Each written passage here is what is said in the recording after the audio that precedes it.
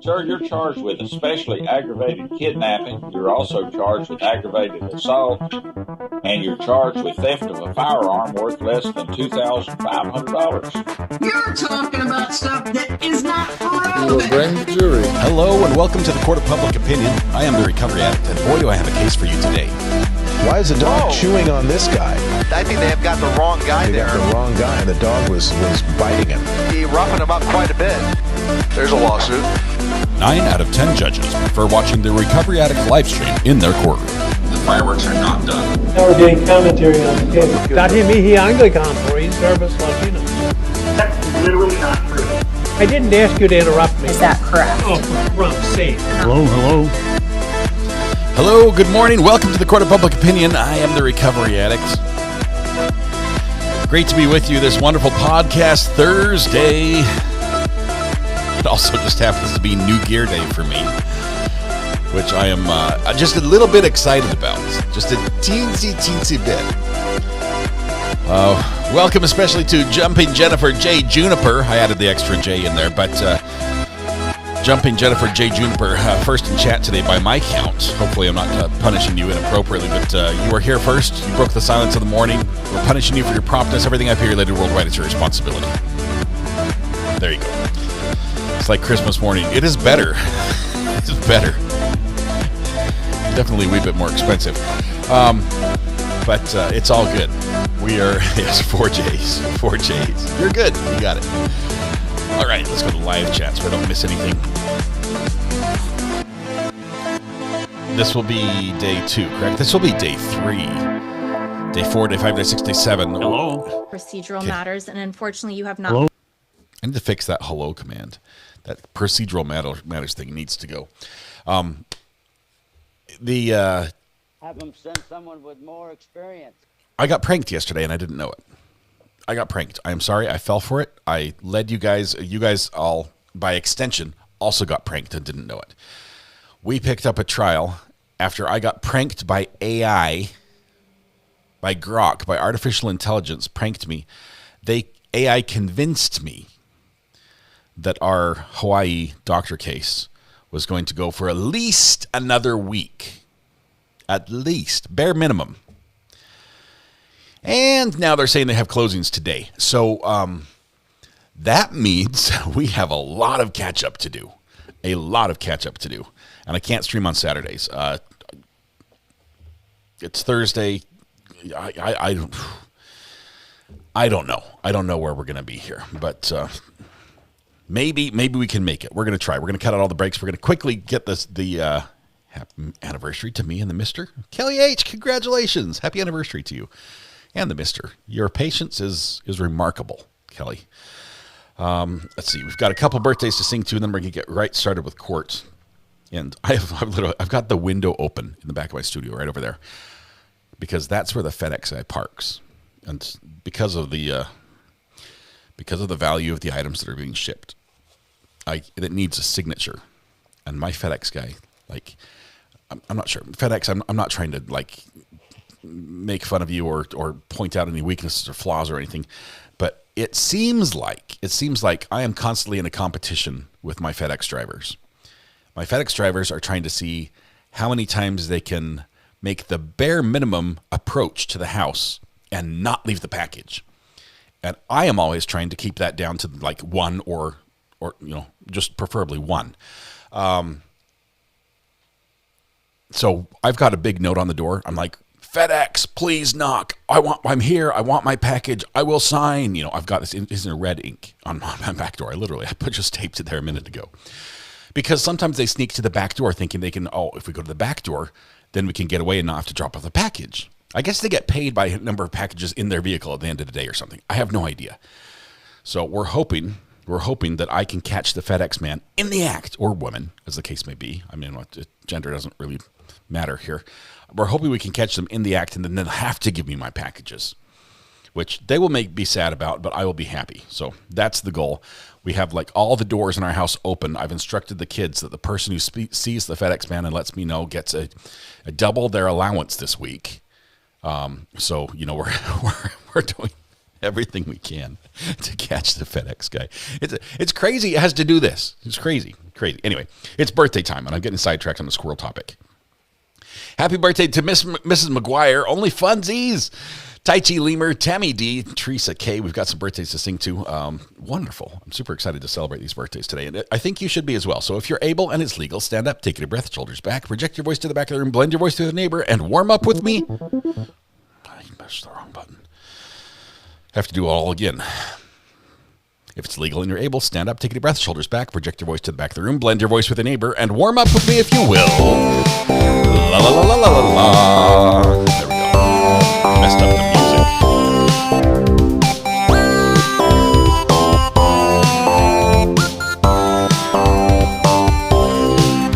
Happy birthday to you. Happy birthday to you. Happy birthday, Mrs. McGuire, Only Funsies, Tai Chi Lemur, Tammy D, and Teresa K. Happy birthday to you. There you go. Mrs. McGuire, Only Funsies, Tai Chi Lemur, Tammy D, and Teresa K. Happy birthday. There are many wonderful days, but today of all days is your special day, and I realize there are a million places you could be and a million people you could have celebrated with, but you chose to be right here with us. The privilege, the pleasure, the honor, the joy is ours. Hopefully you can turn that joy back to you and make your day just a little more special. Or begin by helping yourself to free pancakes at Denny's, IHOP Village, and Waffle House, McDonald's, Tammy Dunlap's House, Andy's Grill, and Bob Evans. Happy birthday. Hang on. Whoa, was TYL? Phil! Happy birthday to Phil! Happy birthday to you. Happy birthday, dear Phil. Tile Toys, happy birthday to you. Phil, happy birthday. I hope you don't feel cheated because I didn't sing the first line, the first stanza of your verse. But you got your own verse. So it's sort of like sixes. Not 6-7, it's just sixes. Phil, happy birthday. And thanks for sharing the picture on Twitter the other day of your dad doing the photography at the launch. That was just awesome. I thought for sure he was carrying a battery pack, but now that you mentioned the portable hard drive, it does fit the era quite appropriately. And I bet that could hold dozens of pictures. That was such a cool picture. I love those nostalgic things. Plus, it's family. So happy birthday. Thanks for being here. One of the good ones on Twitter. If you don't follow him, please do. He's got some great stuff. And occasionally he clips us and makes us infamous. So, all right. Happy birthday to one and all. Phil will get revenge. Oh, Phil's middle name is Revenge. He's got it in spades. All right. Drum solo for the big finish. Ready?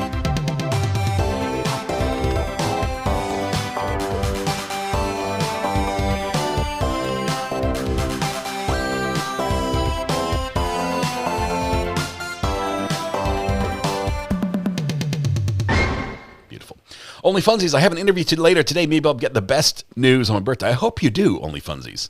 Let them know it's your birthday and it has to go well. So that would be great. Amber is calling as well, which means I probably made a mistake. Let's see what happens. Amber, good morning. How are you doing? I just had to call you right as the birthday song ended. Good morning, everybody. You just didn't want to sing. I hope everybody has a wonderful day today. I'm actually hurriedly trying to get logged into work, which is why I called. So you saw the last comment I posted that only said "and Toyo Toy," and you pulled up the first comment I posted that said you had one job. That almost made you lose, start laughing mid. I had to look away. I caught that. Yeah. And then after that, the message that you didn't see was the "I'm telling Greeners." Yeah, Greeners. Followed by Greeners doesn't need to know what happens when he's not here. So it was not Phil's birthday today, I don't think. So we accidentally said happy birthday to Phil. So happy early birthday, Phil, for whenever your birthday is. I know it's on the birthday. Now he's definitely going to clip it. He's like, yep. Random YouTuber assigns me wrong birthday. Yep. And then it's going to... Absolutely he is, because I'm fixing to send him a DM. You. Amber, I would expect nothing less. Thank you. Phil, I had bad information. It was like April Fool's, but they're late.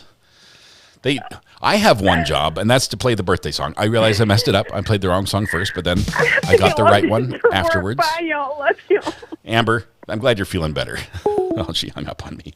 Typical mod behavior, I tell you. Typical mod behavior. Thank you, Amber. She's one of the good ones as well. Thanks to our mods who are here with us today, and for those who will be leaving, they've got lots of stuff on their schedules personally. So have a great day. Before we start court, one more thing. Regina Adams, the only place in the YouTubes I look forward to watching every day. 32 months, Regina Adams. Thank you very much. OG. Yes, I was going to say Amber sounds a ton better. I mean, last I knew, her mom was saying she's still with us because we were worried, honestly, and now she's laughing again. I'm glad to hear that she's on the mend and back at work and hopefully enjoying that. If not, maybe soon. I told you today's going to be New Gear Day. Yesterday was New Gear Day as well because I'm trying to fix my hand and all. It's so much better. I hope it's not the drugs. I hope it's the treatment and my arm's just better and not the drugs just hiding the effect.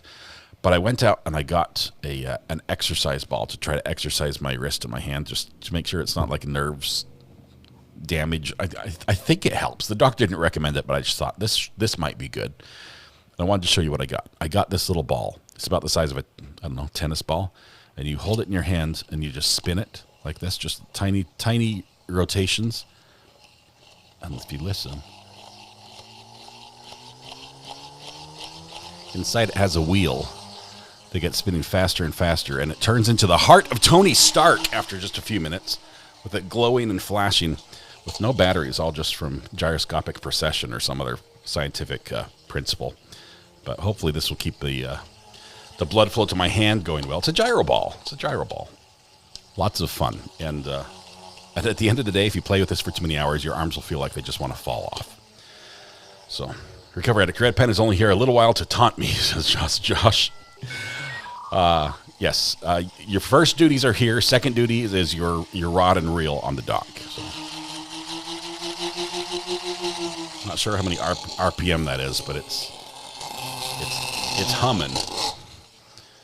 Anyway, it would be way cooler if he had a disco ball in his chest. Anyway, so if I spin this up, I'll try to mute it because it's not like the most pleasant sound to hear in the background, but we'll do that. All right, it's dying down. It's slowing down. Sounds like it's going to take off. Yeah, it's like warp speed. That's what it does. It's fun. It's like a gyroscope inside an exercise ball. All right. If you want more information about that or another demonstration of me excelling on setting high scores on the speed, then let me know. It is 9 o'clock. It's time for us to start court. We're going to do that now, and we are speed trialing. We are trying to catch up with everything, and we've got a little ways to go. So bear with us. We're going to skip through as many sidebars as we can. We're skipping the breaks. I don't think I get lunch today. It's just going to be a lot. So. 29 objections so far. Judge's mic's still not working. Good morning, Your Honor. Good morning, ladies and gentlemen of the jury. Deputy Prosecuting Attorney Joel Garner for the state. Also present is Deputy Prosecuting Attorney Franklin Don McCarro Jr. Morning, Mr. Garner. Morning, Mr. McCarro. Morning, Judge. Good morning, Your Honor. Good morning, ladies and gentlemen. Thomas Otake and Manta Dirks on behalf of Dr. Gerhard Koenig, who is present. Morning, Mr. Otake. Morning, Mr. Dirks. Morning, Dr. Koenig. Morning, Your Honor. Gentlemen, all of you can be seated. Ladies and gentlemen of the jury, good morning to all of you. Welcome back to Courtroom 15. Second gold star for all of you. Getting through the second, if not even third storm already, so thank you very much for your perseverance. I hope all of you and your families weathered the storms well with minimal hiccup. It is good to see all of you back here. We will continue on with trial proceedings. The state will continue on with its presentation of its case in chief. We expect to be here, barring storms, all day today, meaning we'll try to go up as far as we can up until 4 o'clock. We will have trial tomorrow, and Thursday is the holiday. Then we'll come back on Friday before we recess for the weekend. And again, I do anticipate full days for today, tomorrow, and Friday. Mr. Garner, are you ready to continue on with the state's case in chief? Yes, Your Honor. State's next witness. The state's next witness is Ariel Koenig. Okay, Ariel Koenig. This is the wife. This is the victim in this trial. This is this testimony is. I cannot wait to hear this. This is crazy. This is a wife testifying against her, well, I guess, former husband, right? I'm guessing they're, if not divorced, they're in the process. Okay, it's not the sort of thing you just reconcile and work through. So we're gonna listen to that, and this is gonna be quite telling. As the stories get told, the witnesses, and if they match up and are consistent on one side, that's oh wow. She she shows up with, I don't know, her lawyer. You do solemnly swear or affirm that the testimony about to give shall be the truth, the whole truth, and nothing but the truth? Yes, I do. They're still technically married. Mr. Barner, whenever you're ready. Okay. Good morning. Morning. Okay, before we get any further, first thing I'm asking you to do is, if I ask you to sit as close as you can as to the microphone. Okay. And then speak into the microphone as much as you can today, okay? Okay. All right. Can you please state your name? My name is Ariel Koenig. And Ariel, what do you do for work? I am a project manager for TerraPower. What does TerraPower do? TerraPower is a nuclear innovation company. When you say nuclear innovation, what do you mean? We're designing an advanced reactor to deploy to replace retiring coal plants. Like what are And what do you these? actually do at TerraPower? I work on the fuel supply. Susan, And Ariel, welcome where do to you the live? gallery. I live on Maui, Where on Maui? in Kahului. Is that 19 Pu'uehu place? That's correct. Who do you live with? I live with my children. Sorry, I which missed children? that. I have 2 little kids and then my stepson. How long have you been living on Maui? Just over 3 years now. Stepson's with her. Ariel, are you currently married? Yes, I am. Who are you currently married to? Gerhard Koenig. The defendant. As of March 24th, 2025, how long had you been married to Gerhard Koenig? About 6.5 years. Okay, as of that date, 1 year ago today, how long had you been in a relationship with him? Would have been about 9 years then. When did you first meet Gerhard Koenig? We met in the spring of 2016. And you mentioned you have some children. Do you have any children with Gerhard? Yes, I have 2 children with Gerhard. How old are those children? They are 5 and 3. If you were to see Gerhard again, would you recognize him? Yes. Could you stipulate to identification? Like we stipulate the wife recognizes him. Something that would reflect that. There's identification by Mrs. Koenig. Okay, I'll skip ahead a little bit. Ariel, I'm going to ask you about an incident from March 24th, 2025, around 10 o'clock a.m. Do you remember that incident? Yes, I do. Where were you going that morning? Gerhard and I were going to a hike on the Poly Puka Trail. And so, where is that hike again? The Poly Puka Trail? Is that on the island of Oahu? Yes, it is. Why were you and the defendant on the island of Oahu on March 24th, 2025? We came to Oahu to celebrate my birthday. And when is your birthday? My birthday is March 24th. Okay. When did you actually arrive on Oahu? Same We got here March 23rd, the day before. And when were you scheduled to leave? On the 25th. And you said March 24th was your birthday. I'm going to approach now what's been marked as State's Exhibit 133, previously shown to defense counsel. 133. State 133. May I approach, Your Honor? Yes. Okay, Ariel, I've just handed you what's been marked as State's Exhibit 133. Do you recognize what I've just handed you? Yes, I do. Okay. What is this? This is a birthday card that Gerhard gave me last year. And when did the defendant give you that birthday card? It was in the morning. We were at our hotel getting ready to leave for breakfast and then for the hike, and gave me a present in this card.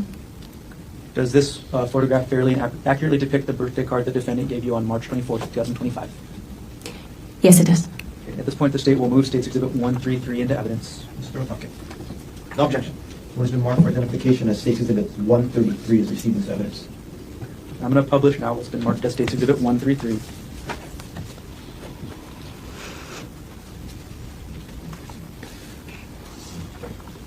I believe this Ariel, how did you this feel when day you of got this trial card? started on the 24th of March. As we're catching up. Hopeful. I was kind of, I teared up when I read it. I thought it was really sweet. And we were coming off a hard season, so, I felt hopeful that this was a turning point for us in our marriage and that this was going to be a nice trip and kind of started the next chapter for us. Okay. I'll come back to what you just mentioned there a little bit later. Sure. But could you walk us, and I'm going to take down State's Exhibit 133, and I'm going to retrieve it from you now. Could we have it read to the jury, and at least publish it in a way where they can see it? They'll get it when they deliberate. Well, It's up to the state to publish the exhibit as they wish. I'm going to retrieve the exhibit from there. Defense asks to have it read, and the state's like, no, they saw it. They're good. We don't need to read the love letter. Okay. There's a chance we Right, should Ariel, be you able got the to speed birthday card in trial the morning, you and get this said, done and before the then verdict. You were later around 10 a.m. on this hike. Can you describe how you got to the Poly Puka hike? We had a rental car, so we drove. Who drove? Gerhard drove. And who planned the hike? Gerhard planned the hike. Had you ever been on the Poly Puka hike before? I had not, no. Had you ever been to Oahu before? No, this is my first trip to Oahu. I had flown through, but not visited the city. Okay, so you'd stopped at the airport before, Yes. but never left? Yes. Can you describe the area around the trailhead, or the start of the hike? Sure. There's like a parking lot when you first get there, and then the trailhead itself is kind of hidden. There's a sign that says like the trail is closed here, and it's up. There's like a lava rock wall, and it's above that wall, and then there's like some porta potties off to the side. When you got to the trail were there any other hikers around? Yes, when we first got there were 2 hikers walking around, looking on their phones, kind of looking like they were looking for the trailhead. When there's a sign that says the trail is closed, so it looked like they were trying to figure out where the trail actually was. And what did you and the defendant do when you saw those 2 would-be hikers? We saw them, and I was like, oh, they're looking for the trail too. We should tell them it's up here, because we had seen hikes like that before where you kind of go past the sign. And he said, no, it'll be nicer if it's just us. Let's just go to the lookout and give them time to find the hike. And so we went and parked and went over to the actual, like, more visitor area at the Poly Puka Trail. Okay. When you said the visitor area or the lookout, what area is that? There's like a big flat area, and there's plaques and things, and then there's a big view, so you can go and take pictures and read about the site. And how long did you and the defendant stay in that area? I'd say less than 10 minutes. Okay. Just took some pictures and looked around. And what were you looking out over in that area? Or what were you looking at? It's just a big valley. Okay. And then after you were done at the Poly lookout area, looking at there with the plaques and all that, where did you and the defendant go next? Then we went and started the trail. Did you hike the whole trail that morning? No. Can you describe what the start of the trail was like? Sure. And we just kind of quickly went behind the porta potties to get up there. And the start of the trail is pretty wooded and rocky. You mentioned you didn't hike the whole trail. At a certain point, did you decide to turn around? Yes, we were hiking, and there's kind of these like cliff faces that you walk past, and it's pretty narrow. And I was just feeling uneasy, and I wasn't enjoying myself. And we got to a part where you had to kind of scramble, use your arms and legs to get up. And it was kind of exposed. There weren't really a lot of trees, and I was just uneasy. And so I told Gerhard, I'm not having fun. I don't want to keep going. I'm going to stop here. Ariel, can you explain to us what was making you uneasy? The cliffs were just feeling, it was windy, and the trail was narrow, and the cliffs were really steep. Do you know how tall the cliffs were? I don't, hundreds of feet, I would say. Okay, so you're feeling uneasy, and you just said you told the defendant you didn't want to continue. What happened after you told the defendant that? Well, I had hiked up part of that little scramble area, and I came back down because I was feeling it was like very exposed up there. And so I came back down, and I was like, I told him he could keep going if he wanted to, and I would wait there. And so he went on for a little while I just kind of hung out. And it was maybe, again, 5 or 10 minutes, and then he came back. Okay. So once the defendant got back, did he say anything? Yeah, he came back, and he was like, it's really beautiful. You should really come on it. It's too dangerous for me to be walking around by myself, but you've already done the hardest part by coming up this part. You should really come up, and we could keep going. And I was just like, no, I'm not enjoying it. I don't feel good. I'm not doing it. All right. So after you told the defendant no again, what did he do? Then we started making our way back down the trail. And can you describe for us what you and the defendant were doing as you started to head back down the trail? Sure. We were just walking and talking, and I was like, oh, I'm not as much fun as I used to be since having kids, I guess. But yeah, I'm just not enjoying this today. We were walking down, and there's this big tree, and I was like, oh, I'll climb the tree. You can take my picture up there. And so we did that. Okay. Who took the picture of who in the tree? Yeah, I climbed the tree. I gave Gerhard my phone and my purse to hold, and I climbed the tree, and he took the picture on my phone. So after you take the picture in this tree, where did you go? And I just climbed back down, back to Gerhard in the trail. Okay. Once you climbed down from the tree, who had your phone and your purse? Gerhard still had my phone and purse. Okay. What was in your purse? Well, my phone had with it my ID and credit card, and then the purse had, sunglasses and chapstick, something like that. And about 50 and other you mentioned things, right? one picture of you in a tree. Did you take any other pictures when you're coming down the trail? We did. At that point, Gerhard said, let's take a selfie. There's like a cliff's edge there, and he said, let's take a selfie with this view in the background. And so we went and took a picture there as well. Did you take any pictures of the defendant? On the hike up, we were both taking pictures. We were taking Snapchats and pictures. We have a family Snapchat group, and we were sending pictures in there. I see. Okay. All right. You said Snapchat. What is Snapchat? Snapchat is an app that's photo-based that you send, I don't know how to describe it better than that. It's ephemeral. And you said there was ephemeral? It doesn't last very long. It's not like permanent storage. So you would send maybe less, you would send more pictures than you might otherwise. And let's see. Did you have access to any of your photos from Snapchat after this? Some, not all. I'm going to approach with State's Exhibit 131, which has previously been shown to defense counsel, and shown again. May I approach? Yes. Ariel, I've handed you what's been marked as State's Exhibit 131. Do you recognize what I've handed you? Yes. What is this? This is a picture of Gerhardt standing by the cliff's edge that I took on Snapchat and sent in that family Snapchat message. Okay. Could you clarify this for us? Is this going up the trail or coming down? This was taken on the way up when we were hiking up before we had turned around. Okay. Does this photo fairly and accurately depict the defendant as you photographed him on March 24, 2025? Yes, it does. At this point, the state moves Exhibit States 131 into evidence. Just we're talking. No objection. What has been marked for identification of State's Exhibit 131 is received as evidence. And I'm going to publish now State's Exhibit 131. I'm going to count that previous comment by the Ariel, defense asking if you for can look at the something to be photo and read. describe maybe what's on the screen as well. What is the text on the photo? It says, "Don't look down." Okay. And who is your identification on the photo anywhere? Yes, up in the upper left-hand corner. It says Ariel Koenig. Okay. And what is Ariel Koenig? That's my name, Ari, short for Ariel. Is that your Snapchat ID as well? I'm sure it is. All right. I'm going to take down State's Exhibit 131. And I'm going to retrieve the exhibit from you.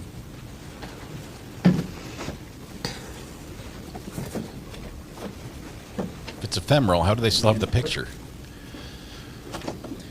Karen Dietrich. Ariel, why did you say don't look down? Thank you very much. It's a very steep cliff behind him. Oh, gee, 22 months. Steep cliff. Okay, I want to fast forward in time a little bit to the photos you mentioned later. Sure. So did you take any other photos on the way down? Yes, right at that cliff. When I had come out of the tree and when we had walked to that cliff area, Gerhard said, "Let's take a selfie with this as the backdrop." So we would be standing with our backs to the cliff, taking a photo. Before you took that selfie, or before the defendant asked to take that selfie, did you notice anything about the defendant's attention?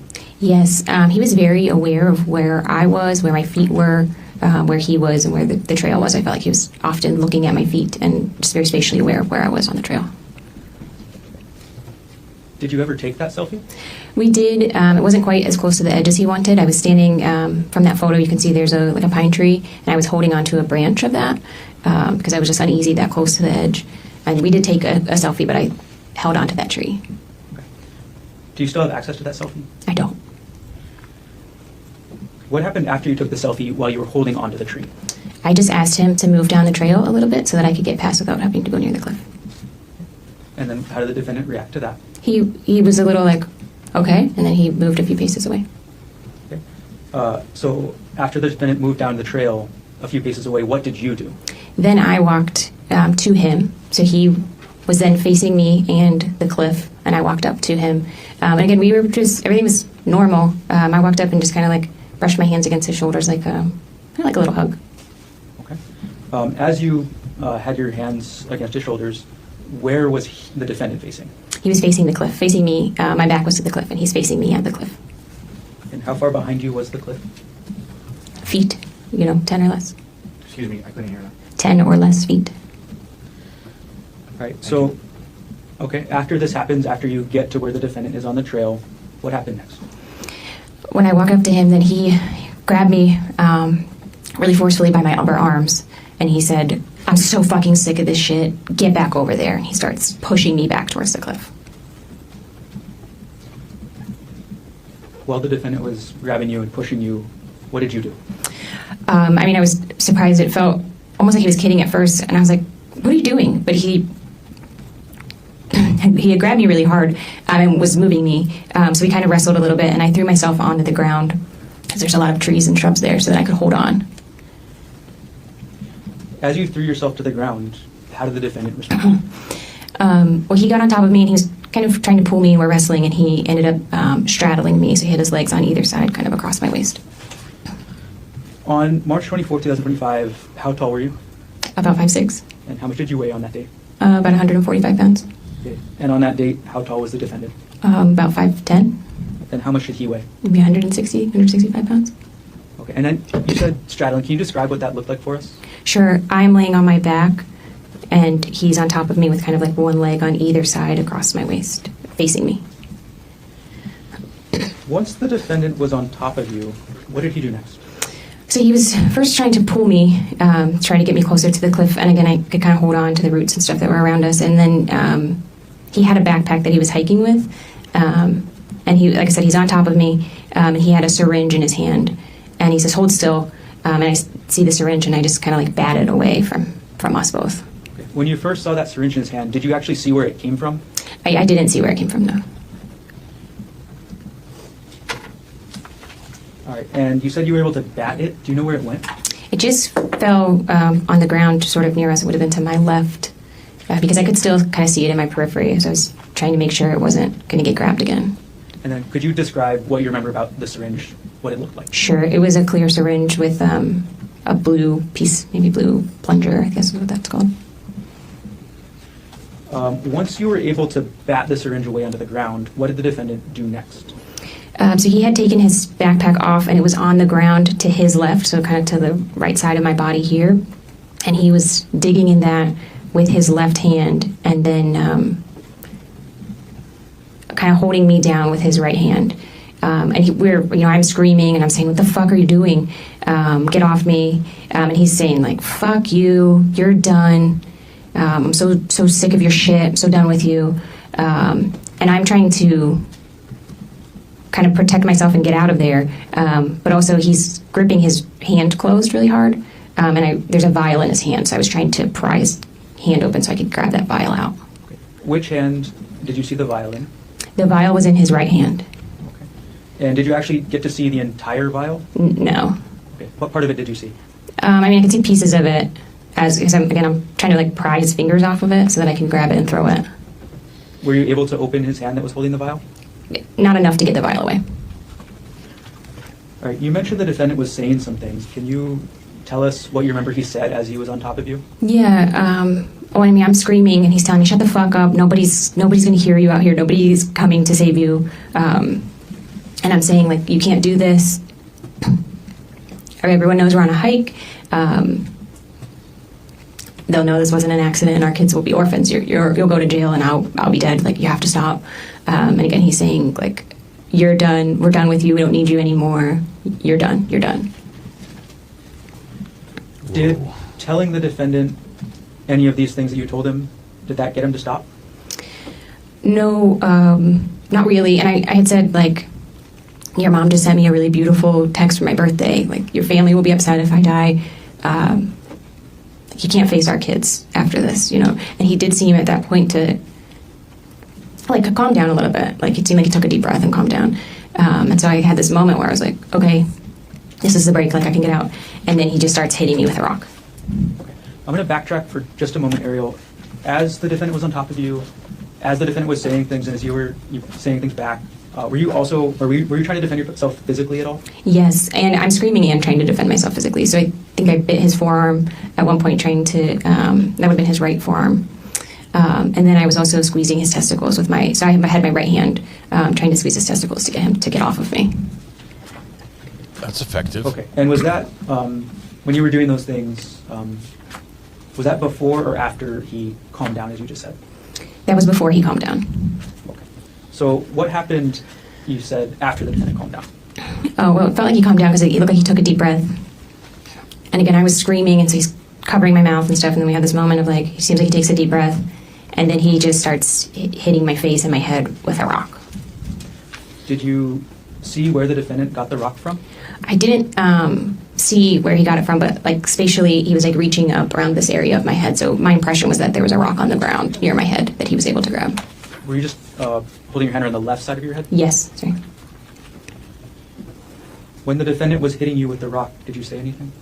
I just started screaming because in my mind, he was trying to knock me unconscious to get to be able to drag me over the edge. So I just was screaming then as much as I could.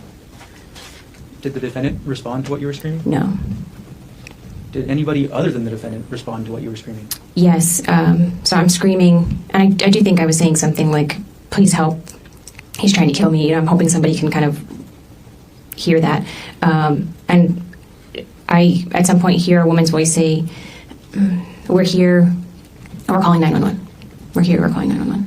Okay. So after you hear that woman's voice, what happens? He just kind of Gerhard just kind of froze and knelt back away from me, and I just crawled away really slowly. And again, he seemed just frozen. And then I was yelling to the voices I heard, "Are you still there? Are you still there? Don't leave me." And I couldn't hear anybody calling anything back, so I just kept crab walking away, like I'm on my butt, kind of like scooting. And I just kept going and got to like a lower part of the trail. And the women were down there, and one of them was on the phone with emergency personnel. As you crab walked away, did the defendant follow you? No. So as you crab walked away, did you see what the defendant did? He just, like I said, he seemed frozen. He just kind of stood up and was staring. And then I didn't see where he went after that. He didn't follow me when I went down to those women. What happened when you got to the two women? When I got to them, we were just trying to figure out how to get out of there as quickly as we could. And so they tried to stand me up to see if we could walk down with me kind of draped over them to get through, but I couldn't stand. Excuse me. That was just like an unstable. So one of them went behind me and was kind of sweeping to make sure he wasn't coming after us, visually scanning to make sure he wasn't coming after us. And then the other one was in front, leading us. And one of the women had like a large metal water bottle, and she had that in her hand, and she was like, "This is the only weapon I have." But and then I crab walked, or kind of scooted down the whole trail with them on kind of either part to try to keep us safe. After this happened, where was your phone? My phone and my bag were still with Gerhard. Still with the defendant? Yes. So does that include your purse that you mentioned? Yes. Jersey Prods, thank you very much. Thanks for being here. 17 months. Here, I'm going to take a step back. Okay. There's something you mentioned earlier about a hard season. Were you having any marital problems before this happened on March 24th, 2025? Yes, we were. What happened to start those problems? Sure. In December, the year prior, Gerhard had gone through we logged into my WhatsApp account and saw that I was deleting text messages between a coworker and I, and he got upset about that. When in December did this happen? This was the beginning of December. And when you say logged into your WhatsApp account, how does that work? What is it? First of all, what is a WhatsApp account? WhatsApp is a text messaging app. Okay. And you described the defendant logging in. Do you know how that works? Actually, not. I don't know how that worked. Did the defendant ever confront you about this? Yes, he did. My impression is that he knew about it for a few days and then confronted me about it a little bit later. Okay. And how did that confrontation happen? Well, we were on vacation, and he came into our hotel room and asked for my cell phone, and then came back in a little bit later and told me, I see what's on WhatsApp. And he was really angry, very upset. Okay, you say angry, upset. Can you describe what he said to you? Yeah, called me a lying bitch, you're a whore. How could you do this sort of thing? Who were you messaging with on WhatsApp that caused this confrontation? It was a coworker from Terra Power. His name is Jeff Miller. Okay, and you said Jeff Miller also works at Terra Power? That's right. Is Terra Power on Maui? No. Okay, where is Terra Power located? It's headquartered in Bellevue, Washington, outside of Seattle. Do you work in person or do you work remote? I work remotely. So who is Jeffrey Miller to you? He's a coworker and a friend. Did you ever have sex with Jeffrey Miller? No. In these WhatsApp messages, did you ever send or receive sexual photos with Jeffrey Miller? No. Did you discuss sex at all in the messages? No. In these messages, did you flirt with Jeffrey Miller? Yes, some of them are flirty in nature.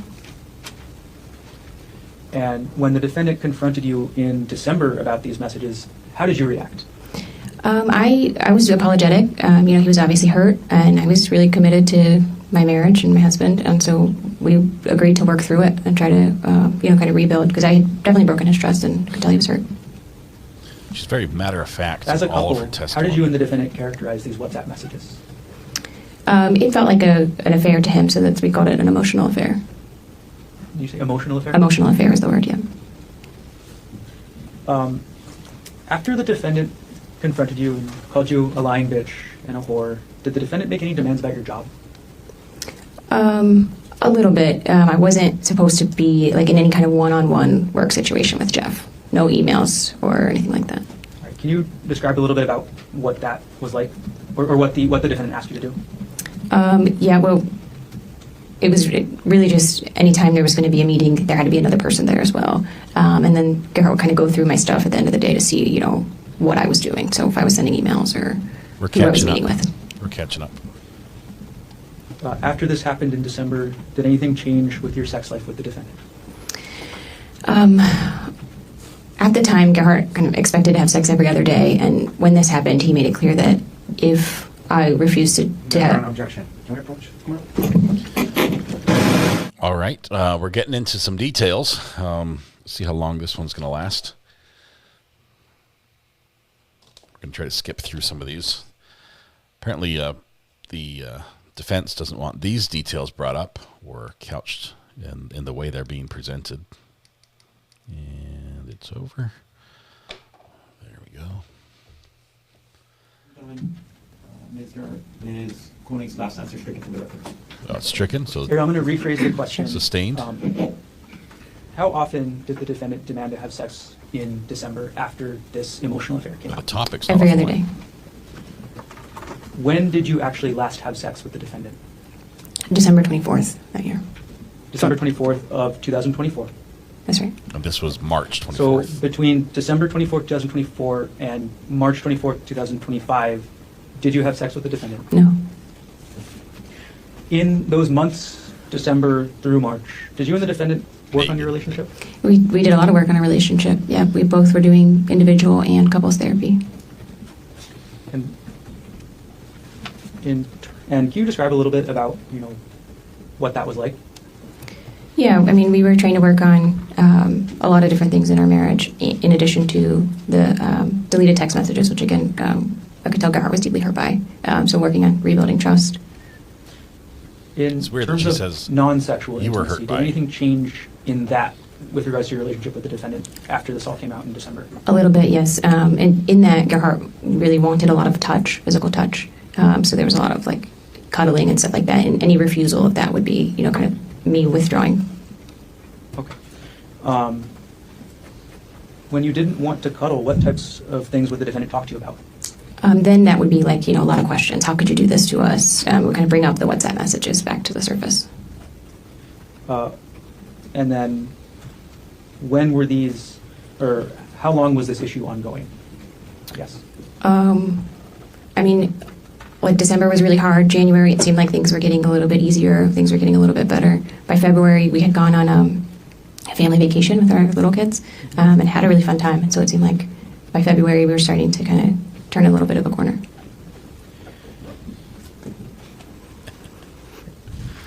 And were you and the defendant still talking in January? Yes. Okay. I'm going to approach now with States Exhibit 130 and 117 for your decision with the defense. May I approach, Your Honor? Okay.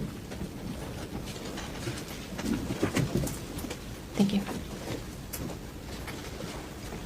Ariel, I've handed you two exhibits now, 130 and 117. Without showing them to the jury, could you look at what they are, and when you're done, look up? Okay, let's start with the one with the sticker on the back that says 130.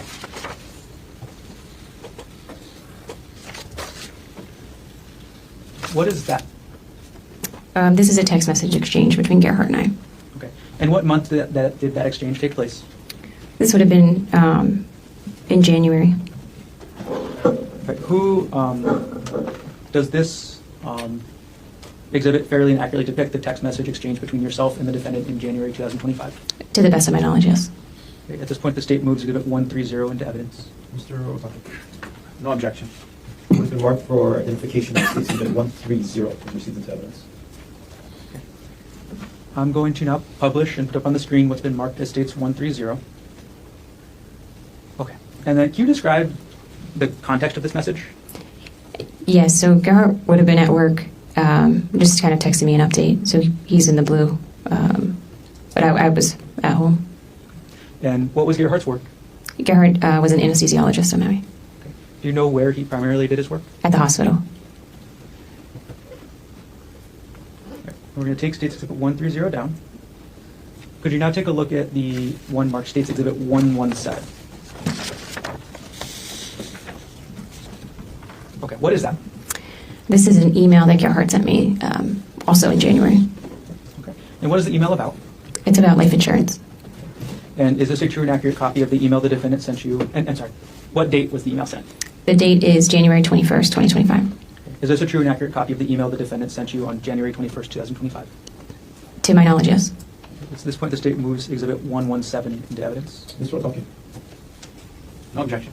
What has been marked for identification as States Exhibit 117 is received into evidence? I'm going to publish States Exhibit 117.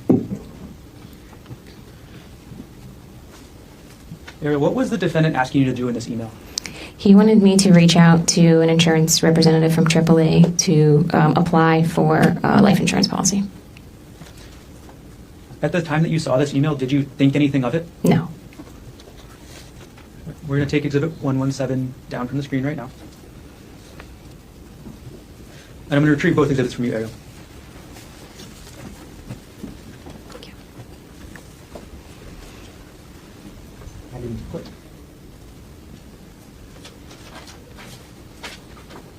Okay. So you said you didn't think anything of the defendant asking you to increase your life insurance at the time. Is that right? That's correct. Okay. In your relationship with the defendant, who handled matters such as insurance? Gerhardt did most of the financial stuff. Okay. The financial stuff, is that even more than insurance? Yeah, I mean, did taxes and, tracking everything. Okay. Can you describe what financial things the defendant actually took care of? Sure. He made sure did all of the utility payments and bill payments. And then in this case, looked at our life insurance and how much we would need if either of us were to pass away to keep our kids in our house. Who set the budget? We didn't really have an established budget. They're both I'm going to move forward in high-income time earners. just a little bit, Ariel, to February 2025. Okay. How did your relationship with the defendant progress into February?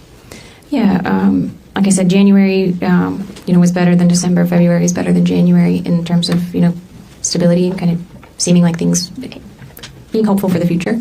In February, we did a family vacation with our little boys and saw Gerhardt's family.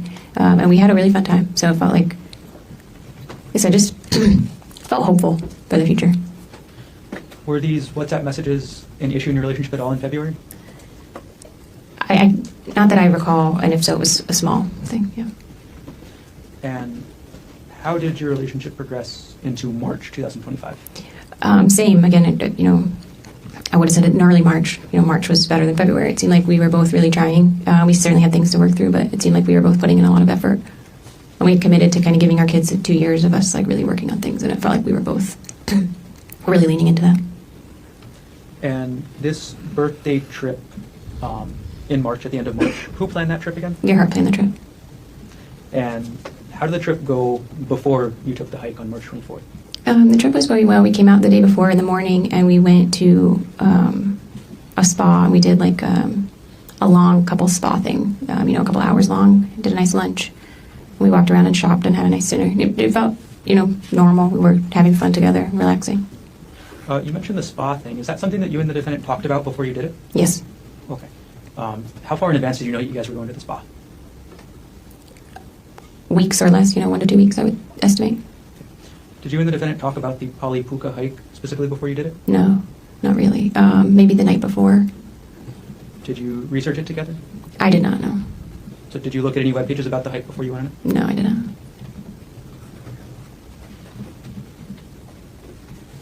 Ariel, I'm going to jump forward in time now to after March 24th, okay. Or after the incident on March 24th. After this happened, did you receive any medical treatment? I did, yep. I was taken by ambulance to the hospital where I was treated for severe complex scalp lacerations, and they did some imaging and stuff. How long did you stay at the hospital? I was in the hospital for 1 night. So you got out of the hospital on March 25th? In the evening of the 25th, yes. And where did you go once you got out of the hospital? To my house in Maui. Can you say that one more time? To my house in Maui, sorry. And is that the 19 Pu'uehu Place address that you mentioned? That's correct, yes. When you got back to Maui, did you find anything relevant in your house to what happened? Yes. A few days later, I found Gerhardt's work bag in our closet. Okay. And what did you find that was relevant about the work bag? I just unzipped it and I could see syringes and medication were in there. How did you react to finding the bag of medical supplies? I was surprised. I called an attorney and then got in touch with the police to have them come get it, just in case it was relevant. Did the police eventually come and collect the bag? They did, yes. 2 evidence specialists came to take it. And between the time that you saw the medical supplies in the defendant's work bag to the time that the police came to collect them from your house, did you tamper with, alter, substitute, or destroy any of the items in that bag? No. And could you describe the bag for us, just the physical bag? Sure, it's a black backpack, but it has like a one shoulder strap. It's not a full backpack. Other than the bag, did the police recover anything else from your house on Maui? They did. They also took his laptop computer. Where was the defendant's laptop before the police recovered it? It was on his desk at our house. Do you know the login information for that laptop? I do not know. Do you have like a computer account on that laptop? No. From the time that you got back to your house on Maui to the time that the police recovered that laptop, did you do anything at all with the laptop? No. Is it normal for an anesthesiologist to bring you work talked about products your home? treatment on Oahu so far. Did you have any sort of medical treatment after you got back to Maui? I did. I had a lot of wound care for. I had a bunch of stitches through my scalp. Had a lot of wound care for that, and then I had some treatment for a distal fracture of my thumb. Were you able to work after this happened?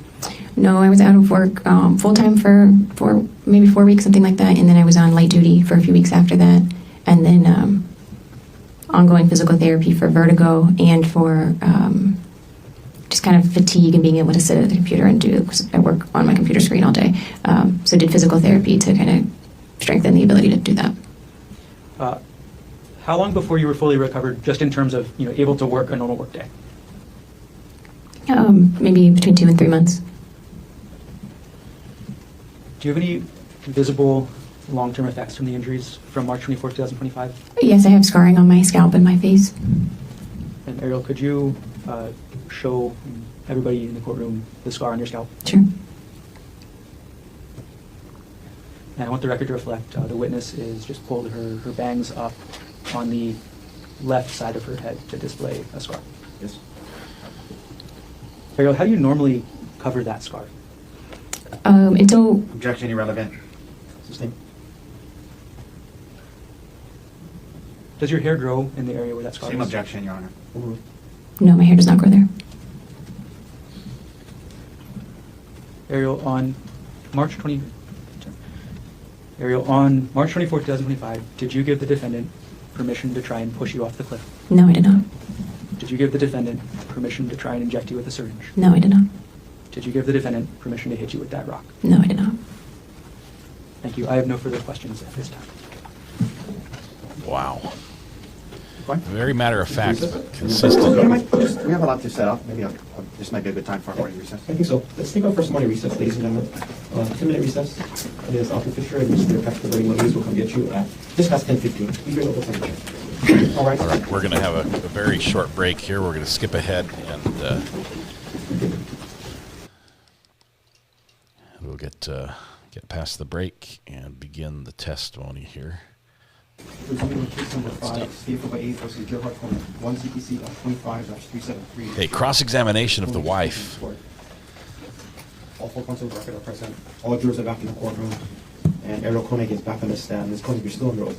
Yes. Mr. Otake, can you begin your cross-examination? Yes. Good morning, Ms. Koenig. Good morning. My name is Tommy Otake. I'm Gerhard's attorney. I have some questions for you this morning, ma'am. If I ask a question that you don't understand, please let me know and I'll try my best to clarify it, okay? Yes, sir. All right. Now, I want to begin a little bit with this issue of Mr. Jeffrey Miller. Mr. Miller was a co-worker of yours, yes? That's right. And was he a senior vice president at the company that he worked for? Not at the time, no. At the time, what was his position? And when at the time, I mean in November or December of 2024. What was his position at TerraPower at the time? A director, senior director, something like that. Senior director. Okay. Now, you understood Mr. Miller was also married, yes? Yes. You were married at the time, yes? That's right. You indicated under oath today that after the discovery of these communications with you and Mr. Miller, you and Gerhard would refer what had happened between the two of you, you would refer to it as an emotional affair, correct? That's right. All right. In fact, there were times in communications where he referred to it as a secret affair, yes? When you say he, you mean Gerhard? Yes. I don't recall, but potentially. Okay, we'll come back to that. And in fact, in the counseling sessions that you guys had, it was whatever was going on with Mr. Miller was referred to as emotional infidelity at times, yes? As far as I can recall, yes. Okay. Now, emotional affair, secret affair, emotional infidelity. When you were interviewed by the detective in this case following this incident we're all talking about, you were asked by the detective about your relationship with Mr. Miller, yes? Yes, sir. And you understood that he was investigating this case and he expected you to be honest and truthful, correct? That's right. And he asked you whether or not you had an affair with Mr. Miller, and your response to the detective was no, that you didn't have an affair, correct? Based on... My question, ma'am, is was your answer to his question, when he asked you a very specific question, did you have an affair, your answer with Mr. Miller, your answer was no, correct? That's correct.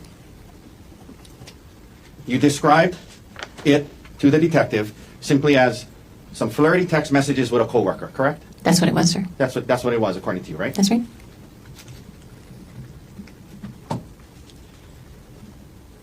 She knew it was wrong because she was deleting them, right? Now, after the discovery of these messages, But it's not the and same what was as going on saying, with you and Mr. Miller, like, full-on there were affair. times when you and Gerhard would communicate about the situation by text messages between the two of you, correct? Yes, sir. Okay. And isn't it true that on December 9, 2024, Gerhard sent you a text that said, you engaged and continued an elaborate secret affair instead of coming to me asking to work on our relationship? You remember him sending you that text? I'm sorry? Objection, hearsay. It's a statement. It's impeachment, Your Honor. She said there was no affair. I can Oh.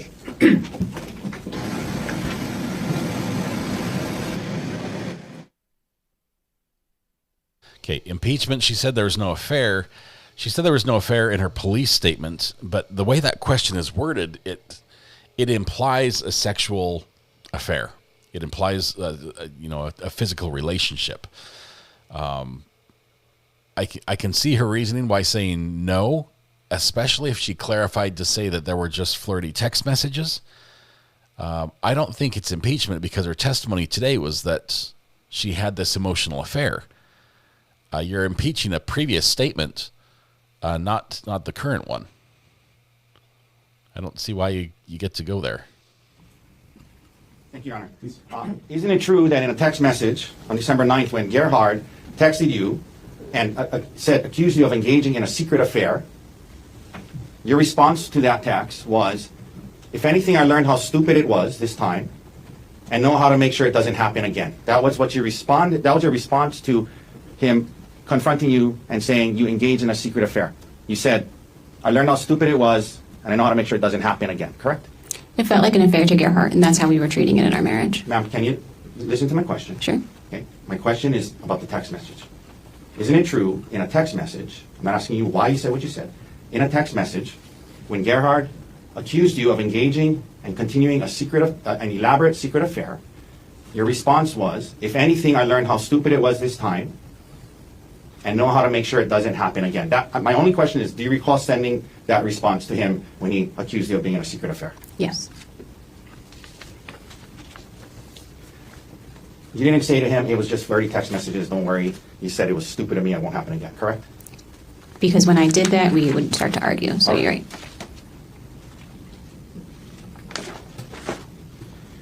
And when you said in your text message, it won't, I know how to make sure it doesn't happen again, that was in reference to the elaborate secret affair that he was referencing, yes? To breaking his trust, yes.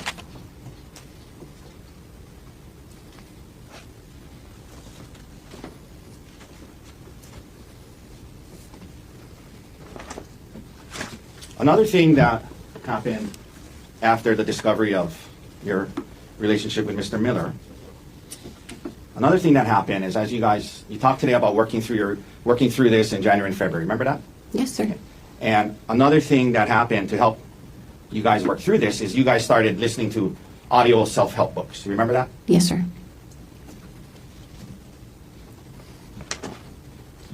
One of the audio books that you purchased and listened to was entitled How to Help Your Spouse Heal from Your Affair. You remember purchasing and listening to that audio book? I do remember that, yes.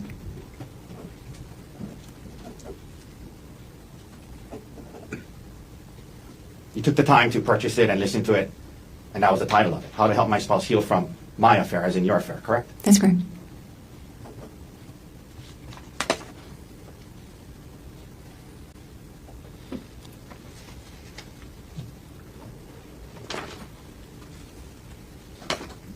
Leading up to December 2024, ma'am, prior to the discovery of your communications with Mr. Miller, you were trying to hide the extent of your relationship with Mr. Miller from your husband, correct? That's right. To conceal the substance of your communications and the extent of your relationship with Mr. Miller from your husband leading up to December 2024, you were purposefully deleting your messages to and from Mr. Miller on your phone, correct? I was deleting messages on my phone. That's correct. Yeah, so Vera wouldn't see them, right? That's right. And by the way, you work with Mr. Miller, correct? That's right. You guys have work emails that you can email each other on, yes? Yes, sir. He had a work phone, yes? Yes, sir. Did you have a work phone? No. Okay, but you had text messaging on your phone. You could text him on his work phone about work things, yes? Through text messaging, yes? That's an option for sure, yes. Yeah, and emailing about work things on a work email, that was an option, right? Yes. But you chose to communicate with Mr. Miller, this other married man, on WhatsApp, correct? I use WhatsApp for work for other things too, yes. Ma'am, that wasn't my question. Yes, I talked to him on WhatsApp, sir.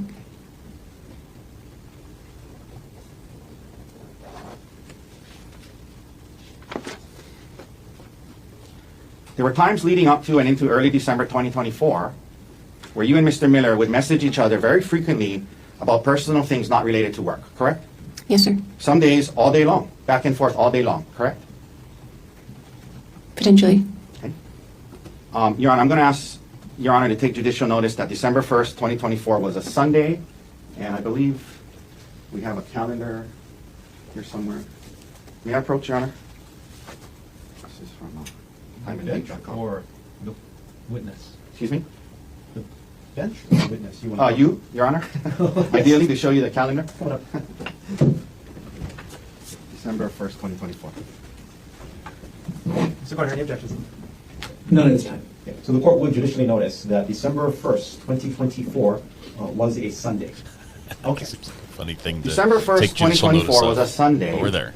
Not a work day, correct? Sure. I'm going to show you now what's been marked as D123. D123. May I approach, Your Honor? You may.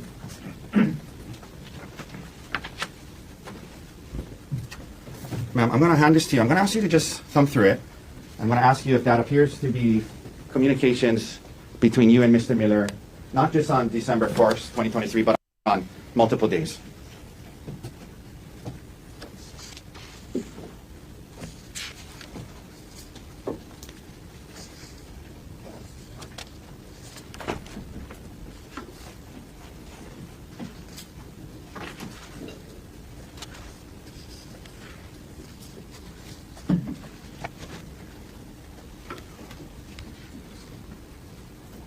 Will you please repeat your question? Just that appears to be messages between you and Mr. Miller back during that time period, yes? Yes, it does. All right.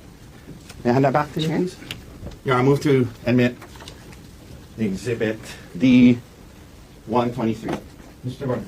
Can I put you on the exhibit? You may. Ms. Koenig, I'm going to hand you back what's been marked as D123. Thank you. Take a look through, and are there any redactions to that exhibit? Yes. Did you place those redactions yourself? I did not. Do you know what has been redacted? I do not.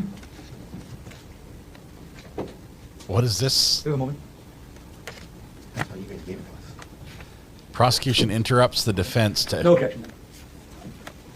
Are you aware that when the prosecutors pulled this from the computer, that's the redactions they provided to us with? I'm not aware of that. Do you still want to proffer it or no? Yeah, I'd like to admit any evidence. Do you have further foundation with it? Well, I mean, I think the question is No objection. no objection. No follow-up then, right? Not foundationally. Okay. Then what has been marked for identification as exhibit D123 is received into evidence. Thank you. May I approach and retrieve it? Yes, you may. So defense tries to admit this to evidence. Prosecution objects, takes her on voir dire, May we publish, Your Honor? drops Yes. objection, and now it's coming And in Mr. Dirks, if you can, with please redactions. go to 12.1. First of all, this goes on for pages and pages and pages, correct? Yes, it's over months. Excuse me? It looks like it's over months, but yes. But this is all between you and Mr. Miller, correct? Yeah. Your co-worker, right? That's right. Okay. Let's go to 12.1, please. Mr. Dirks, let me know when we're there. I think it's the bottom of 1908. Is that it? Yes. Can we blow up the bottom section, please? Okay. Is it possible to make it bigger? Not really. Shucks. Okay. Ma'am, I'm going to read this to you, and can you see it on the screen there? May I have a copy? Oh, sure. That's probably a good idea. Thank you. Thanks. I'll turn to 1908.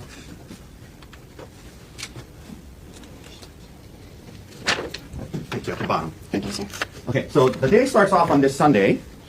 Mr. Miller texts you, and you know, there's timestamps on here, but this was the timestamps of the WhatsApp. I'm imagining he wasn't texting at 3:23 a.m. Is that right? I wouldn't think so. Okay. Yes. But in any event, he starts on this Sunday, and he starts off, he says, "Good morning, sounds good.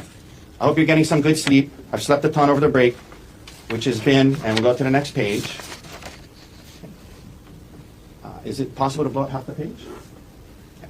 It may not be seeable, but we'll try. Which has been nice, and then you respond and you say good morning, correct? That's correct. So this is in the morning on a Sunday, correct? Yes. Okay. He goes on, this is nice, always good to get caught up on sleep. And you say, up now, just put a fresh batch of yogurt in the fridge with some kind of, can you zoom in on that emoji, possibly, Mr. Dirks? Looks like an alien to me. Okay. Oh, no. So telling him in the morning about the fresh batch of yogurt in the fridge and with this emoji, whatever that That's emoji really, is, correct? really That's well good. zoomed in. Biggest emoji in court Now, ever. it goes on throughout the day. We don't need to read all of it. Can we go down to 6:42 a.m. on 12/1? Thanks. I prefer Celebrite extractions. You They're a indicate to little clearer. him that I guess we will watch some football here too, probably. G is on call. I'm planning to decorate the tree with the kids. And he says, Mr. Miller says, gotcha, correct? Yes. So on a Sunday, you're telling him what you guys are doing. You're going to decorate with the kids with the trees, yes? Yes, sir. Okay. And then it goes on throughout the day, and you guys are going back and forth about what's going on and watching football and decorating the tree and things like that, correct? That's correct. Okay. Now, at the bottom of the page there, you guys are talking about the football game. Looks like Pittsburgh is winning. You see that? Yes, sir. Okay. And then let's go to the next page. Continues on the first. And more communication. 11:13:29. If we can zoom in on that, Mr. Dirks. Okay. He says, checks back in. I hope you're having a nice morning. So good so far. That's what you guys are saying all throughout Sunday, correct? That's right. Okay. Then let's go down to 3:28:55. If we can blow that up. Mr. Dirks, please. Thank you. Okay. Now,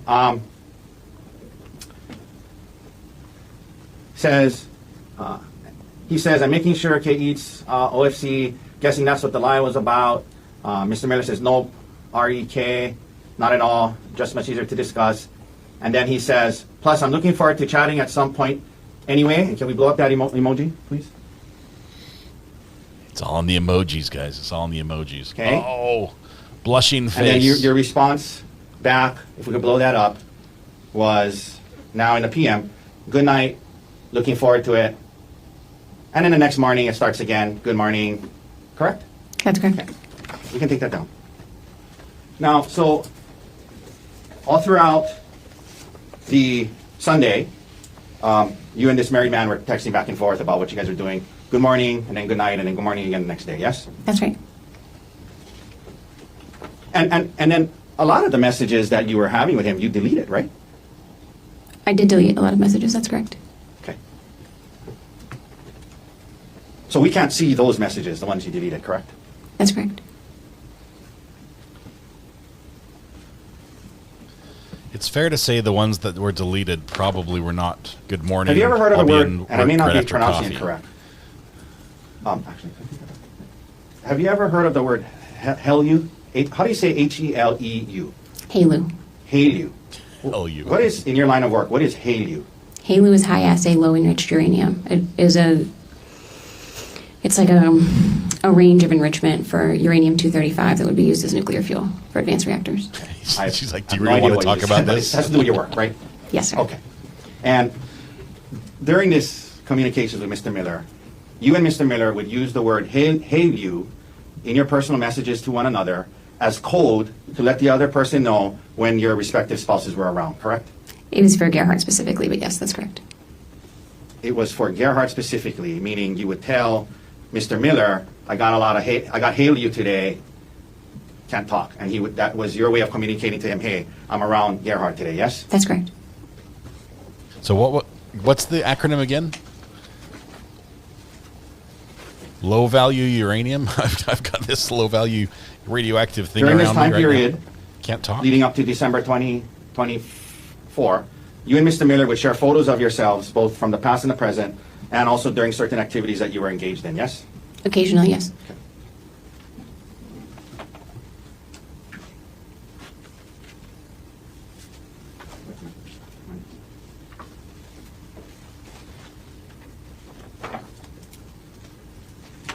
And, Your Honor, may I approach with D-124? Yes.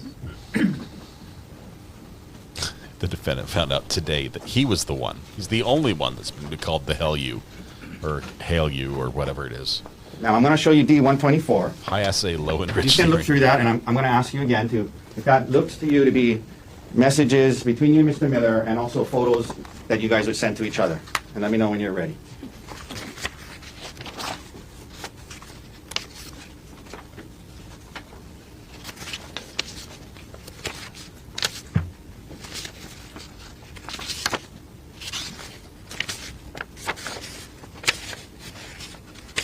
Yes, sir. Okay.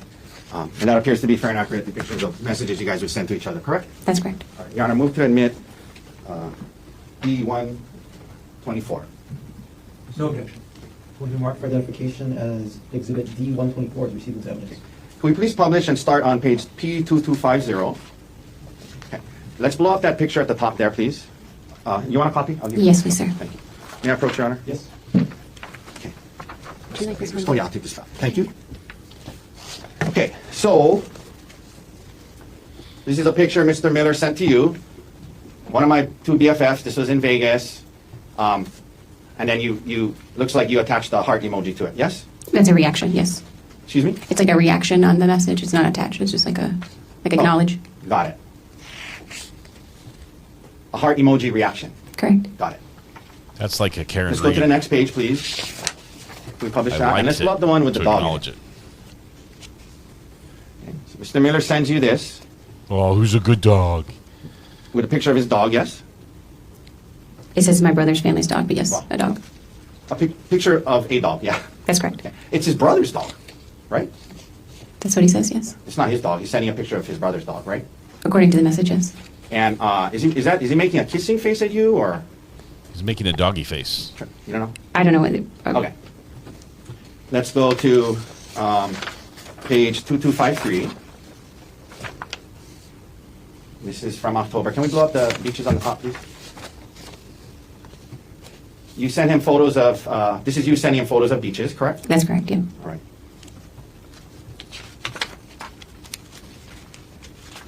One second.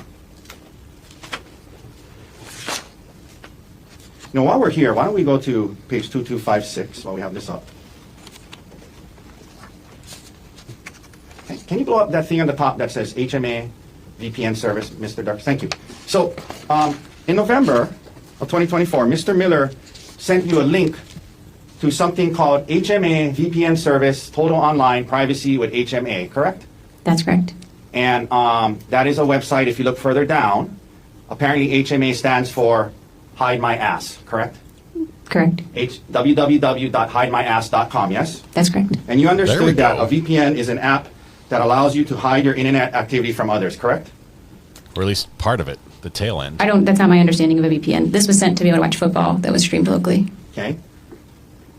VPN service, total online privacy, Hide My Ass. And he sent you that so you could watch football? That's right.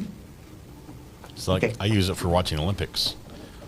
This wasn't for work BBC purposes, was it? coverage. This is not for work purposes, you're correct. TerraPower wouldn't use something called www.hidemyass.com, would they? I would not expect them to use that, that's correct.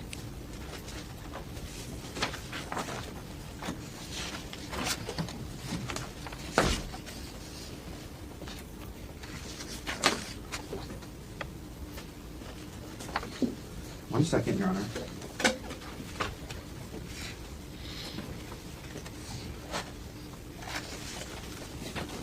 You also sent photos to Mr. Miller as well. And may I approach Your Honor with 183? Yes. Can I approach Your Honor? Bring a copy. Trade you. Okay, thank you, Latrell. If you can look through this, and aside from the text written on the bottom, do the messages appear to be messages that you and Mr. Miller were sending to each other back during this time period? Yes, they do. Okay. Your Honor, may we please admit Exhibit D183? Mr. Varn. No objection. It would have been marked for identification as Exhibit D183 if you see the evidence. If we can, Mr. Dirks, please publish the first page of this exhibit. Okay. Can we blow up the picture? Just the picture? Well, actually, I take that back. Let's blow up the message to begin with. Okay. So you were on a trip. Who's the other lady in that photo map? That's my best friend, Gianna. Gianna. Okay, we're going to talk about her a little later. But you were on a trip with her, correct? Yes. And you're texting Mr. Miller while was it just a girls' trip? Was Gerhard there? It was the first night of a trip, so it was just the girls the first night. Okay. And what is an Irish car bomb? 9:47 p.m. You're texting Mr. Miller saying, we're still out, almost midnight, did an Irish car bomb, which was our first in my 1,000th, but first in many years, correct? That's correct. Okay. And that's a text you sent to Mr. Miller when you're on this trip, yes? Yes, sir. Okay. Can we blow up the photo? And then you sent him this photo of the two of you, yes? Skybell, thank you very Yes, much. sir. And you didn't send these, you sent this to him, not 32 Gerhard, marks. correct? I don't recall what I sent to Gerhard at the time. All right. Let's go to the next page, please. Okay, let's blow that up. And is that you in the photo? Yes, it is, sir. And you send that to Mr. Miller, yes? Correct. And what is it? What is pre-ICB? What is ICB? From context, I assume that's Irish car bomb. It's the name of the shot. What is Irish car bomb? It's a drink, a shot. And you sent this to Mr. Miller on the text, correct? That's correct. All right, we can take that down. I'll retrieve that from you now. Okay, pause for a second. We're waiting for just a moment for the Judy Church sentencing. For the Judy Church sentencing to begin. We're gonna. I don't know if it's gonna be victim impact statements or not. It might take a little bit of time. We're getting more word from the Hawaii trial that closings might not be today, or the jury won't get it until next week, which means we'll probably be able to catch up just fine. Which that is the deciding factor in me choosing to cover the sentencing of Judy Church. But we'll watch for that. We've got the feed. We're ready. We're waiting. Just in a holding pattern. It's supposed to start 5 minutes ago, so any second now. We're just waiting for people to show up. So that's what we're going to do. I know it's frustrating for people who watch the whole Judy Church trial, and this will now be nestled in the middle of a Hawaii doctor trial, but it is what it is. So yeah, we have all the screens going here, and we're monitoring to see what's happening there. We're just sort of in a holding pattern. I'm stalling to let the judge come in. Judge, you're late. You're 6 minutes late. So just be mindful. We do have family, friends in chat for this Judy Church trial.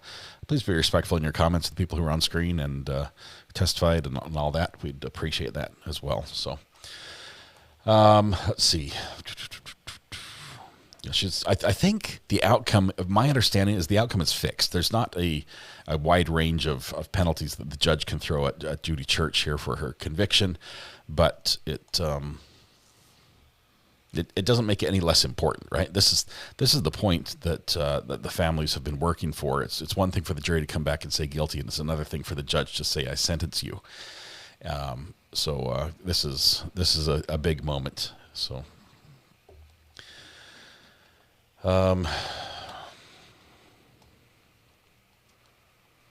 yes, most of us just want to hear the judge's comments. A lot of times the judge in the sentencing, this is the first time the judge can step out of his referee role, which is an impartial position, or should be. Oftentimes the judge will say, if for any reason I gave you any indication that I'm leaning one way or another, or favor one side or the other, or an outcome one way or another, please disregard that. None of that should be weighing on the jury's mind. But after the jury's made the decision, at the time of sentencing, the judge takes the muzzle off, steps out of the referee uniform, and sometimes lets it rip. And usually those are on cases where they really feel strongly about the case, and we'll see if that happens today. We're also going to not resurrect the cough counter, which we stopped at, I think about, I don't know, it was like 1,220 or something. It was a lot of coughs on the cough counter. But we'll be back to the Hawaii case in just a moment, as soon as this one's over, depending on how long this one lasts. Let's see. We may have to put the cough counter. No. I'm hoping everyone's better. Okay, it's like a 2-week illness, right? Everybody in Massachusetts had it during the trial. So I'm thinking now that RICO law has come by and dropped everything, a bucket of cough drops off, and everyone's just feeling better. So.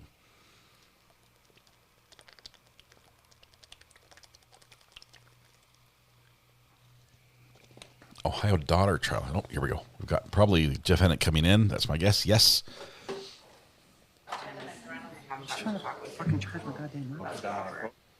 Oh, hot mics. Hot mics. What a time to turn on the mic. We got a F and GD in there, all in about 2 seconds. What did we miss? Deer Park, not a sponsor. I've heard that as RICO law integration. That's funny. RICO law. Sentencing for Judy Church is imminent. We'll switch back. Let me actually pin that one.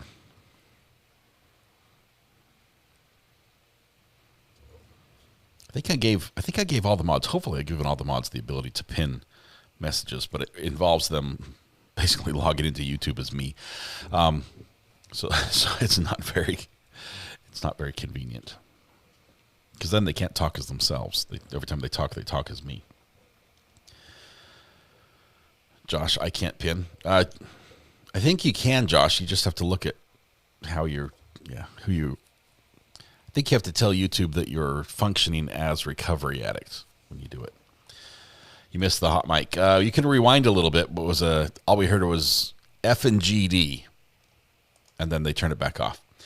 Susan, CR, brand new member, just upgraded to the jury. Susan, thank you very much. Appreciate that. You're one of us who can never leave. We should have told you that probably before you upgraded, but welcome. You're among friends.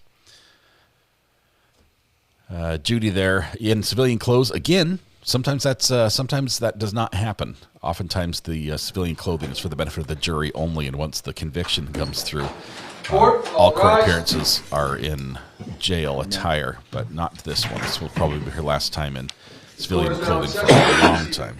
There's a first. Good morning, Your Honor. Good morning. Calling our first matter on today's list, it is the Commonwealth versus Judy Church, 2023 CR 14. This matter is scheduled today for sentencing hearing. Ms. Church is present, accompanied by her attorneys. Would all counsel please identify yourselves for the record, starting with the Commonwealth? Good morning, Your Honor. AJ Camilio for the Commonwealth. Good morning, Mr. Camilio. Good morning, Your Honor. Jessica Strasnick for the Commonwealth. Good morning, Ms. Strasnick. Morning, Your Honor. Stanley Norkunis with Ms. Morrissey on behalf of, and Attorney Scully on behalf of Ms. Church. Good morning, Mr. Norkunis, Ms. Morrissey. Good morning, Your Honor. Good morning, Mr. Scully. Good morning to Ms. Church. On Monday, March 30th, which was the 10th day of trial, the jury returned a verdict of guilty of first-degree murder on theories of deliberate premeditation and extreme atrocity or cruelty. That offense carries a mandatory sentence of life imprisonment without the possibility of parole.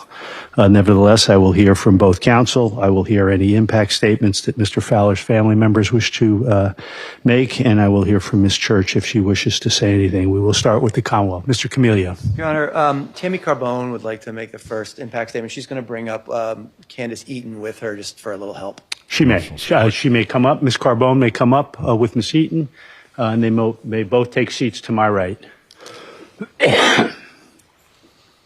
Coughing continues. Legally Blonde, thank you. Gifting 5 memberships. You guys are super generous.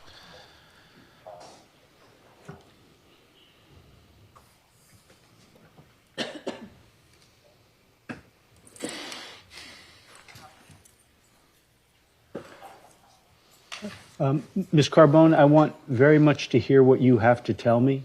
I just want to remind you of what I'm sure Mr. Camilio and Ms. Strasnick have told you, which is This is your opportunity to address me about the impact that your brother's death has had upon you and your family. I want you to direct your remarks to me. I am your audience, not Ms. Church. And with that, would you just state your name, and then I'd like to hear anything you'd like to tell me. Tammy Carbone. Go ahead, Ms. Carbone.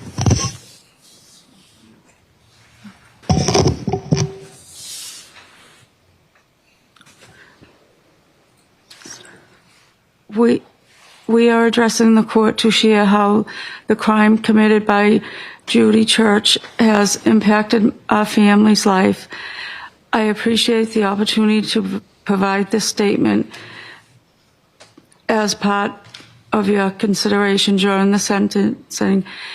Since the murder of our loved one, Leroy Fowler Jr., our lives have been permanently affected. The way we have been affected. Our lives have been profoundly affected. The ways we have all been affected have been immense. Sleepless nights, grief beyond explanation, anger, sadness, confusion, the list goes on. We all have navigated our grief in our own ways, not knowing how we will feel one day to the next. Beyond the roller coaster of emotion, we all have our children that we've had to explain this situation to, and we have had to try to help them through this as well, which has been something indescribable, and have to not only try to explain to a child, but to help them get through their grief when we as adults have trouble handling our own pain we are experiencing. Losing a loved one is painful no matter what, but when it happens at the hands of someone else, it brings a pain like you've never felt before. Leroy is deeply missed by our family beyond anything we could ever say in words. Leroy was a father, a son, a brother, a grandfather, an uncle, a cousin, and a friend to many. Throughout the course of this trial, a picture was painted by the defense of Leroy that didn't capture who he truly was. Leroy was a happy-go-lucky man that truly loved life, his dogs, and going on adventures. Whether it was going on camping trips with his family, catching frogs with his nieces and nephews, laughing by the fire, or feeling the freedom and love of riding his motorcycle. As a kid, he was a great baseball player, which was where he fell in love with the game, and later taught his son and nephews how to play. The whole family would love to get together and play baseball in the summertime. Leroy would also play street hockey with the boys and enjoy fishing. Another one of his enjoyments was tinkering with bikes. He also loved jumping in the car on a weekend with his sisters and spending a whole day yard sailing to see what treasures they could all find. Leroy was a hard-working man, a man that would do anything to help anyone. If you needed him, he would be there, no questions asked. One thing Leroy took pride in was the title he earned later in life, a grandfather. He loved spending time with his grandson, but due to his life being taken too soon, he never got to meet his most recent grandson.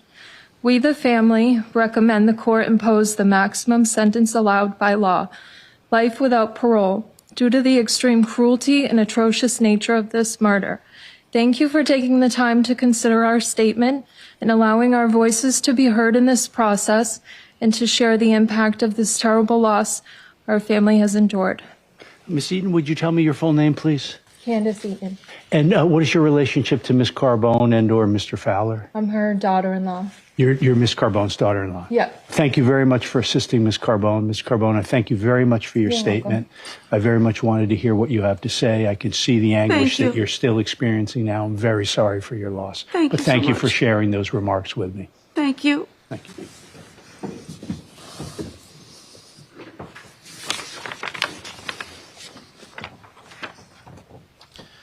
That was a very, very effective and proper impact statement. Carries the emotion, shows the impact, address the judge directly. Barbara Randall also wrote something that she would like the court to hear, but asked if I would read it. So with the court's permission, I'll do that now. Is Ms. Randall in attendance? She is, Your Honor. Ms. Randall? Yes. Thank you for being here. Go ahead, Mr. Camillo. Thank you, Your Honor.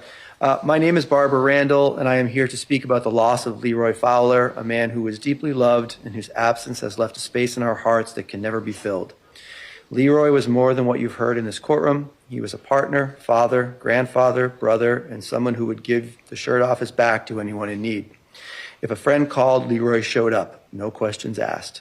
He could build just about anything with his hands, and he took pride in fixing things, making something broken whole again. He loved riding his motorcycle, feeling that freedom, and living life in his own way. What we had together may not have been a conventional love story, but it was ours. Through every up and down, every challenge, we still chose each other, and we were happy. Leroy loved the simple things, like our weekend yard sailing trips. Those were our moments, walking side by side, looking for treasures we didn't need but somehow couldn't pass up. Leroy always thought he was finding something valuable, even if the rest of us knew it probably wasn't. But that was Leroy. He could see worth where others didn't, and he brought the same outlook to the people in his life. When Judy Church took Leroy's life, she didn't just take him from me, she took him away from his children and grandchildren, and my grandchildren who looked at him as their own. She took away the love, the time, and the memories they should have had with him. The fun times, the impulsive trips, the laughter we all shared together. And she didn't just take his life, she made him suffer. Leroy's final days were filled with confusion, pain, and fear. He was left struggling, not understanding what was happening to his own body, fighting for his life as it was slowly being taken from him.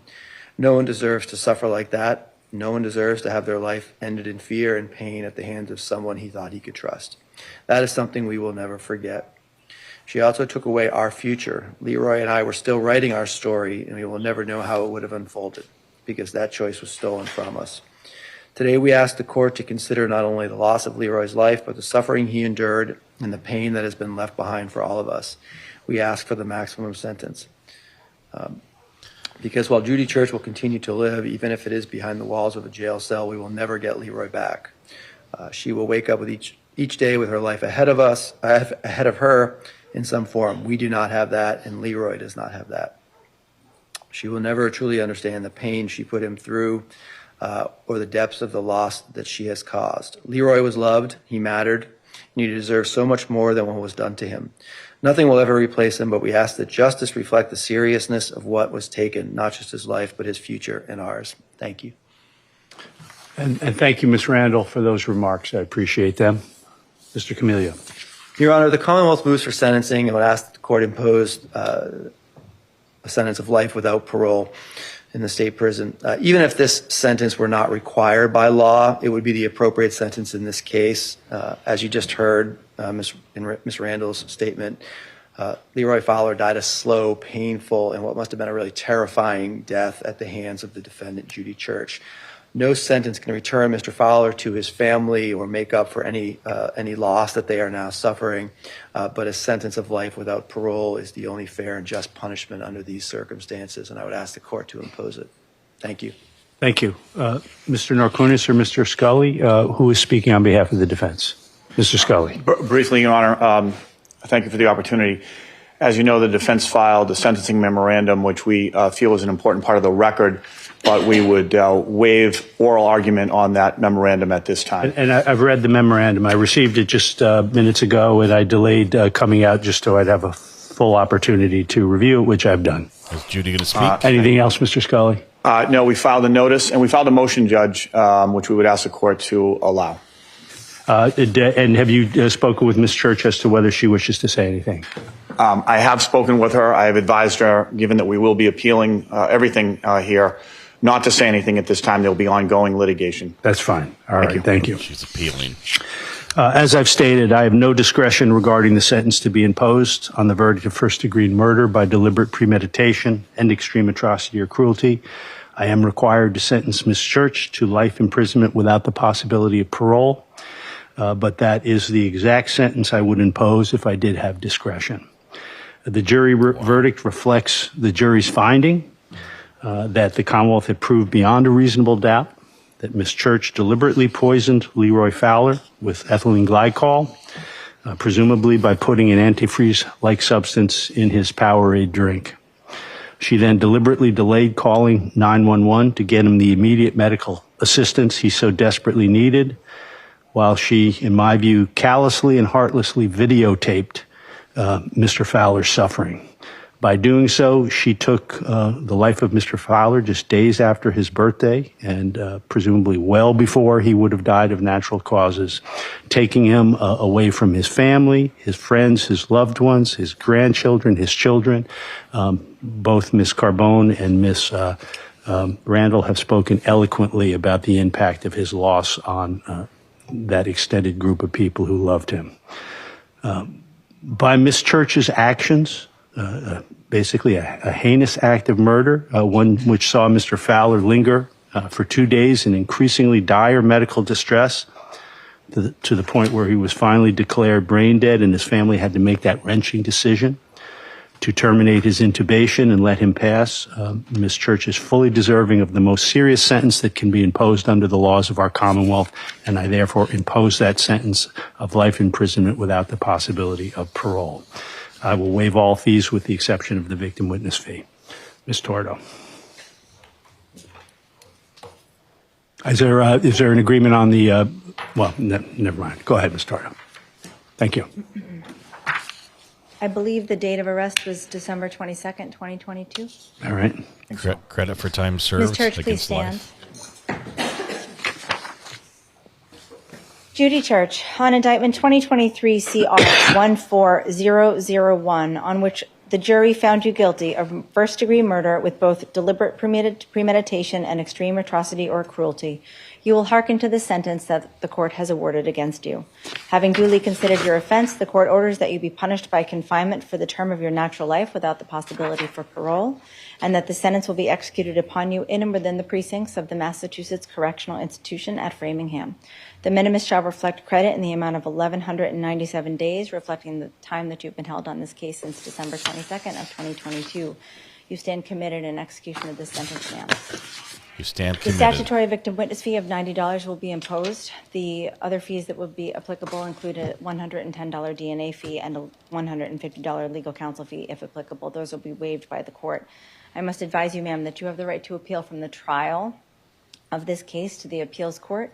And if you choose to do so, you must do so within 30 days and in writing. You're all They set. already have. We will be in recess. Thank you all. Court, all rise.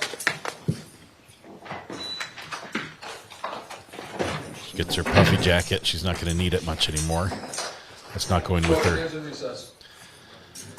Not a huge impact for her as she goes back into the holding cell to be transported back to not to jail now, but to prison, because she's been in custody for 1,100 days pending this one.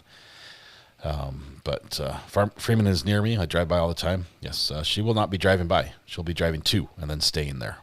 So the expected outcome, exactly what happened, but the judge's words saying that even if I was not legally required to sentence you to this life in prison without parole, if I had discretion, it would be the same sentence that I would give, because that is the maximum allowable in the state, saying this is the worst of the worst. We sentence you to the most that this state allows by law. And in her case, it was also the least. So that completes the segment for now, but we already have noticed that she is planning to appeal. Speaking of appeals, if we can take just a moment to segue, the Supreme Court in the state of Idaho has agreed to hear an appeal by none other than Lori Vallow. Lori Vallow is going to argue her appeal before the Supreme Court. I made this joke with Amber. I'm guessing ineffective assistance of counsel. She represented herself in Arizona. I don't know. That's sort of funny. But, yeah, they always do appeal because they can, right? It's a chance. There's hope as long as that's there. Unfortunately, for the family, some of which is little Leroy's here with us in chat, for the family of Leroy, they don't get to hear an acknowledgement of responsibility from the defendant. There's no even attempt at an apology. Whether or not that would be accepted or not, is up to them. But it's sort of like a little bit of a spit in the eye on the way out the door. With we're appealing, by the way. This is wrong. When the jury has so clearly spoken that she's clearly guilty. So thank you all for jumping with us over to that sentencing. We're going to jump back to the Hawaii court where we're continuing to watch the trial of the doctor accused of attempting to murder his wife on the hiking trail, a very high hiking trail with cliffs on both sides. By my count, I'm counting 3 attempts. I mean, and that's not talking about each strike of the rock. We're talking 3 ways that he allegedly tried to kill his wife, Ariel. 1, by pushing her off the cliff. 2, by beating her head with a rock. And 3, by trying to inject her with some unknown fluid, which in and of itself could be fatal depending on the dosage. Nobody would know better if it was fatal than the doctor himself, who's an anesthesiologist and knows what is enough for someone and what is too much. So we're going to jump back to that. Where we get back with Ariel, I have to say, Ariel's testimony is impressive, and it's consistent with what we've heard from the other witnesses about the attack, about the location, about the happenings, the time frame. Everything matches up. She is a nuclear physicist. Okay, she's literally, when they say, it's not rocket science, she's in that rocket science category. Like she's up there with her IQ. She's got a very flat delivery style, not showing a lot of emotion, seeing a little bit of tears, eye wetness well up at different points. But as far as her voice, it's very confident. It's very, you might say unemotional. Which might be a protective measure. I don't know. I can't judge her on that. But the one thing that I see a little bit of a flaw and if I could say flaw, and I don't want to do that. She's a victim, right? She clearly had knowledge mentally that having these text conversations with a coworker on WhatsApp, that some of them were not good because she deleted them. Right? She didn't want them seen by her husband, so she was hiding them. But then when she talks about the marriage counseling and how they're trying to work on it, it's all because he thought it was an emotional affair. So we're going to call it that because that's what he felt hurt by that. That's the only thing that's jumping out to me. The rest of this, I mean, and none of that makes it right for him to try to do anything other than possibly file for divorce. Right? That's all I've got. But anyway, I wanted to share that with you. We're going to go back to Hawaii now. So let us jump here. She's still on the stand on cross-examination. So we just went through all of that, and when the detective asked you about it, you say no affair, just flirty text messages, correct? That's correct, sir.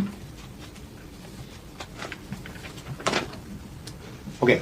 Now, it's true, ma'am, that Gerhard took it pretty hard when he found these messages, yes? He was upset, yes. Yeah. And he took, he confronted you when you were on a trip with your friends Gianna and Brian in San Luis Obispo, correct? That's correct, sir. And was that the trip that we were just talking about? Yes. So the day before Gerhard gets there on this couple's trip, that night before, you're sending photos of yourself and your friend to Mr. Miller, correct? That's correct, sir. Okay. Did he have a code word for you that he would tell you when his wife was around? Not to my knowledge. All right. Now, Gerhard confronts you on this trip in San Luis Obispo, and he had actually told Gianna and Brian about it before he confronted you, correct? That's correct. And that upset you, correct? Yes. Yes, you didn't want them to know, right? Oh, I would have just preferred to be able to talk with him first. I told Gianna almost everything. I think I would have told her about it anyway, but... You think you would have told her about it anyway? Had you told her about it prior to him confronting you? I mean, had he confronted me, I would have told Gianna that we were working through that. There wasn't, in my mind... A second ago, you just said you were a little upset that he told Gianna, right? He told them before telling me. Right, and that upset you, right? Yes, that felt unfair. Now, Gianna and Brian had actually been through something similar recently, where Brian supposedly had cheated. Oh, well, strike that question. Recently, Brian had an affair on Gianna, correct? And they were working through that, yes? They were working through marital problems. Involving him in infidelity, right? That's not my marriage. Doesn't feel like that should be my business. I'm not asking if it was your business. I'm asking if they had Gianna had shared that with you. You guys are best friends. You guys share everything. Sure. So is that what she shared? I was aware they were working through marital troubles, and fidelity specifically was an issue. And so it's true that you understood Gerhard was turning to them for advice on how to handle this, right? In some cases, yes, I understood that. After confronting you about it, as you indicated, you were immediately apologetic, yes? That's right, sir. and you wanted, you were apologetic, and then you guys were going to try to work through this, correct? That's correct, sir. There were certain things he needed. I mean, isn't it true that he said he wanted you to quit your job? He didn't ask me to quit my job, but he did talk about it, for sure. Okay. He did talk to you about quitting your job, correct? Potentially, yes.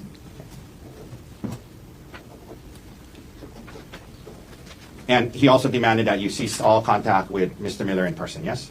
Yes. And in fact, you had a trip planned coming up to Seattle with Mr. Miller that you ended up canceling, yes? He would have been there. There were several people from Terra Power there. Okay, let me rephrase that. You were going to go on a work trip at which Mr. Miller was going to be at, correct? Correct, sir. And in fact, on that trip, you had changed your hotel to be in the same hotel as Mr. Miller, correct? And several other Terra Power employees, yes, sir.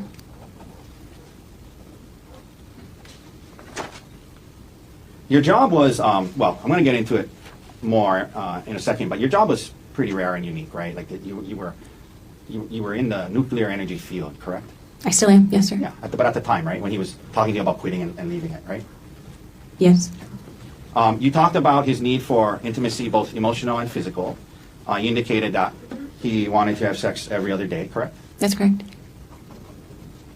And he also wanted you to be less, I guess, secretive or give up some privacy, and he wanted to see your emails and communications, correct?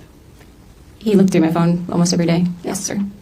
And in fact, these were not just desires that were unique to him. You listen to audiobooks, like, for example, How to Help My Spouse Heal with My Affair, right? Yes, sir. And in that book, they recommend cutting off all contact with your affair partner, yes? To my recollection, yes. They recommend that you share passwords, share your whereabouts, share communications, because secrecy is what caused the damage, openness is what repairs it, right? You remember learning things like that in these books and counseling? Yes, sir. Okay. And that's what Gerhard was asking for, right? He wanted to see what you were, just see what you were messaging with others, right? In some cases, yes, sir. Okay. Now, back to your career, ma'am. You mentioned him talking to you about quitting your job so that you wouldn't have contact with Mr. Miller anymore. You're a nuclear engineer, is that right? Yes, sir. You graduated from and got your degree in nuclear engineering in what year? 2011.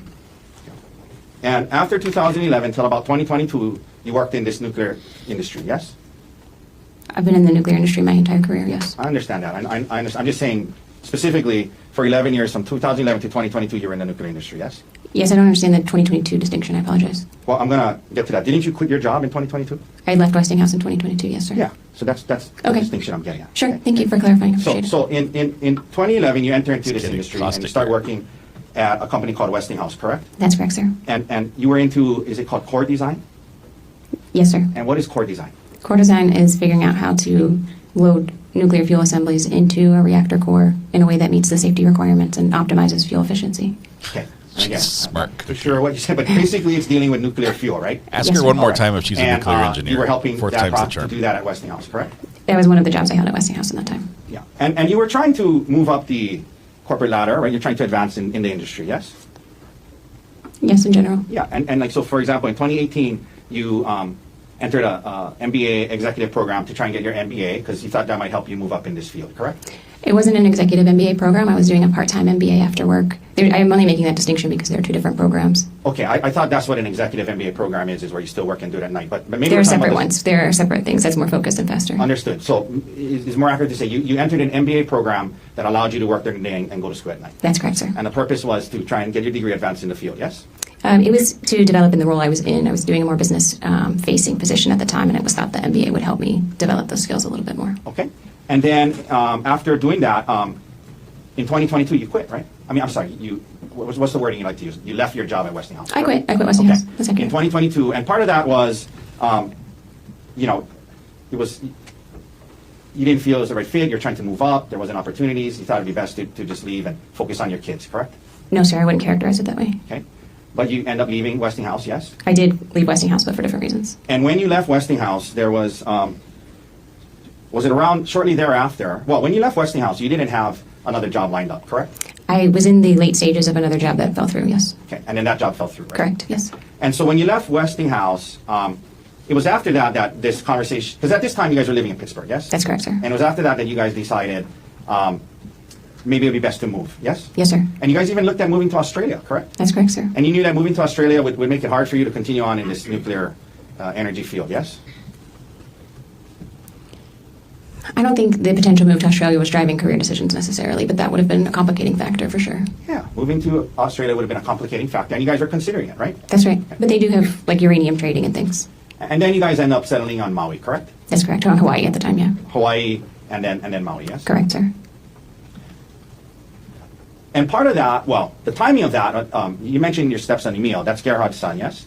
He's my stepson, Gerhard's son from a previous marriage, yes. Yeah, your stepson, his biological son, yes? That's correct, sir. And the timing of that, the reason you guys could move sooner than you had planned is because Emil was willing to move to Hawaii with his dad and you, correct? Just to clarify, our original plan was to stay in Pittsburgh until Emil graduated high school. Right. And then he said he would be willing to move depending on where we went, and so we were able to move to Hawaii sooner. I just want to make sure we're saying the same thing. Yeah, we are. Great. We are. So in other words, Emil wanted to come with his dad and you, right? Yes, he wanted to come with us. So now, at some point, you get moved to Maui, and then this opportunity with TerraPower comes up, correct? No, sir. I was employed by TerraPower when I lived in Pittsburgh. Okay. But after you quit the Westinghouse job, right? Yes, I quit Westinghouse, and I was hired by a contract agency called System One, and on contract to TerraPower starting that September. Okay. And but when you move to Maui, you're a contractor for TerraPower. You're not an actual employee of TerraPower, correct? That's correct. And that was in part because you weren't going to live in Seattle. You were going to live in Maui, yes? In part, TerraPower has a distributed workforce, and so depending on the location, they would either be contract employees or they would be full-time employees, is the word you mean for working for TerraPower directly. Right. And you were contract because you were going to live in Maui. I was contract because I lived in Pittsburgh at the time, and then they kept me on contract when I moved to Maui. Let me rephrase. You were on contract because you didn't live in Seattle, right? Yes. Okay. But TerraPower was designing new age nuclear power plants that use a new type of fuel, correct? That's correct, sir. And your role there or your job there was a project manager, is that right? That's correct. So now you are in a management position within this industry, yes? Project management. Yeah, in the nuclear energy industry, yes? Yes, sir. And you had worked hard through 11 years to get to this point, and you thought it was a good opportunity, right? Yes, sir.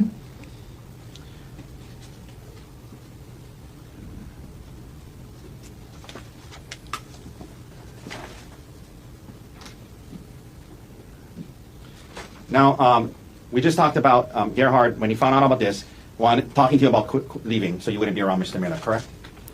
That came up, I recall one time that came up. That didn't seem like a key point of the discussion to me. But you didn't want to quit your job at TerraPower? That's correct. I did not want to quit my job. I like my job. Do you now work directly for TerraPower? Yes, sir, I do. Okay, so you're no longer a contractor. You now have a direct job with TerraPower, yes? That's correct, sir. And what is your job title now? Product manager for HALU. Product manager, and that's a step up from project manager, yes? Not necessarily, and not at TerraPower. Okay. But now you're a direct employee of TerraPower. I am, yes, sir. And to obtain that, have you committed to move to Seattle at some point? No, sir. Okay. But did they change their setup where now you cannot be there and be a full-time employee? They did, and they have several arrangements with different personnel for that. Okay. So you didn't want to quit your job. You're still at TerraPower to this day, now as product manager, yes? Correct, sir. Okay. And you still travel for work and go to Seattle at times, yes? Yes, sir.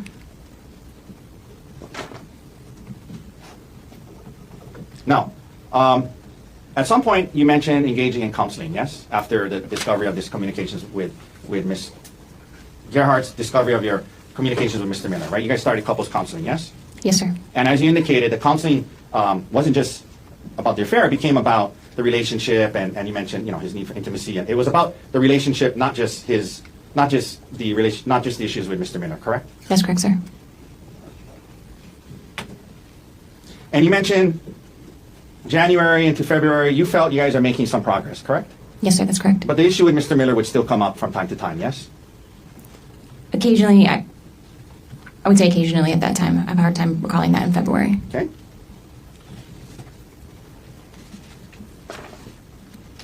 And this issue of the discovery of these things, prior to December, generally you describe your marriage as a good marriage, right? Yes, sir. So now we're heading into March and going through counseling, trying to work through it, and your birthday's coming up, yes? Yes, sir.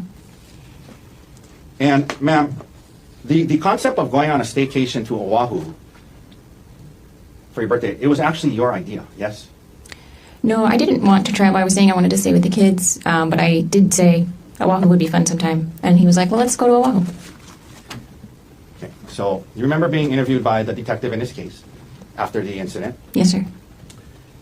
do you remember being asked by the detective, who planned this trip? And do you remember your response was, he planned the trip. He was kind of asking what I wanted to do for my birthday.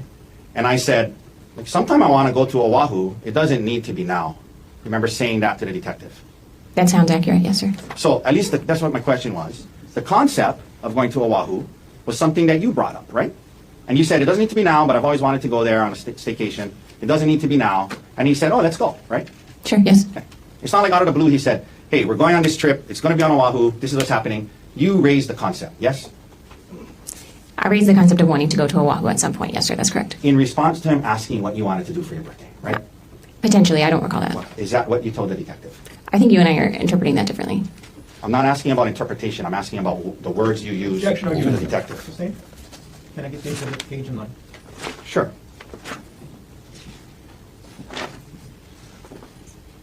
This is Exhibit 107, page 5, lines 13 through 15, D107. Ma'am, when the detective asked you who planned this trip, your response was he planned the trip. He was kind of asking what I wanted to do for my birthday, and I said, sometime I want to go to Oahu, but it doesn't need to be now. That's just the words you said to the Yes, you and I agree on that, yes. Okay, thank you. Sure.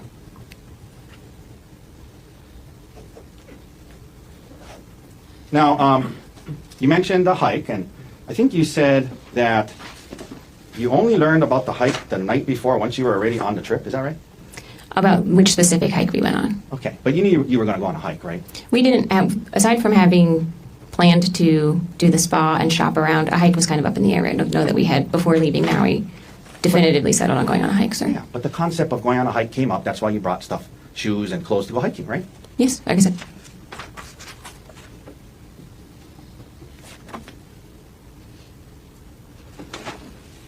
And in fact, hiking, it was not unusual for you guys to go on hikes. That's something you guys did from time to time, yes? Yes, sir. Okay.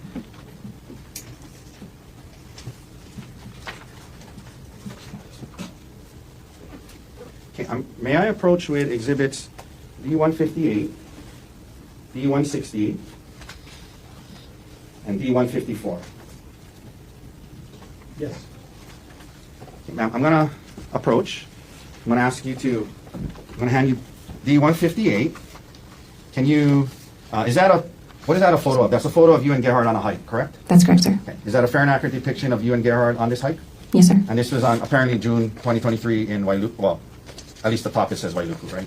That's what it says at the top, yes, sir. Okay. Your Honor, may we admit D158? Mr. Barr? No objection. And what has been marked for identification? This is D160. This is, well, just one page. Is that a photo of you guys on a hike as well?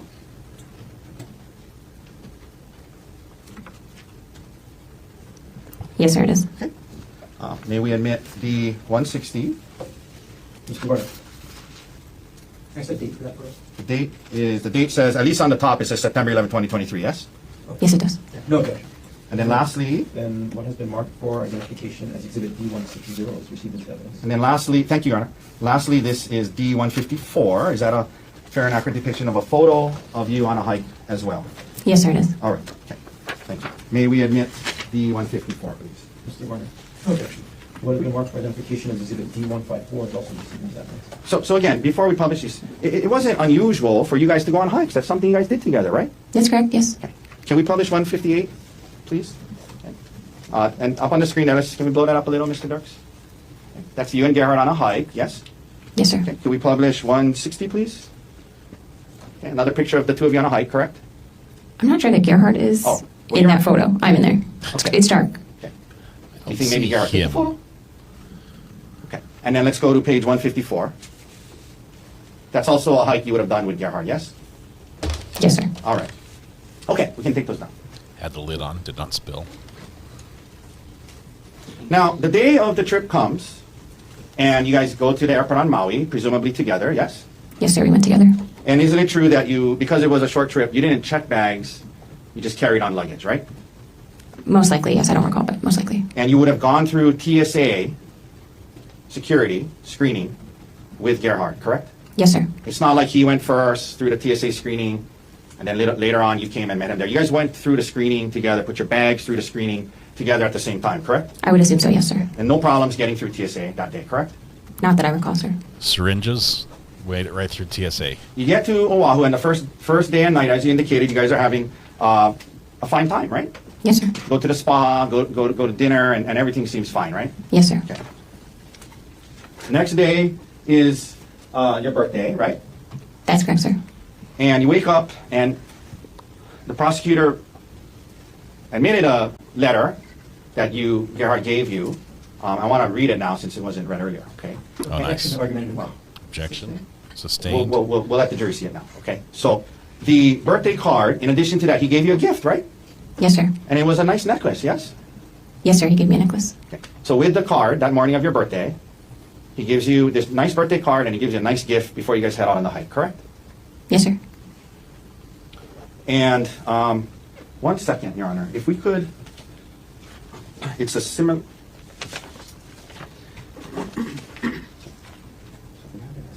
We have it as D127, but I think this is. It's possible the syringe was pre-filled before the hike. It doesn't necessarily mean that he drew the syringe while straddling her and fighting. Just thought came to me. Is it in there? Okay. Could have been May I pre-filled with the retrieve cap on it. Exhibit? Yes. With the card, I don't know what number it is, sorry. Oh, thank you. Okay, thanks. Okay. May I approach? Yes. I'm approaching with S133 already in evidence. Ma'am, can you please read that out loud to the jury? This is the letter that Gerhard wrote to you on the morning of this hike. Well, let me rephrase that. This is the letter he gave to you on the morning of the hike, correct? This is the birthday card he gave me. Okay, please read it to the jury. Power move. It says, "Happy birthday." Making her read it. Angel face, there isn't an obstacle in this world too hard for me to fight through for you. I would take on anything just to see your smile. You're one of the kindest, most giving, and selfless people I know, putting others before yourself with so much love.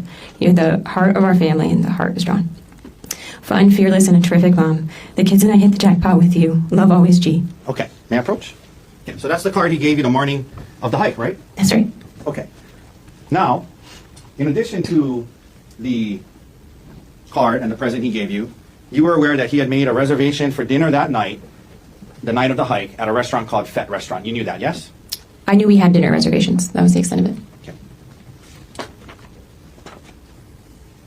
So you knew that the night you're supposed to go on a hike in a day, and you knew that he had made reservations for dinner somewhere that night, correct? Yes, sir. But you didn't know it was at Fett? Correct. Okay.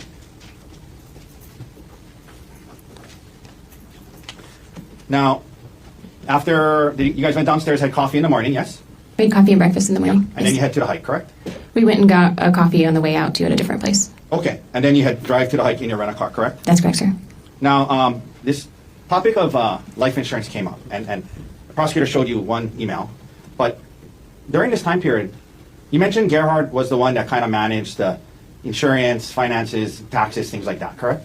Gerhard managed our finances, that's correct. Pretty anal guy, yeah, in terms of managing that stuff, right? Kept records, had documents about retirement, and that's just how he was, right, during your marriage, yes? He was a good record keeper, yes. Yeah. And so, leading up to March, he, as part of you guys working through this issue, right, as part of we're going to be together, there was a discussion about, increasing life insurance for both of you in case something happened to make sure that the kids were okay and the house could be paid and things like that, right? That's correct, yes. And in fact, he suggested that he would increase his life insurance to over $1 million, $1.5 million, correct? I don't remember the amount of his, but the rationale is correct. We looked at how much money we would need to keep our kids in our home, and based on our pay disparity, he would need a higher life insurance policy than I would need. Yeah, and so you remember telling the detective that yours was closer to 100 and his was closer to $1 million? Yes. Okay. So the effort to do this, he made it a point to make his way more than yours, correct? Again, based on that rationale, yes, sir. The morning of the hike, prior to heading to the hike, Gerhard showed you an email from that morning showing that the second half of his increased life insurance had been confirmed and put into effect that very morning. You remember him showing you that email? I do not, sir. Would seeing that email from that morning help to refresh your memory? Potentially, I'll look at it, sure. May I approach? I'm not going to admit it. D116, Your Honor. Thank you. I'm going to show you this email, and I'm going to ask you if you recall seeing that the morning of the hike. And when you're done reading it, hand it back to me, and we'll read it to yourself and then hand it back to me. Do you want me to read the email? No, Oh, okay. I want you to read it to yourself, and then I'm going to ask you a question when you're done. Okay. So do you recall Gerhard showing you this email about increased life insurance on the morning of the hike? I'm sorry, I don't recall that. Okay. Does not recall. You arrive at the Poly Lookout parking lot at mid-morning, maybe around 10 a.m., yes? Yes, a little earlier. And when you got there, it was a busy parking lot. There was the Poly Lookout there. There was a lot of cars, tour buses, and people in the parking lot, yes? It wasn't that busy when we first got there. There were definitely other people there. Now, like tour buses? I don't remember tour buses when we got there, but I can't say for sure, sir. But there was a lot of people there, right? Yes, yep. You mentioned going to the lookout first and then going to start the hike, correct? That's correct, sir. Not too far into the hike, Gerhard leaves you on the trail and he heads up further on the trail on his own, correct? That's correct, sir. And you mentioned today that that was because you weren't feeling good about the heights and the cliffs and the heights. You didn't feel good. You didn't want to go on, yes? Yes, sir. You guys have been on hikes and activities involving heights before, yes? Yes, sir.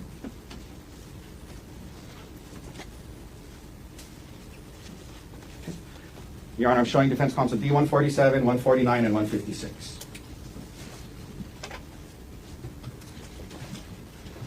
Okay.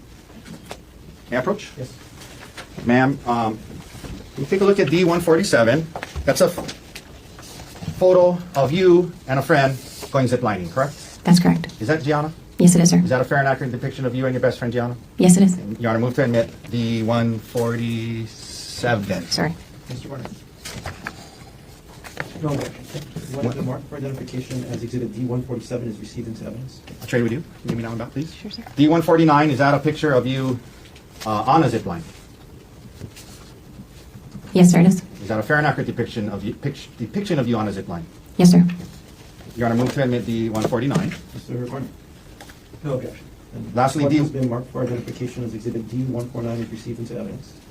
And lastly, D-156. Ma'am, is that a photo of you on a hike?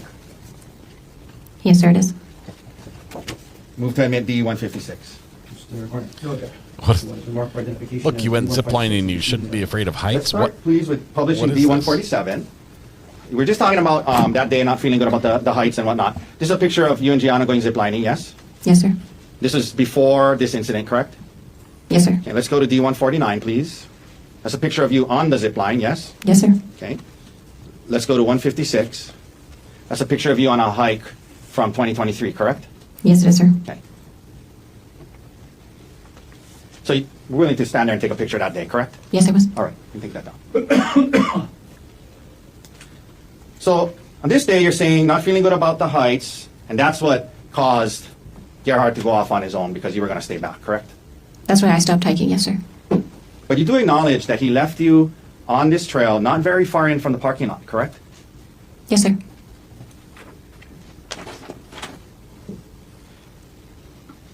Now, you say today to this jury that you told him, I'm just going to wait here for you, right? That's correct, sir. And you're under oath today, right? Yes, sir, I am. Isn't it true when the detective interviewed you about this situation, when he gets back to you, he says to you, oh, you're still here? Remember telling that to the detective?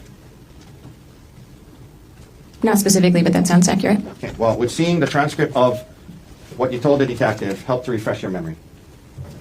Sure, but I don't disagree that happened. So I don't know that I need to look at it, but I will if you'd like me to. Well, it depends. So, sure, let's look at it. Okay, well, let's just, to be fair, and give you a chance to look at it, okay? Thank you. And this is D-107, Your Honor, and Mr. Garner. Page 7, lines 1 through 4.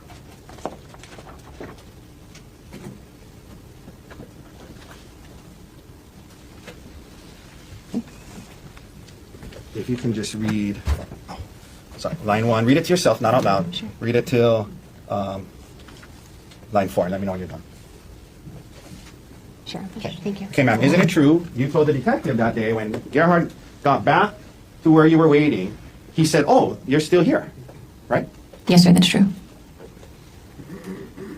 As in he thought you were going back to the car, right? That was not the implication, sir.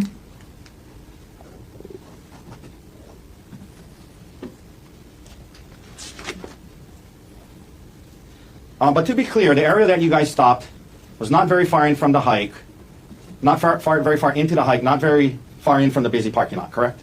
That's right. It wasn't very far. That's correct. You described it as about 400 yards in, correct? I don't think I described it that way, sir. Okay. Would seeing what you told the detective help you recall that that's how you described it? Sure. We're now going to go to D106, page 10.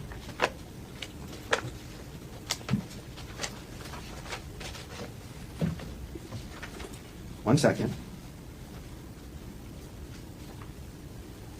I apologize. Didn't you describe it as about a quarter mile in? That sounds more accurate, sir. Okay. I apologize. Quarter mile is 400 yards, right? I have no idea, sir. Okay. Need a calculator out. All right. But you described it as about a quarter mile in, yes? Yes, sir. Not super far up this trail from the parking lot, correct? A quarter mile. I mean, it's uphill and it's rocky, but yes. But not super far into the trail, correct? A quarter mile, sir.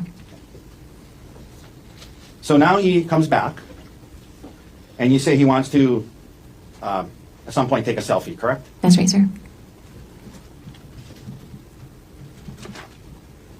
And you don't want to take a selfie where he wants you to take a selfie, correct? I didn't want to get too close to the edge of the cliff, sir. Yeah. And you indicate that at some point, in the process of that, he says, "Get back over here, I'm sick of this shit," and he tries to throw you off the cliff in response to that, yes? That was after the selfie, but shortly thereafter, yes. Okay.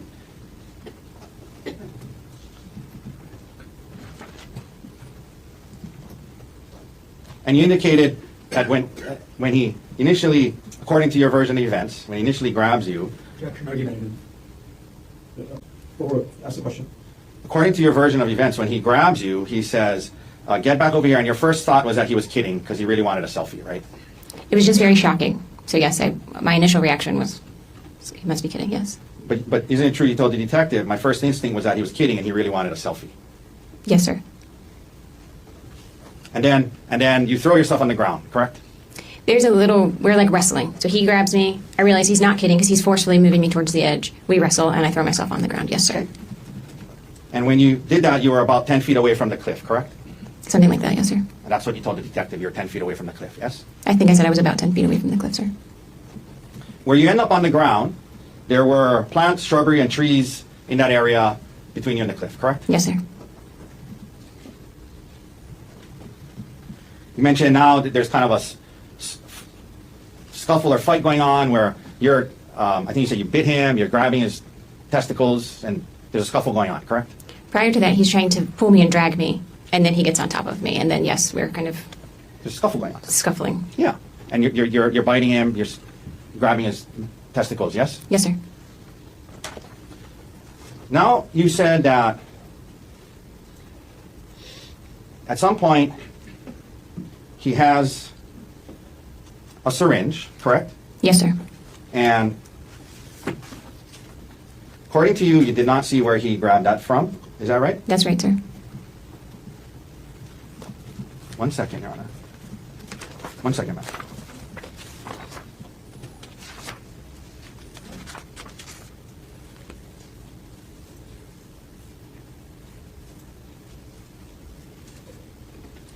And according to you, he's holding this syringe, and according to you, you flicked it out of his hand, right? Yes, I swatted his hand and caused him to drop the syringe. Yes, Okay. sir. You mentioned that at some point, according to you, you see him holding a vial, correct? Yes, sir. And your belief was he was trying to load the syringe with the vial when he was wrestling with you, correct? No, sir. The first syringe he produced... 1 second. Sure.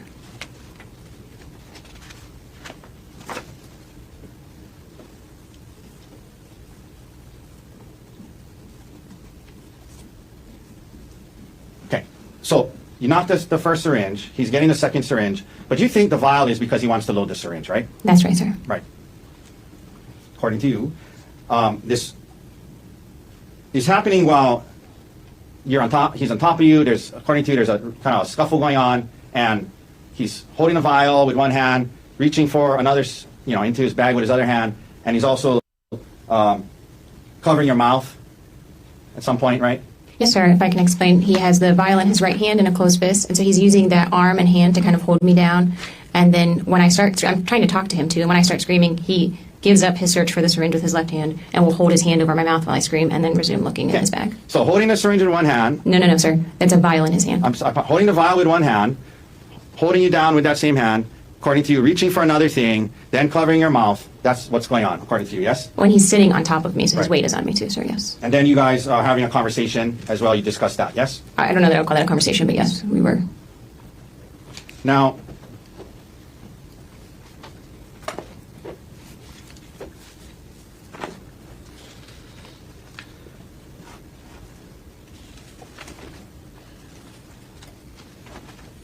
at some point you mentioned he picks up a rock, correct?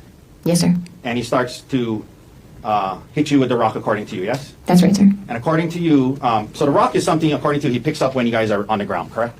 That's my, that's how it felt, yes, sir. Okay. And according to you, Gerhard then blasts you in the head with all his might 10 times with this rock, correct?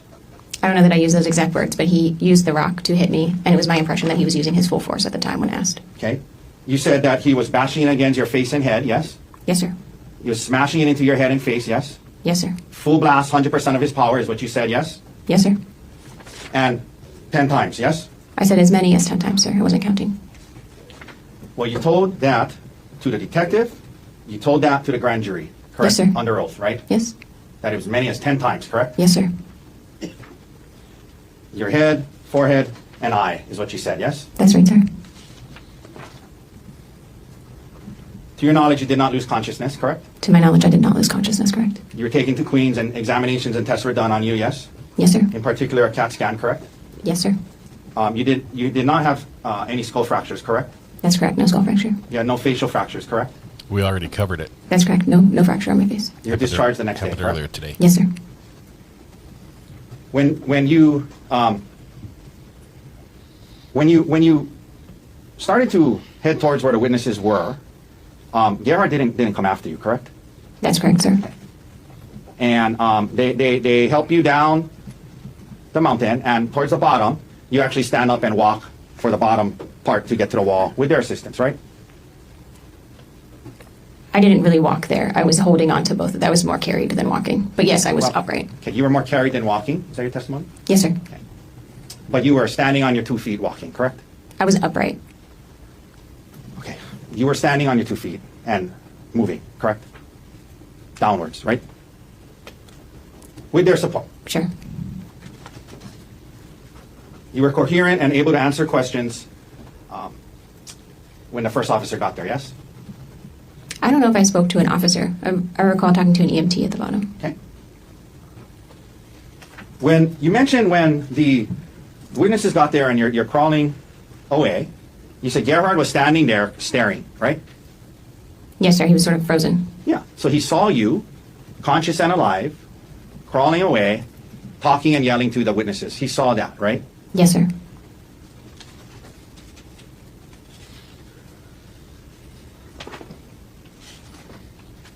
Okay.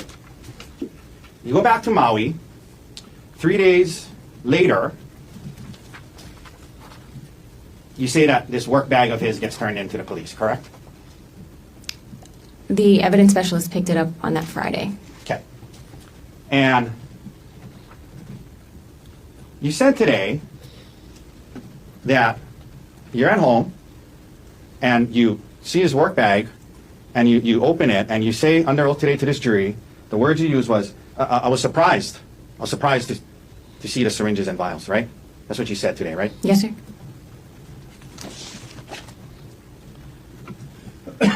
You were aware that work bag was something he kept with him at home and would take to and from the hospital every day. You were aware of that before this incident, correct? Yes, sir. Okay. And in fact, you were aware that he would bring syringes and lidocaine and other stuff and have it at home in case of emergencies, right? Yes, sir. Okay. You knew that before you discovered this work bag, correct? Yes, sir. The detective asked you, have you ever seen him bring home any type of medications or syringes for work prior to this? And you said, yeah. You told the detective you knew about it, right? He had brought things home from work before. The surprise was that the bag was full and seemed to have a lot of stuff in it. I didn't realize the volume or the regularity with which that occurred. The detective asked you about the work bag, and you said it was something he would take to and from work every day, right? Yes, sir. The first call you make upon this discovery is not to the police, not to the prosecutors, but to your attorney, correct? That's correct, sir. This is 3 days later, right? The 27th of March, 2025, correct? That's correct, on a Thursday. By then you had an attorney, yes? Yes, sir.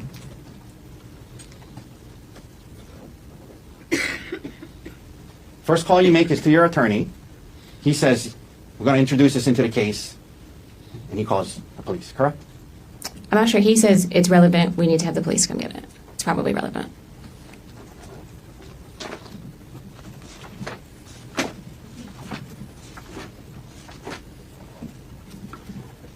You're discharged from the hospital on March 25th, and you return to Maui, and you continue your care, correct? That's right, sir. And we mentioned by March 27th, you had an attorney, yes? Yes, sir.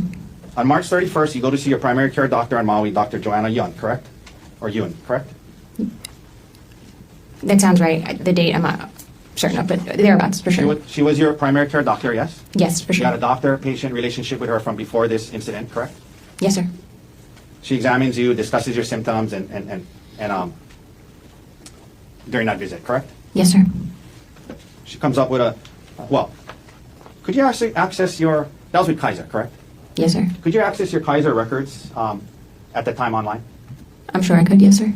She comes up with a diagnosis list for the visit, and then the next day on April 1st, you email her, and you ask her, hey, doctor, do you mind adding traumatic brain injury to your diagnosis list? Objection, rule of completeness.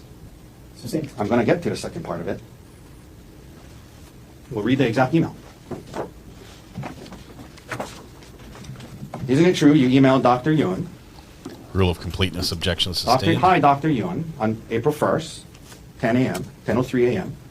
Would you mind adding either traumatic brain injury or concussion to the diagnosis notes from my appointment on March 31st? I want to make sure the documentation is consistent between my care at Queens and back on Maui. Do you remember emailing that to your primary care physician on April 1st, about a week after this incident? Yes, sir. She had not included that on her diagnosis list FedEx might after be your here. visit, Hang on. correct? Traumatic brain injury or concussion, correct? Correct. That's the purpose I'm sorry, of the email. I apologize. She had not added traumatic brain injury to her diagnosis list, correct? For her notes for the 31st, that's correct. You had an attorney by March 27th, correct? Yes, sir. April 1st, emailing your doctor saying, can you please add traumatic brain injury to my diagnosis, correct? Objection, rule of completeness. Sustained. Partially what you emailed your doctor was, can you add traumatic brain injury to my diagnosis? Yes? Sustained. Okay, I'll read the whole email again. You said to your doctor, would you mind adding either traumatic brain injury or concussion to the diagnosis note from my appointment on March 31st? I want to make sure the documentation is consistent between my care at Queens and back here on Maui. That's what you told her, right? That's what you emailed her, right? Yes, sir. Are you aware that nowhere in your Queens records does it ever say traumatic brain injury? Are you aware of that? I'm not aware. Sure. Did you review your Queens records before you emailed that to Dr. Yun? When I met with Dr. Yun on the 31st. Ma'am, my question is, did you review your Queens records from your stay at Queens before you emailed Dr. Yun on April 1st saying you want to make sure the documentation is consistent between my care at Queens and back here on Maui? Did you review your records at Queens before you sent that email? I don't recall, sir. Defense attorney's really good at making sure his question gets answered directly. It can be frustrating. Now, to hear at following work, the incident, but these are the rules. Well, I'm sorry. Prior to the incident, you and Gerhard had joint bank accounts together, correct? Yes, sir. Joint meaning they belong to both of you, yes? Yes, sir. For example, you had a joint saving account with Gerhard with Capital One, yes? Yes, sir. And you admit that back then Gerhard made more money than you, correct? Yes, sir. More of the money in the joint account was from his earnings than yours, yes? Yes, sir. In other words, he put more money into that account than you did, correct?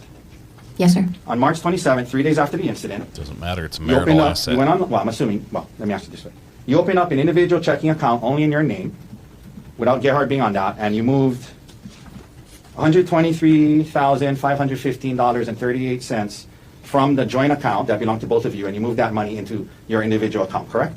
I moved a large amount of money. The exact dollars I'm not sure of, but it is in that ballpark, Yeah, sir. in the ballpark of 120, 130 grand, right? For sure, yes, sir. And you didn't ask Gerhard's permission to do that, did you? That's correct, I did not. Now, you didn't take half of it and leave half of it for him, did you? No, sir. Okay. Is that something you did online? Yes, sir. In front of a computer? Yes, sir. Logged on? Yes, sir. Created your own new account? I made a new bank account, yes, sir. Online, right? Yes, sir. Okay. 3 days after the incident, correct? Yes, sir. Did that by yourself, right? Yes, sir. On March 27th, when you did move that money, you had not yet filed for divorce, is that right? That's correct. You were planning to do so, correct? Yes, sir. And you were aware, weren't you, when you did this, move the money, that once you filed for divorce, there would be an automatic restraining order that prevented you from moving money like that. I was not aware of that at this time. So you moved the money without his permission before filing for divorce, and you talked to your attorney about that as well, correct? I talked to my attorney about whether or not I was allowed to move money from a joint bank account. Okay. Yes, sir. Now, and he told you you can as long as you don't file for divorce yet, right? He did not say that, sir. Later on, when you were asked about this, you indicated to the prosecutors that you did it because, in part, there was a need to pay back your parents $85,000 from a loan that they had given you and Gerhard, correct? That's what you told the prosecutors, that partly why you moved that money, partially, was because you wanted to, there was a loan your parents had given you and Gerhard for $85,000, and you wanted to pay them back with the money you moved, yes? Yes, sir. Okay. And your parents were not in a rush to get paid, correct? You guys had been paying them off slowly, correct? Prior to this, we had been paying them off slowly. That's correct, sir. And in fact, isn't it true that later on when you filed for divorce, and you and your divorce attorney tried to get access to Gerhard's retirement accounts, one of the things that was stated in that proceeding was that you had been making ends meet by seeking the financial support of your family, meaning your parents. You remember asserting that to the family court in your divorce case? Yes, sir, I remember that. Okay. So in the family court divorce case, you're indicating that your parents are helping you get by financially, but in response to this money, this thing about moving the money, you said that you need to pay them back the 85 grand right away, correct? At the time when I paid them back, I did not know that they were going to be in a financial position to help me in the way they are now. Did they say to you when you told them, hey, here's the 85 grand, did they say to you, hold on to it, use it, you're going to need help? No, sir. And by the way, this online banking that you did on the 27th of March, online, created your new account, moved the money, on the 27th of March, I guess that was 4 days before you asked your primary care doctor to add traumatic brain injury to your diagnosis, correct? Objection, will it completeness? Sustained. At the time you moved the money, it was sustained. That was 4 days before. Sat down at a computer, logged onto it, opened up your online banking, created a new account, moved the money from the joint to that one, new one. It's the same question. That was 4 days before you emailed your primary care doctor asking her to add traumatic brain injury and concussion to your diagnosis list, correct? I'm not sure of the exact date of the bank account, but yes, in general, that's correct. Wow, that was the same question. You eventually do get a divorce attorney named Brianne Wong Leong, yes? That's correct, sir. And you guys do file a complaint for divorce, correct? That's correct, sir. And you indicate on the complaint that you should get full custody of the kids, correct? Yes, sir.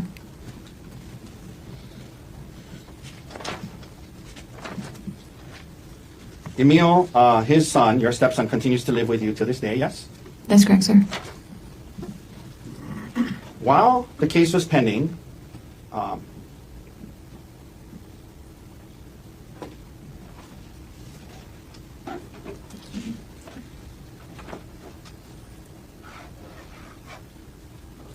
after the incident and Gerhard is arrested, you start having phone calls with Mr. Miller again, correct? Occasionally, yes, sir. 1 second.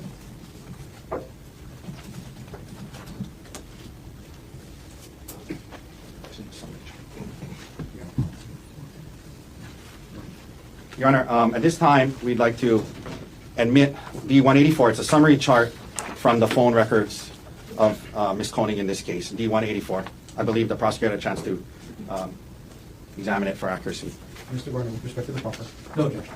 It is marked for identification as Exhibit D184 is received into evidence. May I approach? Yes. I'm approaching you with what's called D184. I'll represent to you that from your phone records in this case, a summary chart was made that summarizes what was in your phone records. And if you could please turn to what is the third page. Let me know when you're there. It starts on September 5th, 2024 at the top. See that? Yes, sir. Okay. If you go down to March 29th, 2025, which is 5 days after the incident, it looks like Mr. Miller tried to call you 3 times, correct? Please give me a second to look at this.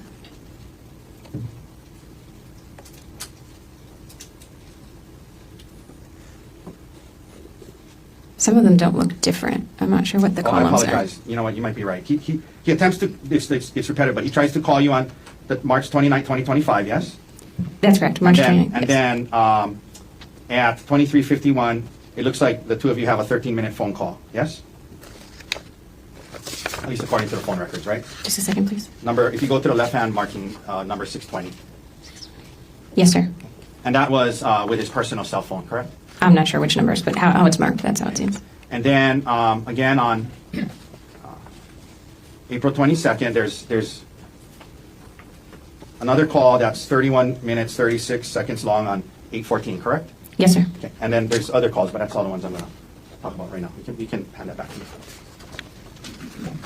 Thank you, sir. Burner phones are really handy.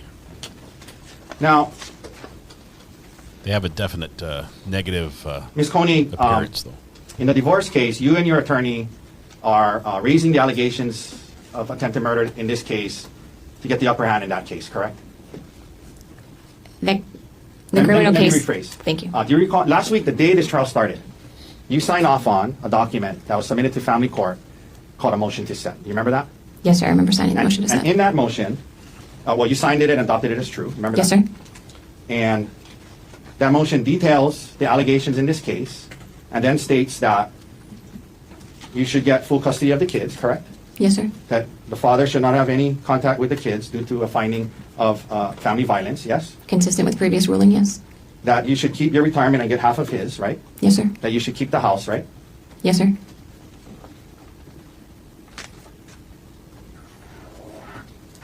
Okay. Your Honor, we've been going for a while. I may be almost done, but I'd like to take the lunch break to double check through all my exhibits and notes. I'm sorry. Off record.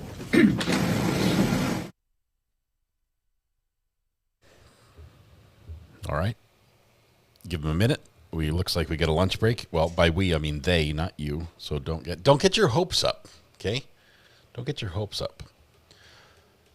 We're going to keep the stream under 6 hours. We'll probably have to do a split at some point during the day, but we're going to just keep burning through, trying to keep the part 1, 2, 3, 4 the same as day 1, 2, 3, 4, but we might do 3 today. We'll see what we can get through. No lunch for you. That's why I have kids. I'm going to try to get them to bring me some food. Okay.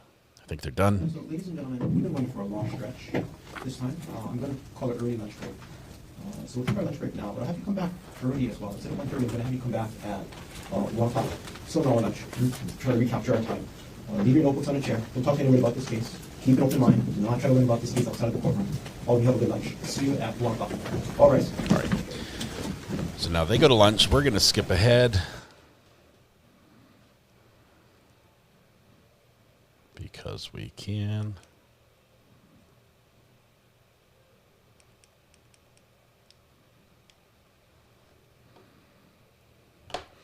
Looks like Mr. Gerhardt is chatting it up with the guard.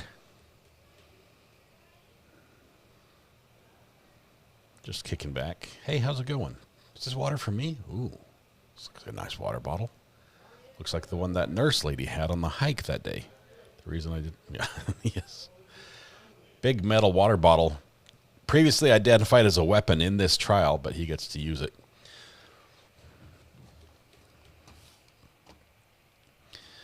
Keep an open mind, of course. Open mind, open mind. What we know is that he's admitted to hitting her in the head with a rock. That part is not in dispute. I've seen a little more detail than you have, unless you watched. We had blurred out we had on this video blurred out the injury. It appears to me that injury has multiple very jagged aspects to it, which doesn't stand to reason that it would come from a single blow. Also having multiple different directions of cuts around the eye, damage to the hands, things like that. I just don't get that this was that she was beating him with the rock. He grabbed the rock, took it from her, and human reaction, walloped her in the head once with it. And that was enough to cause all those injuries on her, as well as get all her blood all over him, because I believe we heard in openings, we're going to hear that he got swabbed, and various parts of his body, arms, hands, face type thing, are swabbed for DNA, and it tests positive for her blood. How does her blood get all over him with one hit of the rock, and not his blood? I don't know. I just got a call. Who's it from? Hello? They hang up. Might have been a local one. I don't know. I'm just talking about the openings. Just talking about openings. That's not spoilers. If you missed the openings, you need to go back and watch them. I'm not spoiling something that's happened in the past. Hello. Procedural matters, and unfortunately, you have not. Okay, we're going to skip ahead a little bit because they're taking their sweet time, and we don't have sweet time. We need to go. We need to get and go. He's on the stand. Ms. Koenig, you're still under oath. Ladies and gentlemen, thank you very much for your patience. Mr. Otake, whenever you're ready, you may resume your cross-examination. Thank you. Good afternoon, Ms. Koenig. I know it's been a long morning. I only have two quick follow-ups that I forgot to ask you about earlier. Winter Libby. You mentioned when I was asking you about the fact that you were using WhatsApp to communicate with Mr. Miller instead of your phone or email. Text messages on your phone or email. I think you indicated, well, you would use WhatsApp to talk to other people at work from time to time too, correct? I'm sorry. Yes, sir. But isn't it true that TerraPower, which is a nuclear engineering, it's a nuclear energy company, correct? Yes, sir. The sanctioned software for company communications was Microsoft Teams, correct? They provide Microsoft Teams for us, yes. Right, and that's how they wanted you to message each other because it's a secure communication network, right? Not exclusively. We're instructed to use encrypted messaging when we talk about work. You were instructed to use encrypted messaging, right? Yes, sir, which iMessage counts, and so does WhatsApp. Now, in August of 2024, you went on a trip to South Africa with Mr. Miller, correct? And another TerraPower employee, yes, sir. I didn't ask that. I asked if Mr. Miller went on that trip with you, yes or no? Yes, he did, sir. And in fact, not only did he go on that trip with you, he advocated for you to be able to go on that trip with him, yes? He helped set the group of people going, yes, sir. And he specifically got you to be able to go on that trip with him, yes? I don't know the answer to that, sir. You recall messaging him on WhatsApp on October 30th and saying, I know I said it earlier, but I sincerely appreciate you getting me on this trip. You remember messaging that to Mr. Miller in August after this trip? Yes, sir. No further questions. Thank you, Ms. Koenig. Thank you. Mr. Brenner, can you interrupt? Yes, sir. Can I have just a moment to... Yes, take your time. A trip like that, it doesn't necessarily mean there was, to further their affair or further their relationship. Trips like that can also open doors professionally as new projects are kicked off or new teams are formed. There's a lot more to it. You can't just insinuate that this friend of hers helped her get on this team, and thus they were perpetuating their affair.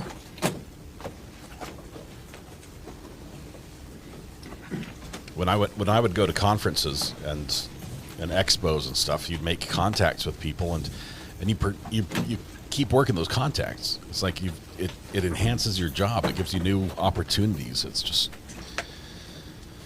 yeah. Should we change the title to this? So I Married a Monster. Is that? Well,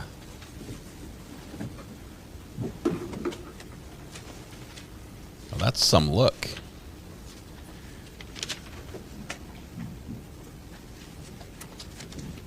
Okay. Good afternoon, Ariel. That's nearly a glare. Sure. Okay. You were asked earlier this morning about what you told to the detective about whether this was an affair or not. Why did you describe what happened to the detective in the way you did? When everything happened, Gerhardt and I talked in couples therapy and discussed whether or not this was, quote unquote, an emotional affair. And we determined that it felt like an affair to Gerhardt, an emotional affair to Gerhardt. And so that's how we treated it in couples counseling. But in the traditional sense of an affair, aka, sex or something like that, I would not say it was an affair. And that's why I answered that way to the detective. So was there anything physical? Nothing, no. The text on December 9th, 2024 that Mr. Otake asked you about, was that the first time the defendant confronted you? I'm sorry, can you remind me of the text that you're referencing, Joel? I apologize. Oh, no problem. It was a text message that you were asked about this morning and essentially took responsibility for the, quote, secret affair. I understand. No, that was not the first time that we had talked about that, no. Okay, so was the first time the defendant confronted you in person or by text message? It was in person. Okay. And then, if you remember, approximately how much later did this text message come in? This would have been about a week later, I think. Moving on a little bit, you were asked about a VPN service. Can you explain, one, what a VPN is, if you know? VPN is virtual private network. I'm not an IT specialist. I am. How did you use the VPN that you were asked about in this case? I actually did not use a VPN. The only time I use a VPN is for work. The VPN that was sent to me was in reference to being able to watch locally syndicated football games. So I grew up in Pittsburgh, watched the Steelers, but it's hard to watch them in Maui. A VPN would allow you to change your location to get local networks. Got it. Okay. That's exactly how they work. Disguises where going your back to this IP confrontation address is about located. this emotional affair, who did the defendant tell first? He told Bryant and Gianna we were out having a drink, and I went to the restroom, and he told them. He basically said Ari's having an affair. How did you feel about that? I just felt, like I said, unfair because I would have liked to talk to Gerhardt about it first. And you were asked something about giving up your privacy earlier this morning after the defendant confronted you about this affair. What did you mean by that? After this, Gerhardt oftentimes would either have my phone or would go through my phone regularly, look through my messages, my email, things like that. That's where I was giving up privacy, just allowing him access to my digital communications. And how long did that last for? I would say weeks. By the end of December, did you have your phone back? Yes, and honestly, it was just the beginning of December where I didn't have my phone most of the time. By the end of December, I had my phone. It would just be that he would go through it. And how long did the defendant keep going through your phone after this came out? I don't recall. I think maybe periodically, still in January, potentially.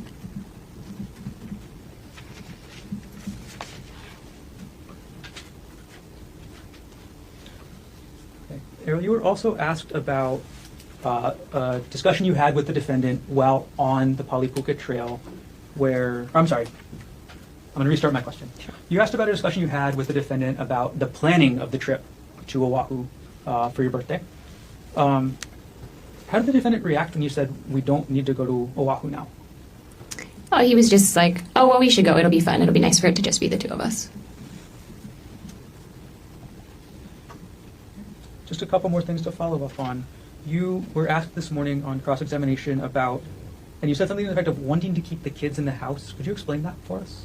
Yes, just after everything happened, wanting to be able to provide the same life that they were having, right? They already went through a traumatic situation, so just making sure that they could continue to live in that home for as long as possible.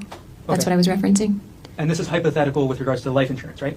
I'm sorry, yes, this was the planning around life insurance and kind of the methodology that went into coming up with the life insurance amounts was making sure that should either of us not be earning money, we could still afford to keep the house that we have on Maui and keep our kids there. How important was it to you to keep your children at that house on Maui? Objection irrelevant, beyond the scope. Overruled. Very important. That was the basis for us really working on our marriage and, for a lot of the things, trying to keep the kids stable.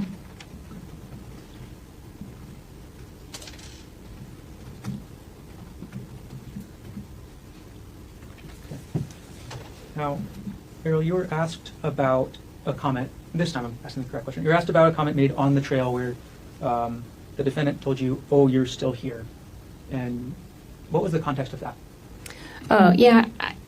Whenever this is referencing when I decided not to continue on the hike and Gerhardt went up and continued to hike a little bit, when he went up the hike, there was never an implication or discussion that I would go back to the car. It was that I was going to wait for him there on the hike. So him saying, "Oh, you're still here," was maybe like thought I was going to maybe look around and explore a little bit from where I was. Your Honor, calls for speculation. It's what she was thinking. So It's what she's thinking. He was thinking. It's not speculation. Overruled. Dr. Patrice Berry, I need to go watch your breakdown of him after I hear his testimony. So I'm waiting to watch your video until after, but I'm looking forward to it. About the number of times that the defendant struck you with a rock. Do you know the exact number? No, sir. When you talked to the detective, did you give him an exact number or an estimate? An estimate, sir. And what was the exact words that you were asked about and used? As many as 10 times. I said he hit me as many as 10 times. And you were asked this morning about being hit in your head. So let's go over. Where were you hit? Where did the defendant hit you with the rock? I was struck on my right eye. I had a laceration down to the skull above my eyebrow here. And then all over my head, I had a large laceration that went back here and down here. So I was hit kind of all in this area. Were any of your other body parts hit? Yes, my left hand was hit where I was... Objection. Beyond the scope. My left hand was hit where I was blocking my face from the rock. And so I had a distal fracture, which is basically like the end of the thumb. I'm going to pause you there. Sure. Okay. Okay. So, and again, can you demonstrate where your left hand was when the defendant struck your left hand? It was in front of my face.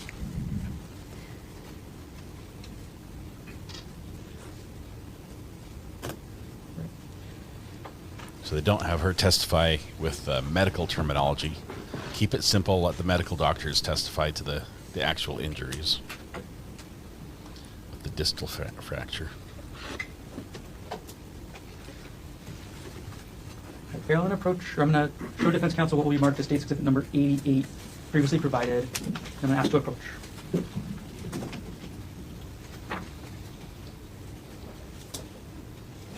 This is redirect here. May I approach, please? Sorry, what number is that? State's 88. State's 88. Ariel, I've just handed you what's going to be marked as State's Exhibit 88. What, do you recognize what that is? Yes, sir. Okay, what is that? This is Gerhardt's work bag. Is that the same work bag that the police recovered from your home on Maui? Yes. Okay, thank you. I'm going to retrieve the exhibit from you now. Thank you. Sorry, thank you.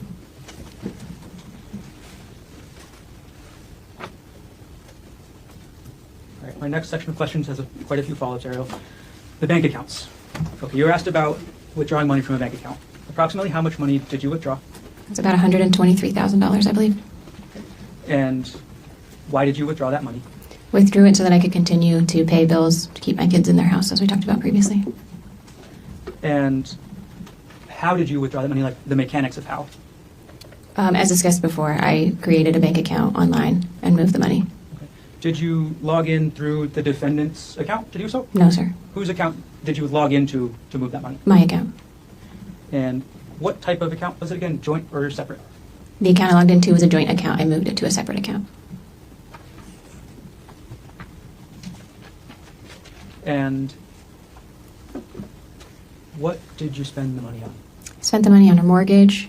Should I talk through like approximate values? Yeah, why don't you give us an estimate of where that money went? Sure. Okay, so if you just take like some of the big hitter items, my mortgage is $8,000 a month. My HOA is just over $300 a month. I have a car payment that's just under $400 a month. I have a solar loan on the house that's about $800 a month. So that's $9,500 roughly. And then I pay about $4,000 a month in childcare for my youngest. So that's $13,500 a month. So in 10 months, that's $135,000. Okay.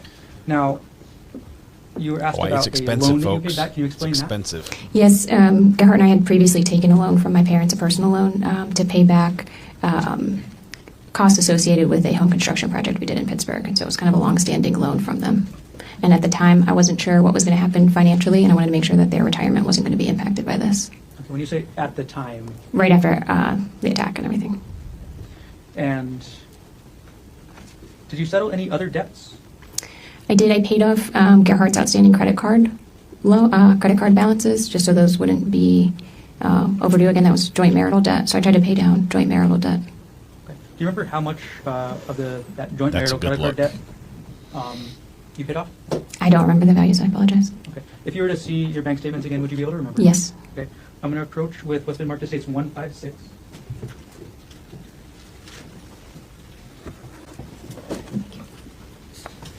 Okay, Ariel, could you take a look through State Exhibit 156 to refresh your memory on how much of the defendant's credit card debt you paid off? I don't like how the state's couching this. I would say it's joint marital debt. The way she put it is a more accurate way of putting this. This is debt that she could be held responsible for. And when you've reviewed, let me know. Sure.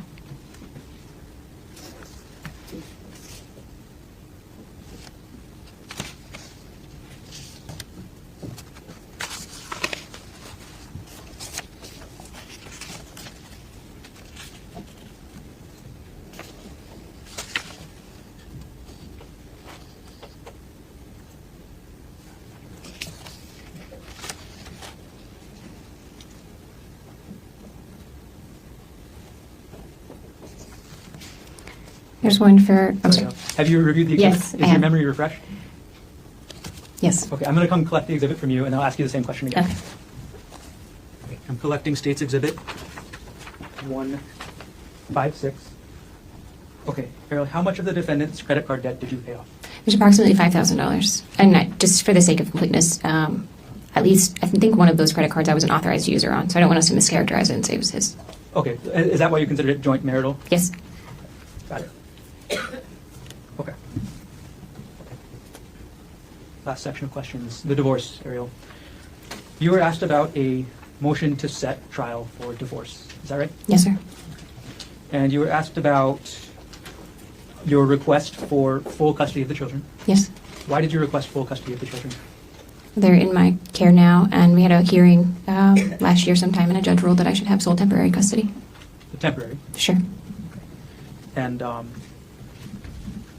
on that motion, and you testified this morning, you actually reviewed the motion to set you were asked about? Yes, sir. Okay. In the section on page 11 of 28, or date stamp 758, did that state, upon conclusion of the criminal trial against father, this matter may be readdressed when discussing physical custody of the children? Yes, sir.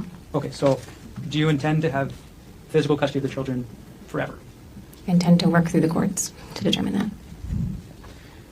And with regards to your request for the house and the retirement accounts, why did you request those? The house also comes with a mortgage against it, so I basically requested that I have kind of the current state of things in Maui. So it's a house with a mortgage and a solar loan. Again, to try to keep my children in a stable environment. That's the house that they're used to living in, and the school district that they're used to, and the neighborhood they're used to.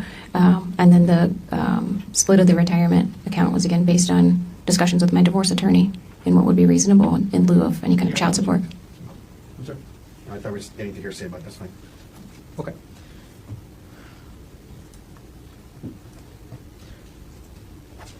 I'm going to show you what's been marked as Defense Exhibit 187, page 12 of 28, date stamp number 759, at the very top of the page, under number 3, child support. Appendix states, or Defense 187. Could you review that paragraph at the top of the page? Yes. Okay, have you reviewed the paragraph? Yes. Okay, okay. I'm going to retrieve the exhibit from you now. Okay. Ariel, why did you request the house and the defendant's, part of the defendant's retirement accounts? Since he can't earn his previous income, he would be unable, it's unlikely that he'd be unable to pay child support that would keep their standard of living the way it was previously. Okay. Understood. Last things. Several times this morning in your testimony, what happened up on the Poly Puka Trail has been characterized as a scuffle. Is that a fair characterization? I consider scuffle to be like a back and forth, like a wrestling thing. So it depends on the context. I mean, I would call it an attack versus a scuffle. Fight for your life? When you were fighting back on March 24, 2025, what were you fighting for? My life and the ability to see my kids again. Thank you. No further questions.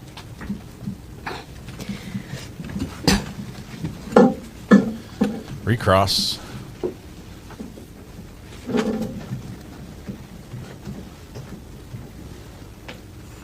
Mr. Otake, recross based on what else on redirect. Thank you. You were being asked about the motion in the divorce case and why you were seeking child support or why you were seeking the house in his retirement, and you said because he can't earn his same income. And what you wrote in what was written in the report is that because he's incarcerated, correct?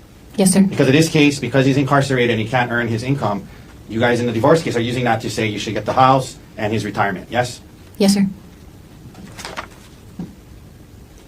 You indicated when you were asked about physical custody, the prosecutor pointed out that you have temporary physical custody, you're seeking physical custody, but it was written in that motion, upon conclusion of the criminal trial against father, this matter may be readdressed, correct?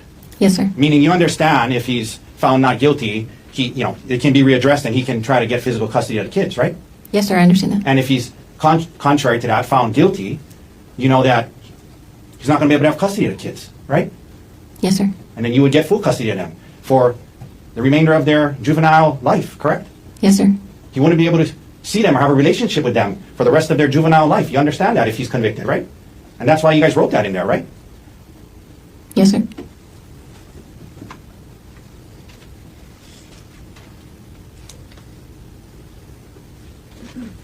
Because of him being incarcerated. You wouldn't be able to see them, or you wouldn't be able to have custody of them till they're adults. Cumulative. Sustained. That objection was cumulative, sustained. You and your divorce attorney are Just using keeping on the allegations in this case as a basis to ask for certain things in the divorce and custody case, correct? Objection argumentative. No rule. Correct? Yes, in certain cases where it's applicable. You were asked about this idea, again, about it being an emotional affair, emotional infidelity, and that's how you and Gerhard talked about it and described it, correct? Yes, sir. When the detective asked you the question, well, did you have an affair? You said no, correct? That's correct, sir. You didn't say, well, sir, we didn't have sex, but, we've been talking about it as an emotional affair. You could have said that, but you didn't, correct? That's correct. I did not say that. You described it to the detective as some flirty text messages, correct? That's correct. That's what it was. That's correct. To this day, in front of this jury, that's how you're still describing it. Just some flirty text messages, correct? That's correct, sir. You were asked about Gerhard wanting to have access to your phone in the weeks following the discovery of your flirty text messages, correct? Yes, sir. And I asked you this earlier, but you understood that the audiobooks you were listening to by these professionals discussed that, giving up privacy, giving access to your phone to help him start to try to trust you again. That's what the audiobook said, right? Yes, sir. When he left you on the trail, there was nothing stopping you from going back to the car, correct? You could have walked back to the car, the quarter mile away, right? I wouldn't have done that. Well, I'm just saying, was there anything stopping you from doing that? Nothing was physically stopping me from doing that. The expectation with Gerhard was not that I was going to leave That's him what there. I mean. You're right. There was nothing physically stopping me from going back to the car. You're right. And let's talk about what was your expectation in your head and not others, okay? Because when he got back, whatever you think he meant, the words that he used were, oh, you're still here, right? Yes, sir. Let me, so you were asked about the number of times you're hit with a rock, and you told the grand jury as many as 10 times, yes? Yes, sir. You told the detective as many as 10 times, yes? Yes, sir. But today you're saying you don't know how many times you were hit, correct? I said as many as 10 times. I'm asking you to, that's what you said to the grand jury, and that's what you said to the detective. Today on redirect, when you were asked about that, your words were, I don't know how many times I was hit, correct? Objection. This states the testimony. No rule. That's what you just said. I don't know how many times I was hit, right? I don't know an exact number of times that I was hit. The credit card that you were paying off, at least some of that was a joint credit card that you were on as well, correct? As stated, yes. As stated. I like her responses, and he hates them. Thank you, ma'am. No further questions. Thanks, sir. Any other questions? And she thanks him. No, thank you. Thank you very much for being here. You can sit down. Again, Rush. That thank you might as well have been the middle finger on both hands as she finishes her cross-examination with defense. Please, next witness. That was a prepared witness. That was someone who understands the right time to say things and the wrong time to say things. She knows when she should just say yes and let prosecution clear it up on redirect. She did phenomenally as a witness. And the story matches up. So far, everything we've heard from her story matches up. I'll even say the way she tells the story about the syringe in the hand and her not knowing where it came from it matches up with how you'd expect. Rarely do you observe everything that happens around you and catch every detail, and her not knowing where the rock came from and not knowing how he got the syringe in his hand. That gives her credibility in her story. It sounds legitimate. It sounds authentic, and it's accurate. And I think that was some extremely detrimental testimony for the doctor here. Credibility off the charts, I think, on that one. It helps. Honestly, it helps that she's the one with all the injuries, right? I know some people are saying, I don't know, she could have been embellishing a little bit. Dr. Ayden. She might. Can we just approach briefly while we're on? Yeah, she's got a whole ton of evidence on her side that'll help support any embellishment. She did give it. Right, let's give them just a second to speed up this part here. Just 1 second. Bing, bing, bing, bing. Okay, they're coming back. Okay. All right. Why have they got that lady down on the floor picking up papers? Who knocked everything on the floor? And why is she the one doing all the work? And why are you zooming in on her like that? Cameraman. She's in a skirt kneeling on the floor. Please don't zoom in on her knees.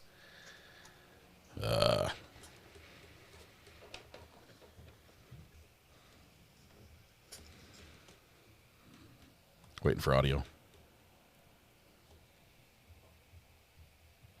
Still waiting for audio.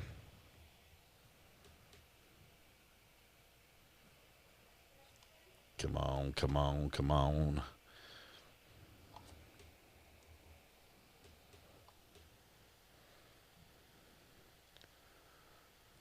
I have to see if we can grab audio elsewhere. Just 1 second. We're on day 3.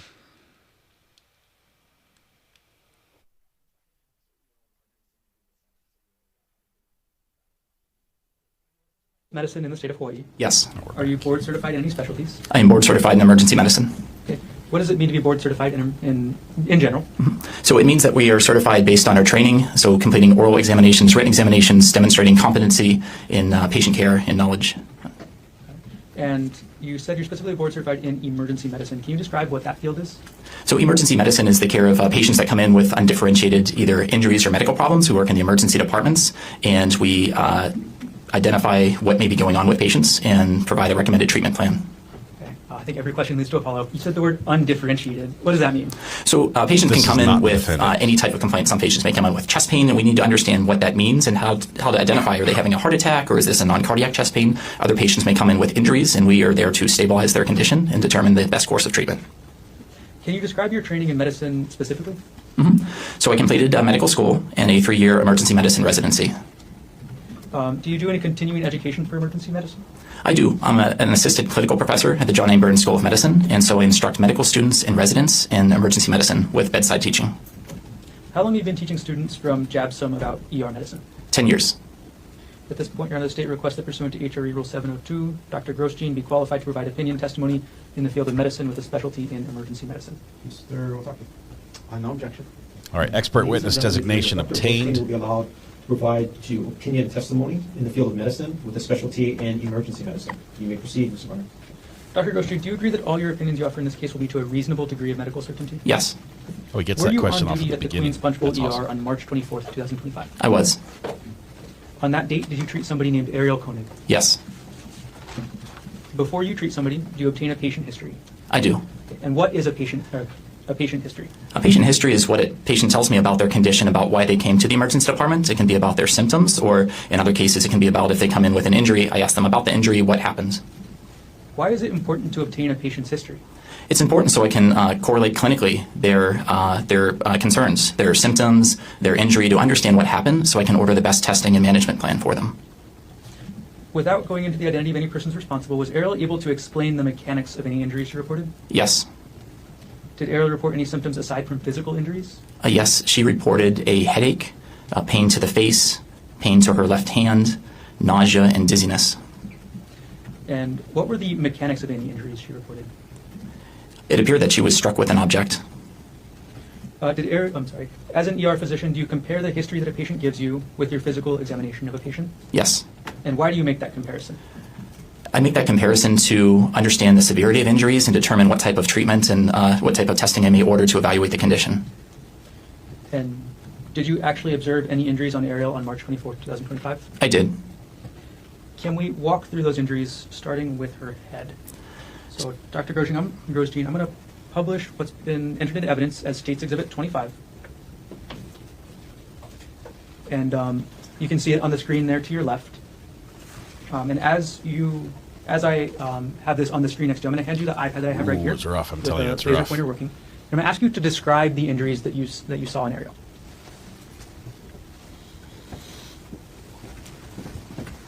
Okay, so Dr. Grosjean, can you, first of all, walk us through any injuries you observed to Ariel's head? So in this photo here, this is a complex stellate type laceration. Stellate meaning kind of star-like. So looking at that, you can see the branch out points like a star, multiple branches out here. This is a complex laceration because the borders of this are very irregular. And then you can see that, especially here, you see crushed or macerated tissue as well. That's an impact. Looking into the laceration itself, you could see down, and through portions of this laceration, you could actually see the skull, so all the way down to the bone. And then within this laceration, especially in the areas here, I observed pieces of rock and material that were actually embedded in the laceration. Okay. The jury's Dr. like, Grosjean, verdict form, what are some of please. the difficulties in repairing this type of laceration? So several things. The first is that this wound was grossly contaminated with innumerable amounts of rock and debris. So that all needs to be washed out, debrided, and removed. Otherwise, this laceration is at risk of infection. The other complications are that it was very deep all the way to the skull. And the other difficulties are, you can see how complex this is. This is very jagged edge. All of this needs to be approximated and put together just right. Additionally, there were portions of this where there were tissue bridges. So that's with part of a laceration where there's a thin strip of tissue that attaches on both sides. So that needs to be approximated just right to make sure there's good blood supply to allow that to heal. Was there any bruising to Ariel's head? There was diffuse bruising noted around this area here. There was bruising over the nose, and then you can't see it on this picture, on the right orbit over here, there was swelling around the orbit, which is the eye socket. And so there's an additional laceration that's totally separate from this above, like by the eyebrow, but then another in the orbit that was right here. Okay, I'm going to retrieve the iPad from you and publish a separate exhibit right now, doctor.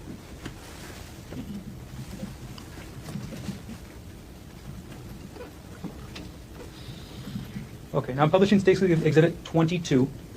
Dr. Grosjean, is this what you were describing with regards to the right side of Ariel's face? Yes, the laceration above the right eyebrow underneath, and then there's bruising around the right orbit and along the forehead and over the nose. Were there any injuries to Ariel's extremities? There was. She had a lot of bruising to the left thumb and the second finger. There was pain with range of motion of the left thumb. And on the thumb itself, there's what's called a subungual hematoma, which is if you get a large bruise that's under the nail itself. And there was also a small open wound just at the nail bed, which is on the bottom. So that constellation of symptoms, I was concerned that there could be an underlying fracture of the thumb. Okay, I'm going to publish State's Exhibit 28. Okay, and I'm going to hand you the iPad again, and if you could point out the injuries that you were just describing to us. So this is the bruising that I noticed to the hand and the thumb. You can see second digit, there's some bruising here, but then on the thumb right here, this bruising under the nail was called a subungual hematoma, and then there was bleeding from a small laceration here, and then swelling to the thumb and the digit. Okay, thank you for explaining. I'm going to retrieve the iPad from you now.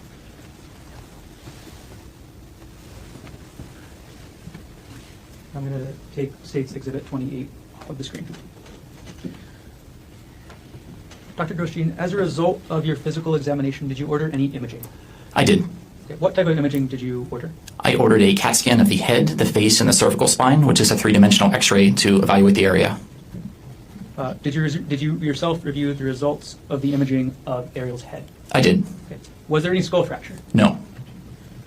In general terms, Dr. Grostein, is the human skull the same thickness at all parts? It is not. Okay. Can you tell us which parts of the skull are thicker and which parts are thinner? The frontal skull is thicker than on the side of the head, such as the temporal skull. For the part of the skull where you showed us where Ariel had these lacerations, is that the frontal skull or the temporal skull? This was along the frontal skull. Okay. So again, is that the thicker part or the thinner part? The thicker part. Now, Dr. Grostein, were you able to determine an exact number of times Ariel may have been struck? Not an exact number. Okay. Do you have an opinion as to whether it was one time? This is important. More than one time. More than two? Multiple times. As a result of your physical examination, did you consult with any other departments or teams? I did. I discussed management with the trauma surgeon. Why did you consult with the trauma surgeon? I consulted the trauma surgeon because the patient had multiple traumatic injuries, and from my experience in emergency medicine, this is a very highly complex laceration and needed a specialist to manage, especially being managed in the operating room. Okay. And when you say traumatic injuries, in the medical context, what does that mean? It means multiple injuries, so trauma, any head injury, lacerations, broken bones, the trauma surgeons can help manage. And sorry, maybe I asked a bad question, doctor. Is trauma, in the medical sense, related to the impact? Yes. Okay, sorry. Could you explain that maybe more clearly than I just asked you? So if a trauma is any force that's subjected on the body, if a patient has subjective or significant force that is the body is subjected to, there's at risk of injuries, and this patient was at high risk of injuries. Yeah. After you completed your physical examination of Ariel, were you able to compare her injuries with the verbal history she gave you? I did. Was Ariel's verbal history consistent with the injuries you observed? It was. Did everything you testified to occur in the city and county of Honolulu, state of Hawaii? Yes. Thank you. All I right. have no further questions. I love how he ends his direct. You know it's coming to a conclusion. It's all to the degree of medical certainty. Thank you, Your Honor. All right, Doctor. My name is Tommy Otaki. I'm going to have a few questions for you this morning, afternoon. But first, I want to make sure I'm pronouncing your name correctly. Could you please tell me how to say your last name? Grostein. Grostein. Okay, kind of how I spell it. Yes. Okay, thank you. Now, Doctor, you're an emergency physician at Queens Hospital, yes? Yes. And you've been so for about 10 years or so, is that right? Correct. Okay. Now, in the emergency department at Queens Hospital, when you treat a patient, you input relevant information into their medical charts, correct? Yes. And, you know, of course, when you do that, you do your best to be accurate with the information you're putting into the charts, yes?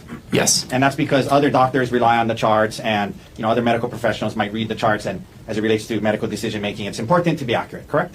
Yes. And because you see a lot of patients in the Queens Emergency Department, for example, in the last year, you've probably seen hundreds or thousands, correct? Correct. All right. And so you can't remember every detail from every case, and the charts help you to kind of go back and refresh your memory about specifics, correct? Yes. And in this case, you did review your charts prior to testifying today, yes? Yes. And in addition, you met with, or at least had some conversations with the prosecutors before today, yes? Yes. Okay. I'm going to be asking you a lot about the details in your charting. Would it be helpful for you to have a copy of the chart while I'm asking you these questions? You can provide it to me. Okay. Is that, Your Honor, may I approach with a copy of D83? Yes. Okay. Okay. So, Doctor, I'm handing you the medical charting for Ariel Koenig from her visit on March 24th, 2025, and I'm going to point you to certain portions of it, okay? So let's start first on page 3. Page 3, okay? On page 3, according to the chart, it indicates that Ms. Koenig came into the emergency department at 12:13 p.m. on March 24th, 2025, correct? Yes. Okay. Queens Emergency Department at times can be very, very busy, yes? Yes. Probably the busiest emergency department on the island, I'd imagine, yes? Yes. Sometimes there's not enough space in rooms, even in the hallways. Sometimes there's a wait before patients can be brought in, correct? Yes. And there's something in emergency medicine called triage, or assigning an acuity level, yes? That is done by a triage nurse, not a physician. I understand that, but in emergency medicine, there's triage and acuity, right? Triage, yes. Okay. And part of triage, or the way it works, is if there's a busy emergency department, patients who are triaged, who are much more serious, life-threatening types of injuries, they're seen first, right? Typically speaking. We try to do that. And sometimes if somebody is stable enough and there's not enough room in the emergency department, sometimes they got to wait in the ambulance outside for a bit, correct? It's not my decision to do that. Okay, doctor, I'm going to ask you to listen to the question. I'm not asking you if that was your decision. Whoa. I'm just asking you factually. If sometimes there's enough room, if there's not enough room in the emergency department, the less critical patients might have to wait outside in the ambulance for a while, yes? Correct. Okay. According to your charts, Ms. Koenig was brought into the emergency room at 12:13 p.m., yes? Yes. That would be an hour and 45 minutes after 10:30 a.m., correct? Defense trying to say Roughly. this wasn't very bad. Roughly, right? Yeah, say that again. 12:13 is about an hour Yeah, jury's not and 45 minutes. This won't resonate. After 10:30 a.m., yes? Yes. Okay.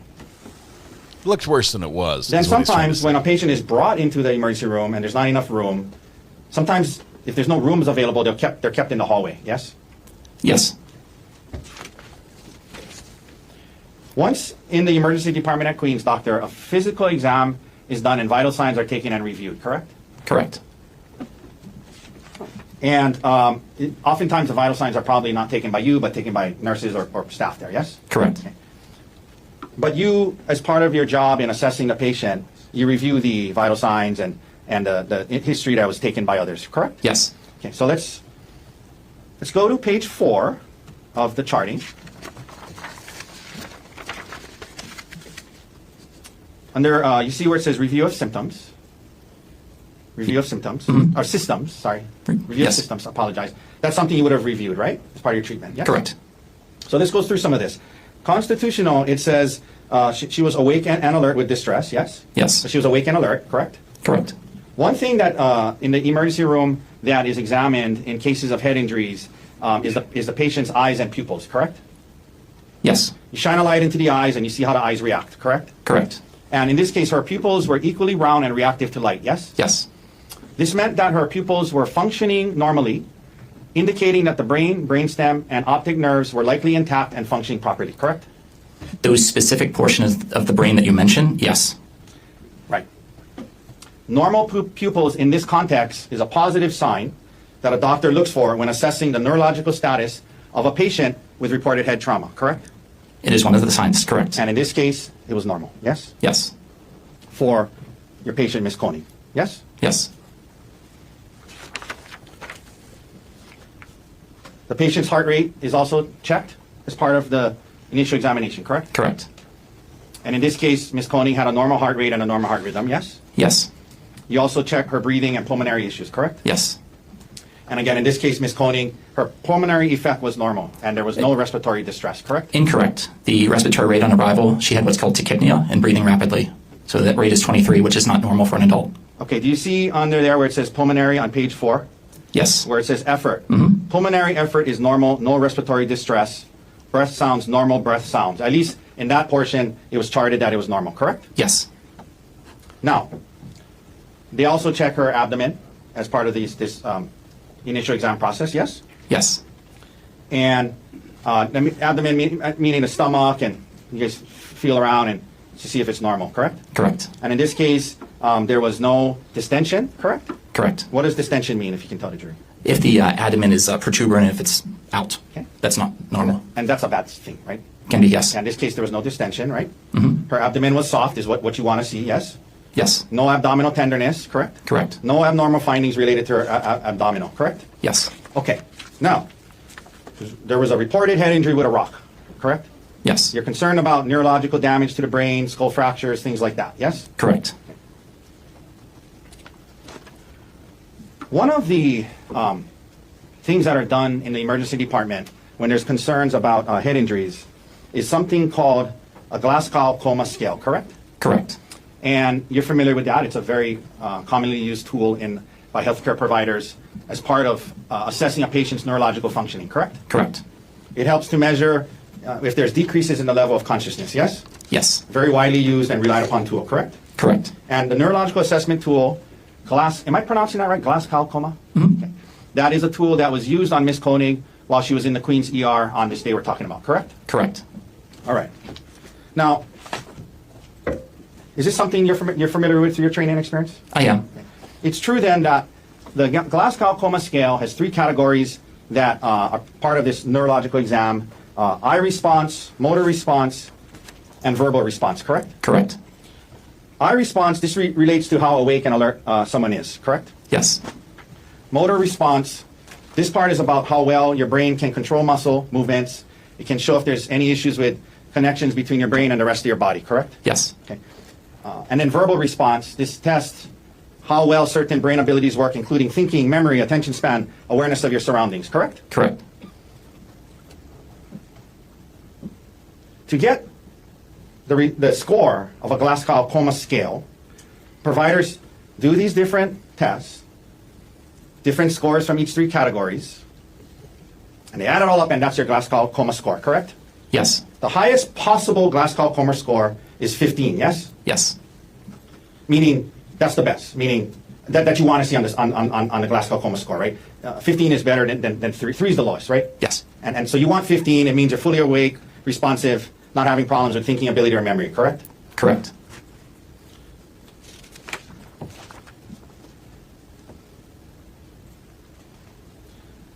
Doctor, on page 5, what was Ms. Koenig's Glasgow Coma score on March 24, 2025, in a couple hours after the incident in Queens Hospital? 15.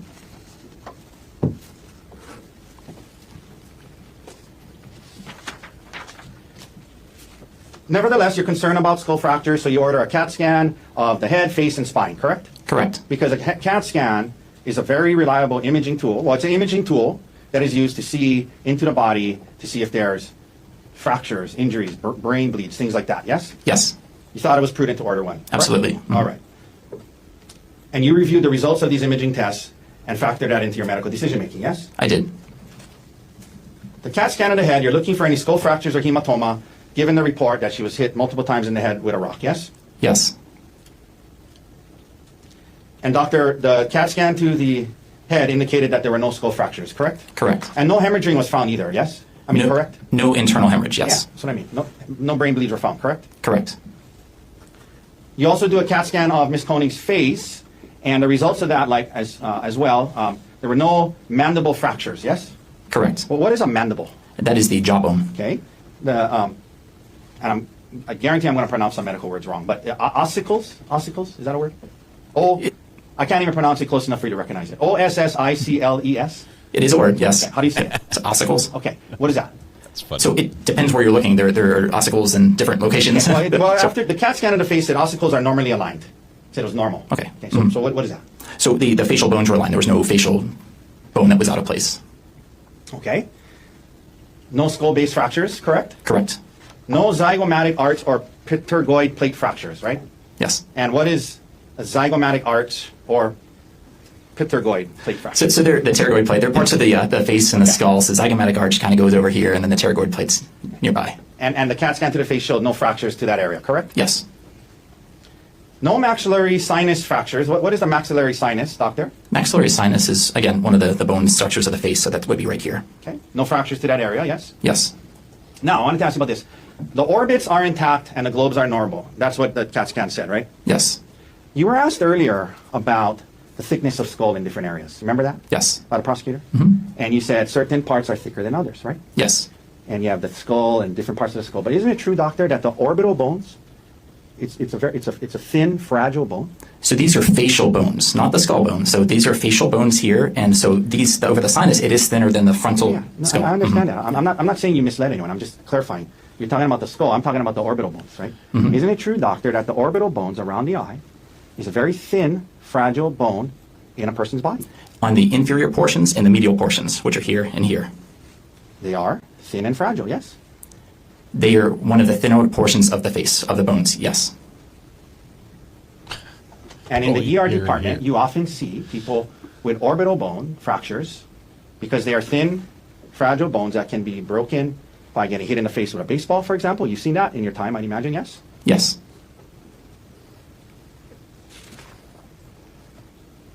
And in this case, the face CT, CAT scan, showed that she did not have any fractures to this thin bone around her eyes, correct? Correct. The CAT scan of her cervical spine, likewise, doctor, no fractures of her cervical spine was found, correct? Correct. Okay. I want to ask you now a little bit about this laceration on her head, and you refer to it as a stellate laceration. Is that right? Yes. And am I pronouncing that right? Stellate? You are. Stellate laceration is a star-shaped complex skin tear featuring multiple arms, often caused by blunt force trauma, correct? Correct. So in other words, it's different from like a cut or laceration caused by like a sharp edge of a knife or something like that, correct? Correct. In those lacerations with a knife or sharp object, the laceration is more defined, it's more linear, yes? Yes. Okay. But stellate lacerations caused by, and when we say blunt force trauma, we just mean getting hit with something hard, correct? Correct. Okay. Stellate lacerations caused by getting hit with something hard, the skin breaks apart differently than it does from a cut with a knife, yes? Yes. And often there are multiple jagged edges to the laceration that extend outward from an impact point, correct? Yes. There's a central impact, point of impact, and multiple edges branching out from there, which is what you saw in this case, yes? Yes. So to the untrained eye, it can look like multiple separate lacerations, but for those who understand stellate lacerations, there's an impact point and it branches out from there, correct? Yes.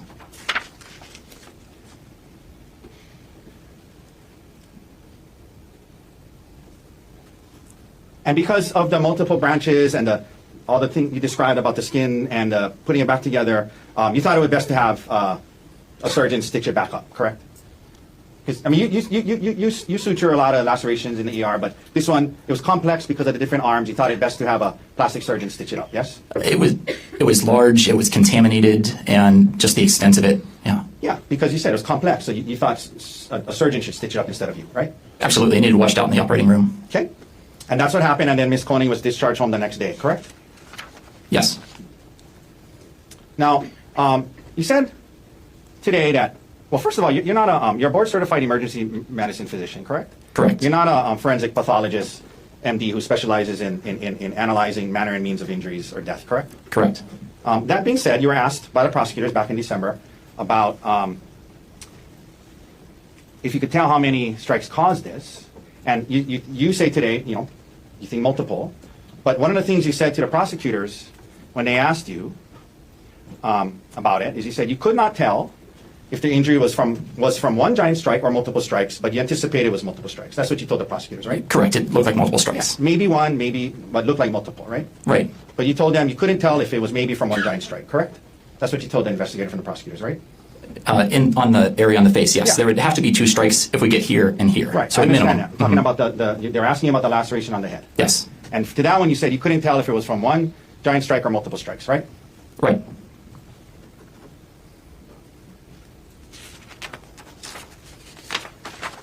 Okay, doctor, as part of your job as a physician in the emergency room, from time to time, the police who are investigating alleged criminal allegations, they ask you to fill out something called a Honolulu Police Department Physician's Report, yes? Yes.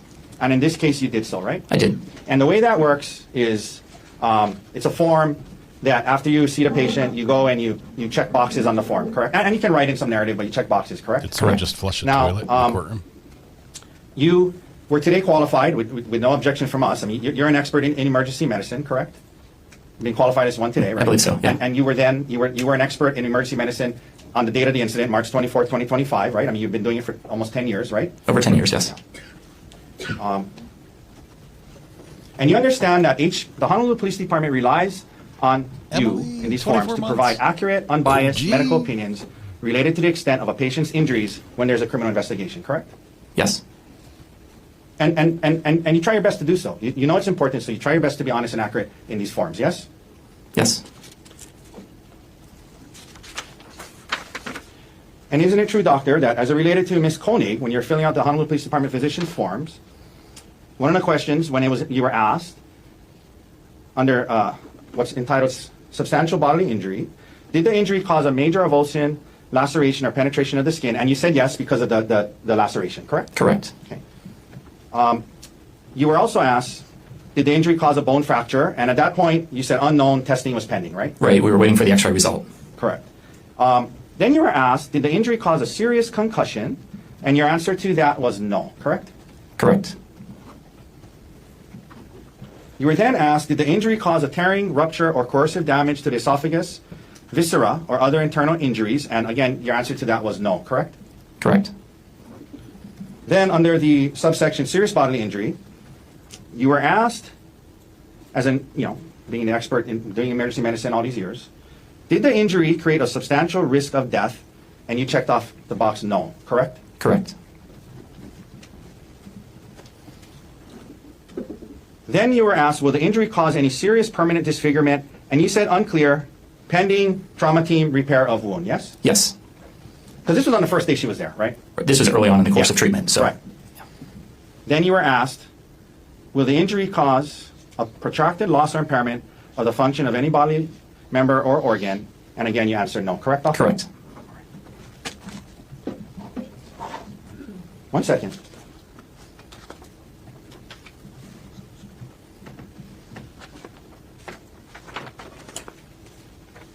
All right, doctor, thank you for your time today. No further questions. Mr. Martin, any reader? Yes.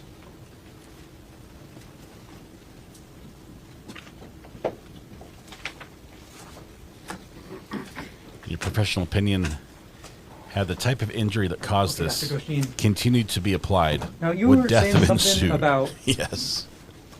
technepia earlier in your what was Tachypnea, that? so rapid breathing. Okay.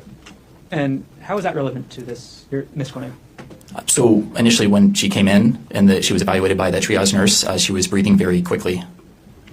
And you walked through essentially everything that was okay with Ms. Koenig by Mr. Take. What was concerning about her? The concerning thing was the amount of pain that she was having at the large laceration. So I was concerned with the injury. When we see a wound like this, we are concerned about underlying bleeding or skull fracture. We just got two quick objections there, and I'm sorry, I'm trying to delete email. Because, apparently you talk about deleting messages, and I'm like, I probably have some messages I need to delete. I need to delete them because my mailbox is full and I can't receive any more messages on one of my burner phone email accounts. But we got two more objections there. It sounded like they were both beyond the scope is what they were trying to get to. But see if we can fast forward just a teensy bit. Skip ahead. Looks like we're about done. There we go.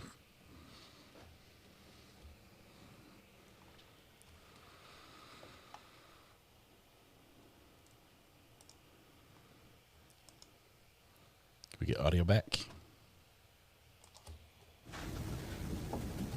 Was there anything in the chart? You walked through the GCS, is that right? Yes. Okay. Was there anything about Ariel that indicated any concern over any concussion? The headache or the symptoms that she reported, being headache, dizziness, nausea, all symptoms of a concussion. Did the chart also indicate any vomiting? She may have vomited prior to arrival. Why would that be a concern? We can see vomiting with a head injury. Now, you were asked about your opinion that this was likely several blows. The objection, that mistakes apply here. The word you use, that's fine. Okay, rephrase. Okay. You were asked about an opinion that you provided in Multiple December of blows. last year about the number of blows, potentially. Do you recall that? Yes. Okay. Why did you end up, what was your opinion? My opinion was that I thought it was clear this appeared to be multiple blows, but I was not present there to, looking at this is multiple blows. Okay. Why do you say that? For the way that the laceration is, yes, there's stellate, but the whole central portion's macerated, and you can be struck several times in that area. And there need to be at least 2 blows because there's lacerations on the other side of the face. So that's why it would be at minimum 2. Okay. And where was the rock and debris? It was inside the laceration. Was it just in one little part? It was throughout the laceration. The laceration on the left frontal skull. Okay. Inside the wound. Okay. When you say throughout, that means how much? There were multiple pieces. I couldn't even count how many. And was it, again, just in one location? Your Honor, objection. Can we approach? Oh my goodness. The objections just keep flowing in. 49 now. Are we counting the right thing? Oh, good. Let's go back to let's film the lady's skirt one more time, cameraman. That's a great idea. Of all the things to film, let's go find a lady in a skirt and film her legs.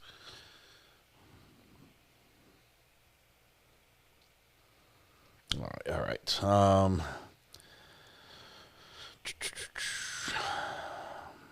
Volunteers tribute to be flown to Hawaii to provide coverage. You know, somebody has to volunteer. Take one for the team, you know. It's a sacrifice, but at some point you're like, look, I just need to step up and pull my weight, you know. I'm sick of being dead weight around here. Somebody's got to do there. I'd hate to have to make anyone else do this, but okay, can we fast forward? Yes.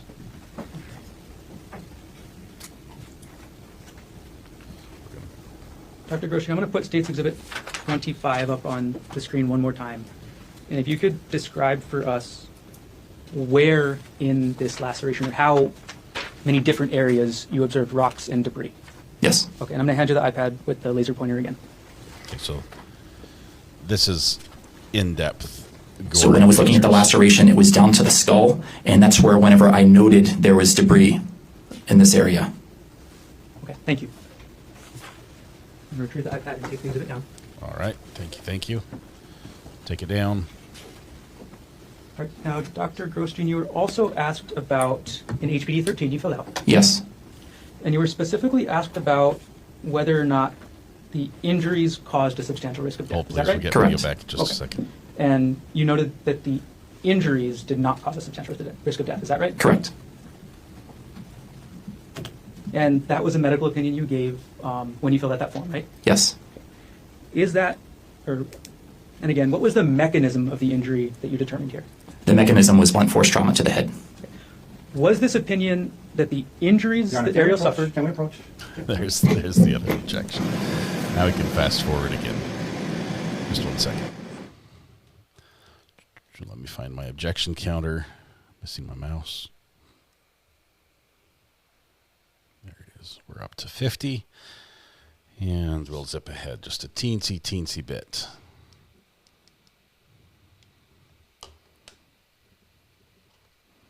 Still ongoing.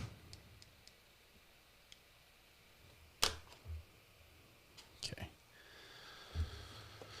All right, we're back. Looking at the defendant. Looks like defendant's family, I believe. They're sitting on his side.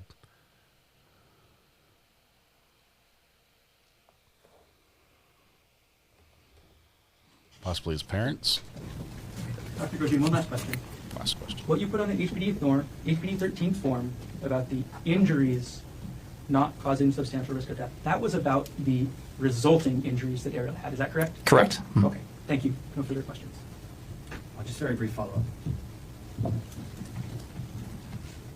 Cross-examination. Very brief. Thank you, doctor. You were asked by the prosecutor what your concerns were, and one of them you said you're concerned about underlying injuries to the head, meaning fractures, brain bleeds, things like that, correct? Yes. And the CAT scans showed that there were no such fractures or brain bleeds. Correct. Brain bleeds, correct? Mm-hmm. Yes? Yes. You were asked about symptoms consistent with concussion, but whatever the case may be, at least on the HPD form, when you were asked, did it cause a serious concussion, you checked off no, correct? Correct, not serious concussion. And then lastly, as to, again, not a forensic pathologist that specializes in... Objection beyond the scope. Not a forensic pathologist that specializes at looking at injuries and opining on manner and means, correct? I'm not a forensic pathologist. Now, you said at least two hits because the skull and then the face, you mentioned, the face on the other side, right? Yeah. And I'm sorry, what's the answer? yes. And again, the face one, you did a CAT scan, and there was no fractures to the thin orbital bone, correct? Yes. All right, thank you, doctor. No further questions. Any questions for Dr. Grostein?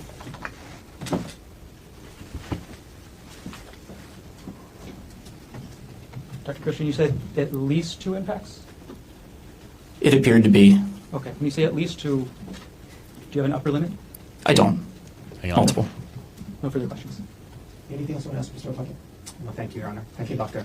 Ladies and gentlemen, let's take our afternoon recess, 10-minute recess. The executive official will collect you just after 2:45. Leave your notebooks on the chair. All right.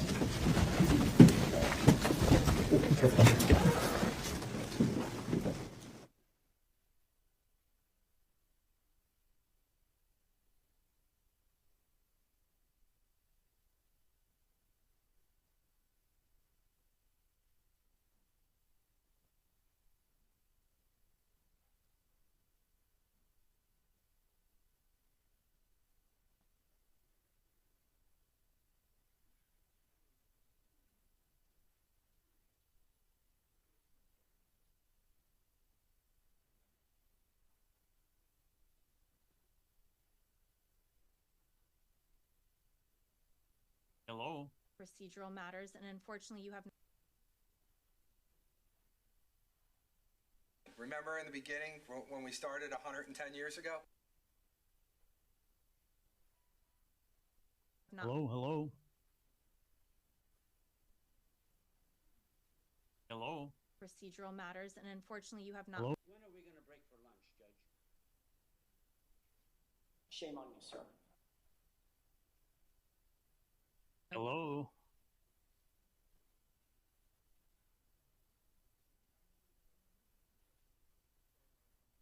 Have them send someone with more experience. I object. Squirrel. You are banished from the state of Georgia. Hello. In front of the Walmart. Hello. Scratch all that. Oh, that was terrible. I apologize. You don't put a diplomatic plate on a hoopty. Okay, that was FedEx. They're like, she was about to pull away.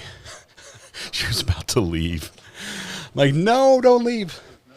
So, okay. I need to fast forward a little bit. I'm sorry.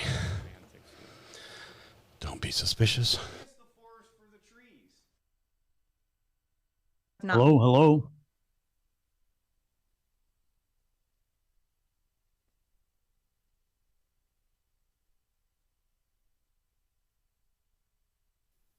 All right. Okay, we just fast forwarded just a little bit.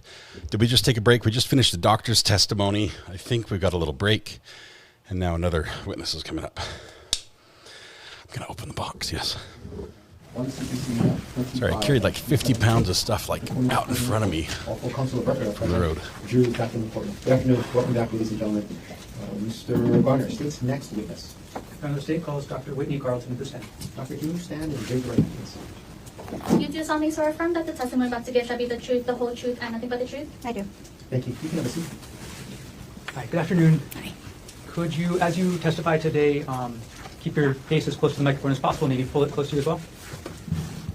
And starting off, can you please state your name? Whitney Carlton.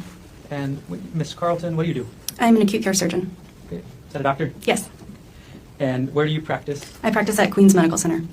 And how long have you been an acute care surgeon at Queens? 5.5 years. Are you licensed to practice medicine in the state of Hawaii? Yes. Are you board certified in any specialties? I'm board certified in general surgery and surgical critical care. What does it mean to be board certified in general? It means that the physician has voluntarily completed a rigorous set of standards set forth by the board. Generally means you've done training in residency, passed a number of comprehensive exams, and have a commitment to continuing education. And what does a board certification in general surgery mean? It means that you've completed all of those requirements with a specialty in general surgery. Maybe I should clarify. So what is general surgery? General surgery is a practice focused on surgery of the entire body, but focused mostly on the chest and abdomen. And you mentioned a second board certification in, what was it? Surgical critical care. What is surgical critical care? It is an additional year of training that focuses on patients that are critically injured or critically ill, and it allows us to practice in the ICU. Can you describe your training in medicine generally? I graduated from the University of Maryland School of Medicine, and then I completed a general surgery residency. And then I came to Hawaii to complete advanced training in surgical critical care. And I'm currently assistant clinical professor of surgery at the Johnny Burns School of Medicine here in Hawaii. And I'm an active acute care surgeon at Queens. How long have you been teaching students from JABSM? 6.5 years. Do you have any scientific publications? I have a few. Just approximate how many? Maybe 2 or 3, and as well as a couple of book chapters that are in press.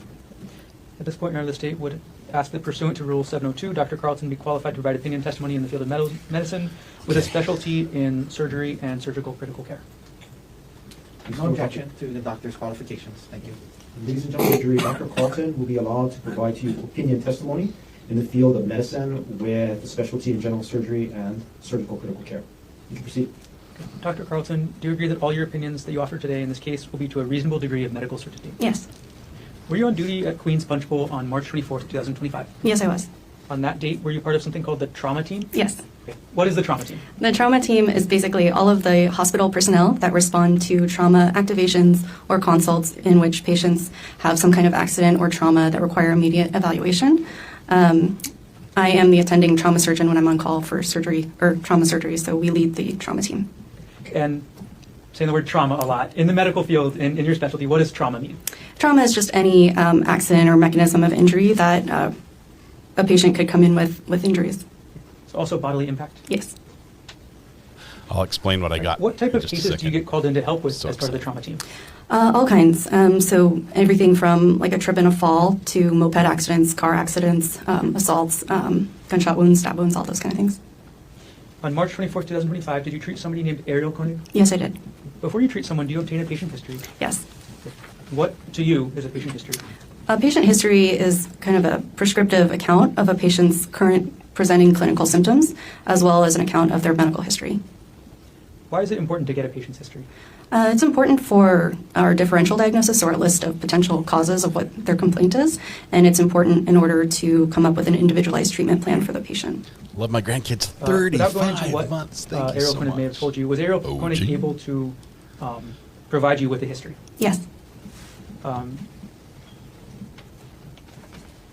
going to jump ahead a little bit. Did you actually observe any injuries on Ariel Koenig yourself? Yes. Okay. I'm going to walk through a couple photographs. I'm going to have you describe what injuries you observed, okay? Okay. Okay, Publishing States Exhibit number 22. It's on the screen next to you, doctor. What injuries did you observe from this view, the front of Ariel's face? So she had ecchymosis or bruising around the eyes, and then also had a small laceration around the right eyebrow. Okay. Now, Publishing States Exhibit 25. What injuries are we seeing on Ms. Koenig in this photo? So this is a photo of what I would call a large, complex stellate laceration of the scalp that extends onto the face, meaning it's kind of star-shaped with a lot of jagged edges.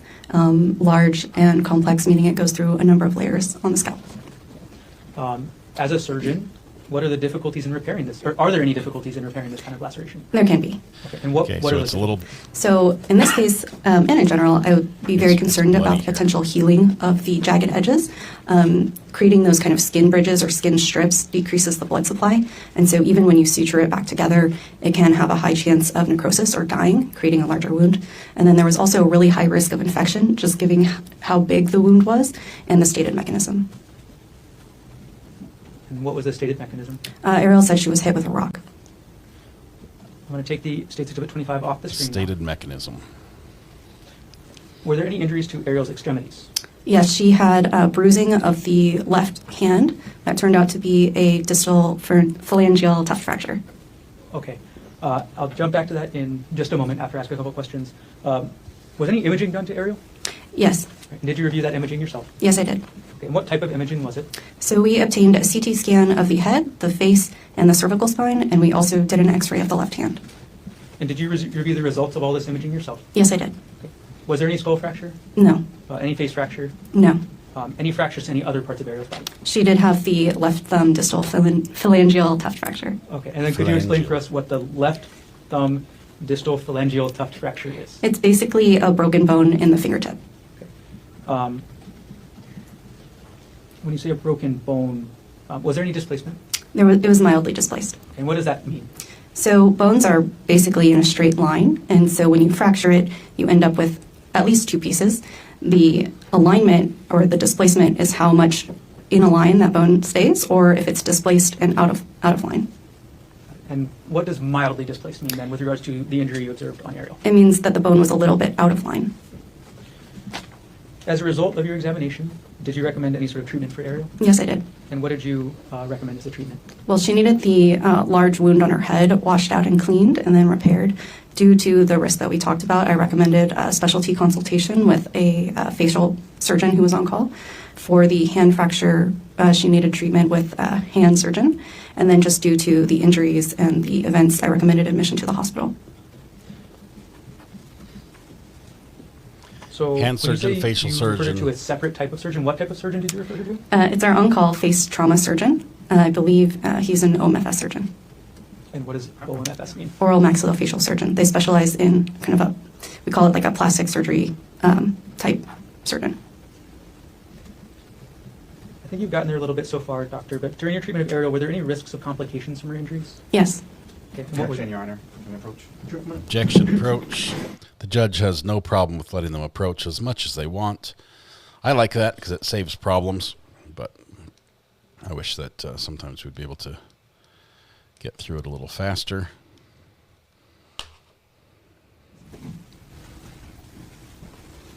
Approach is done. We're skipping through. We're on catch-up. Okay. Dr. Carlton, did you put in your report that your encounter with Ariel Koenig required a moderate level of medical decision-making? I believe that was in the progress note, yes. Okay. What does that mean? That is essentially for billing practices, meaning the type of encounter required that type of billing. And under that subsection, there was a sentence that said, this includes the moderate risk of complication and/or morbidity/mortality of patient management. Yes. Can you explain what that sentence meant? That means for any kind of physician in a similar position who encountered a similar patient, what kind of risks there would be. In this case, moderate. Okay.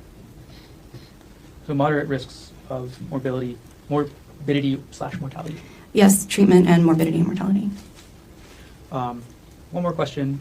Going backwards a little bit, Dr. Carlton, why did you refer Ariel to a specialty face surgeon? Just due to the complexity of the laceration and my concerns about infection and potential wound healing, I thought it would be better for the wound and for her to have the specialty surgeon on board in case of complications from the fixation. Okay. And the fixation, it's like regular stitches? Well, it was done in a couple of layers, but regular stitches. Sure. Did everything you testified to occur in the city and county of Honolulu, state of Hawaii? Yes. Thank you. No further questions. That's for subject matter jurisdiction. Objections? Thank you. Good afternoon, doctor. Hi. Just a very few questions. You said you went to medical school and then did your residency and then got board certified, correct? Yes, and board certified in general surgery. Okay. And that took you many years to do, correct? Yes. A lot of hard work that went into becoming a doctor, correct? It can be. And becoming board certified, right? Yes. Just a few questions. In the charting, it indicated that the patient denied LOC. Does LOC stand for loss of consciousness? It does. Okay. So the patient denied loss of consciousness during the incident, yes? Yes. He's doing all this minimizing. Now, well, the pictures are bad. You mentioned the term stellate laceration. Those kind of by their nature are complex. They're not caused by a sharp object, blunt force trauma, kind of impact, and it star-shaped spreads, yes? Generally. Okay. Now, the next day on March 25th, based on your examination and dealing with her, you cleared her for discharge from the hospital the next day, correct? Correct. And I'd imagine that's not something you would have done unless you believe it was safe for her to leave the hospital the very next day, correct? Correct. Doctor, sometimes in working in the hospital, you have to fill out, or you're asked to fill out, an HPD, Honolulu Police Department Physician's Report form, correct? The HPD 13? Yeah. Yes. Okay. And that is the number, so it seems like you're familiar with it. Yes. Right? Filled it out a bunch of times, correct? Yes. And you try your best to be honest and accurate and unbiased as you go about filling it out, correct? Yes. And in this case involving Ms. Koenig, you did fill out such a form, yes? I believe so. Would seeing your form help you refresh your memory? Sure. Okay. 1 second.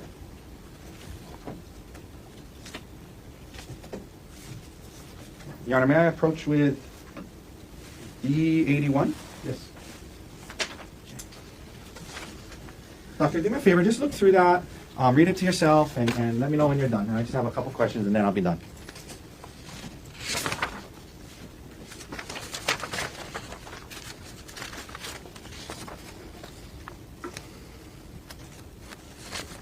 Okay. Okay, yeah, I'm going to come back and get it from you. Doctor, that is your signature on the second page, correct? Correct. In response to the question, did the injury cause a major avulsion, laceration, or penetration of the skin under substantial body injury? You checked yes, and that's because of the laceration on her scalp, correct? Correct. Okay. Did the injury cause a serious concussion? You checked no to that, correct? Correct. Did the injury cause a tearing, rupture, or corrosive damage of the esophagus, viscera, or other internal organs? You checked no to that, correct? Correct. What is a viscera? Viscera is an organ. Okay. Under the serious bodily injury portion, did the injury create a substantial risk of death? You checked the box no, correct? Correct. Will the injury cause any serious permanent disfigurement? You checked the box no, correct? Correct. Will the injury cause a protracted loss or impairment of the function of any bodily member or organ? You checked the box no, correct? Correct. Okay. Thank you for your time, doctor. No further questions. Mr. Gardner, any reason? Yes, please. Dr. Carlton, on that HPD 13, you were just asked about, you checked a box that said the injuries did not cause a substantial risk of death. Is that right? Correct. Okay. That comment or that opinion that you gave was about the resulting injuries that Ariel had. Is that right? Yes, that's a retrospective look at the injuries. Okay. That is not an opinion about any mechanism. Objection, Your Honor. Can we approach?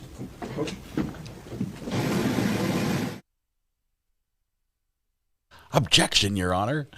I think what the lawyer is trying to get to is to basically say your opinion about whether or not those injuries caused a substantial risk of death does not mean that she should not be in fear for her life at the time she was receiving those. Defense does not want those included. She's like, no, this is looking back. This is objective. After the fact, what she got didn't kill her. It doesn't mean that she was not in fear for her life or at risk of death had, that sort of a treatment continued. Oh, good stuff. I love this. I do like defense attorneys. I really do. But this guy might start to wear on me just a tiny bit. Let's see. Let's go just a teensy bit further. Wait, the sidebar is continuing.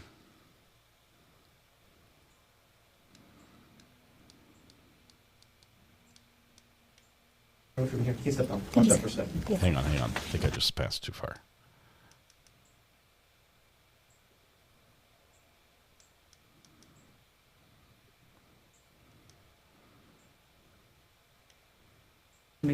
I believe that was in the progress note, yes. Okay. What does that mean?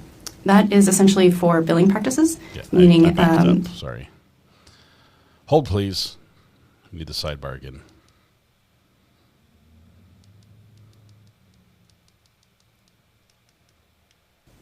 Dr. Carlton, isn't it true that you are not providing any opinion today about the mechanism of the injury? Correct. Okay, thank you. That's the right question. Same question. Any follow-up? Nothing further, doctor. Thank you. Dr. Carlton, thanks for being here. Watch that first step. Okay, thank you. Watch the first step. It could be your last. Mr. Gardner, next witness. We'll call Katrina Kamo. Katrina Kamo. Josh has already got the spelling of her name for us. Thank you, Josh. Appreciate that.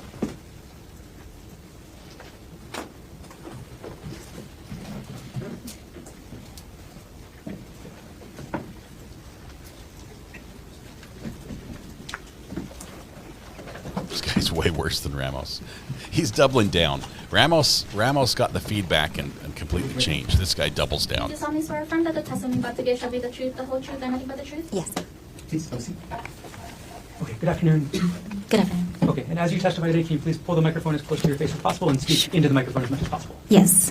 First of all, can you please state your name? Katrina Kamo. And what's your occupation? I'm a Honolulu Police Department officer. How long have you been employed by HPD? 10 years. What was your assignment on March 24th, 2025? A drone pilot. And at around 2:30 p.m. on March 24th, 2025, where were you dispatched to? I was dispatched to the Poly Lookout. She got Is my the Poly attention. Lookout in the city and county of Honolulu, state of Hawaii? Yes.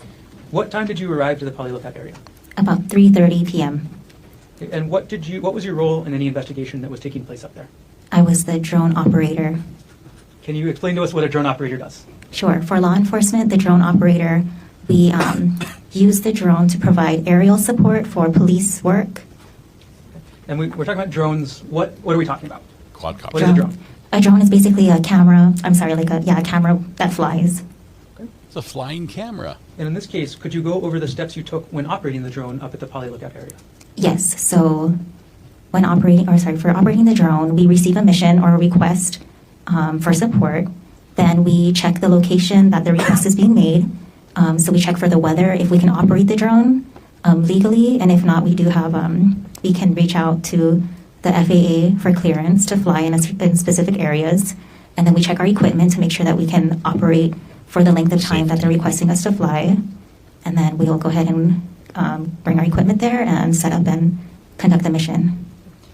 And then what is the actual equipment you're using to operate the drone? So we have our drone, we have our the controller and batteries, and then we have a first-person viewer case. And what is the first-person viewer case?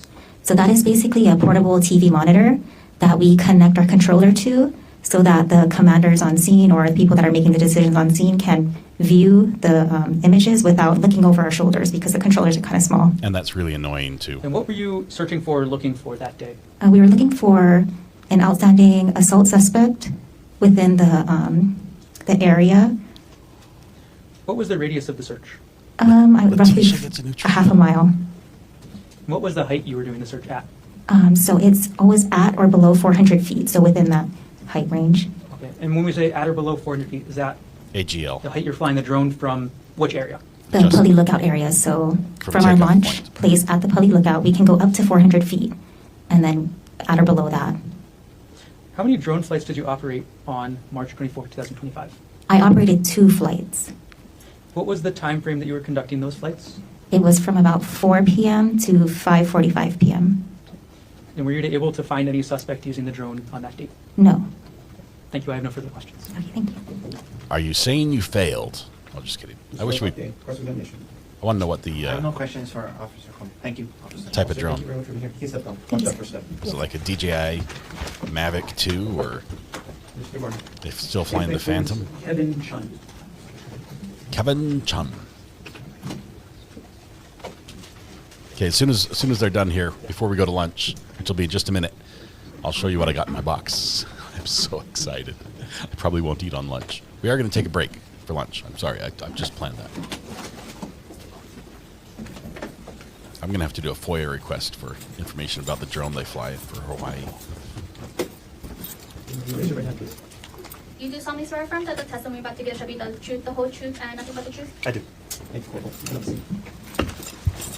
I heard Lori Vallow gets a Supreme Court hearing, not a new trial. But As you testify today, can you please hold the microphone as close to you as possible and speak into the microphone? Yeah, yes.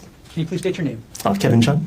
And what is your occupation? I'm a corporal in the Honolulu Police Department. How long have you been employed by HPD?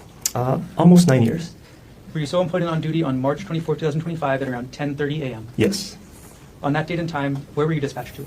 I was dispatched to the Poly Lookout. Was that in the city and county of Honolulu, State of Hawaii? Yes. What did you observe when you arrived? I observed just a full parking lot. It was a kind of a sunny day, so there's a lot of tourists in the parking lot. But that was pretty much it so far. Okay. And then where did you go once you got to the Poly Lookout parking lot? Well, I was sent to the Poly Puka, which is a small kind of hiking trail that people like to go to. So I was sent initially over there. So I was kind of by where the buses park. Where is the trailhead to the Poly Puka Trail? If you're kind of facing where the Poly Lookout is, it's to the left, kind of by a bunch of like bamboo shoots. And what did you observe when you arrived to the trailhead of the Poly Puka Trail? Well, as soon as I climbed up that small rock wall, as soon as I got in there, I was able to see 3 people coming down from the trail. Did you later identify those people? Yes. Who did you later identify them as? I identified them as Sarah Bushbaum, the reporting person, Amanda Morris, the witness, and then the victim, Ariel. Sorry, could you use the word complainant? Oh, sorry, complainant, the Ariel Koenig. You can't say victim. Because that's a determination the jury gets to make. Officer, Corporal Chun, did you take any Well, the written pictures make statements at that the pretty scene? easy. Yes. From whom? Sarah Bushbaum and Amanda Morris. Did you take any photos at the Poly Lookout that day? Yes. Right. Before we get further with the photos, Corporal, can you walk us through what your process is when you arrive to a scene like this? Okay, so initially you get the call. It was an assault call, so you want to make sure the scene is safe. So when you get there, you want to, again, make sure that there's no active argument, no active assault. So when the witnesses and the complainants got to like the bottom of the parking lot area, I deemed that to be safe. So I initially I notified our dispatch to send in the ambulance because I was able to see that one of the 3 women had injuries to her head.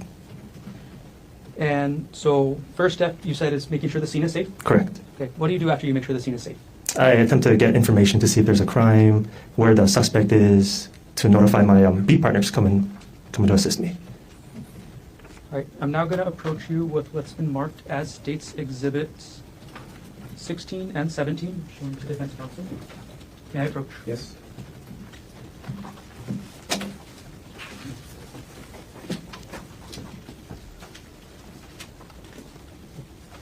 Corporal Chun, do you recognize what I just handed you? Yes. What are these? These are 2 photos that I took for the entrance to the Poly Puka Trail. Do these photos fairly and accurately depict the entrance of the Poly Puka Trail as you observed it on March 24th, 2025? Yes. At this point, the state will move State's Exhibit 16 and 17 into evidence. No objection, Your Honor. Approve the mark for identification of State's Exhibit 16 and 17 to be received. I'm going to publish now on the screen State's Exhibit 16.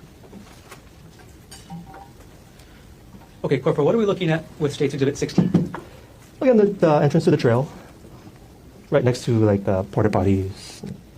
And where in the photo is the entrance to the trail? Right where that small raised rock wall is by that sign. Is that in the center of this photo? And the sign says, no trail. This is not a trail. This trail closed. Right over here. This is where it is. Is that the center of the screen? Yes. Now publishing State's Exhibit 17. Like that. What does this photo show? There's a closer view of the entrance to the Poly Puka Trail. What does that sign say there? It says, area closed, do not go beyond this sign. I'm going to take the exhibit down for Does now. everyone follow that instruction?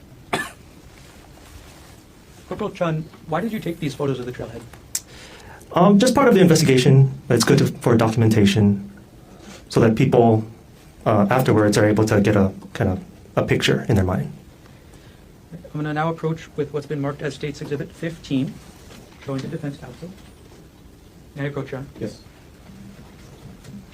Corporal Chun, I've handed you what's been marked as State's Exhibit 15. I'm going to take 16 and 17 back from you. I'll hand them to the clerk.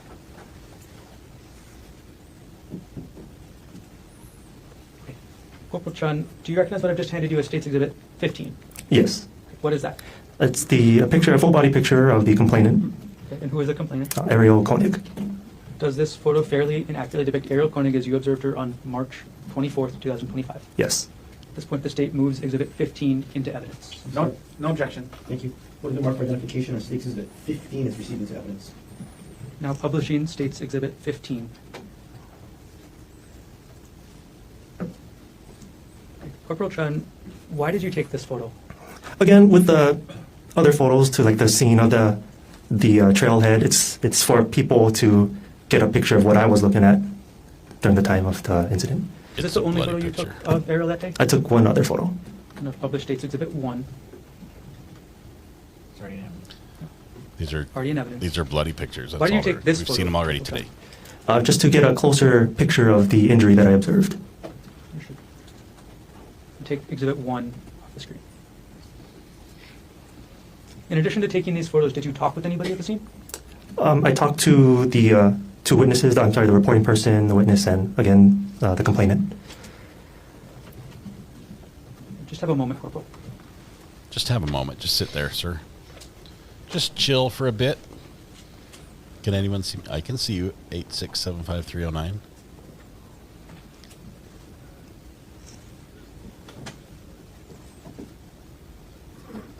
How's the granddad body treating me today? The meds are working, if that helps. Okay. So once you talked with the people at the scene and took photos, what other steps did you take in your investigation?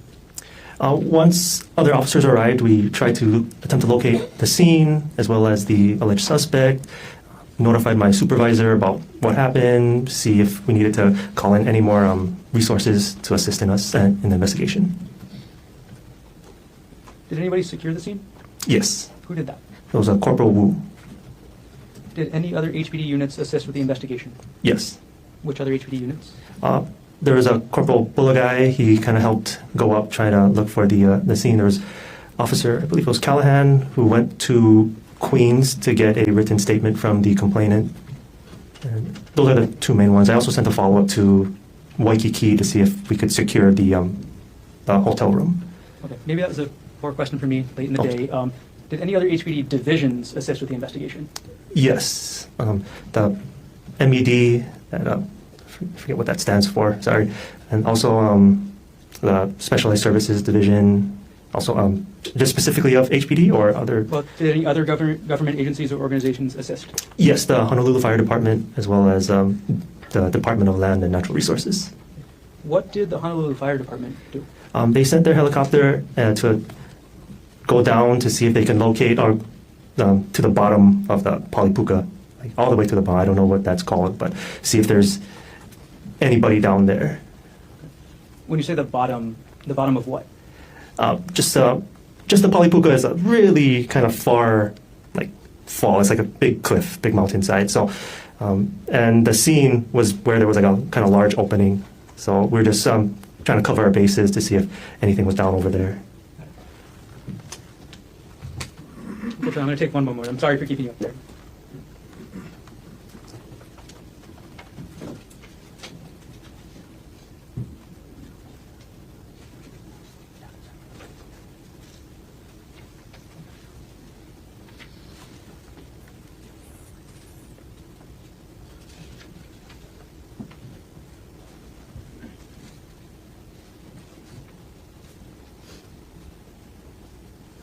Can we approach a moment? Yes, come on. Of course, let's do another sidebar real quickly. I think we're actually almost done. See if we can skip ahead.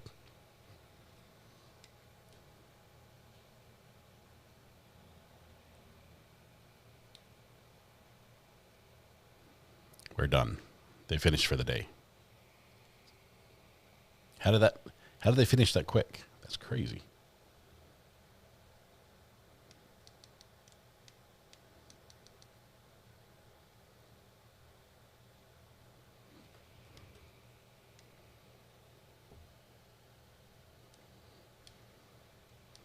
Okay, they're done for the day.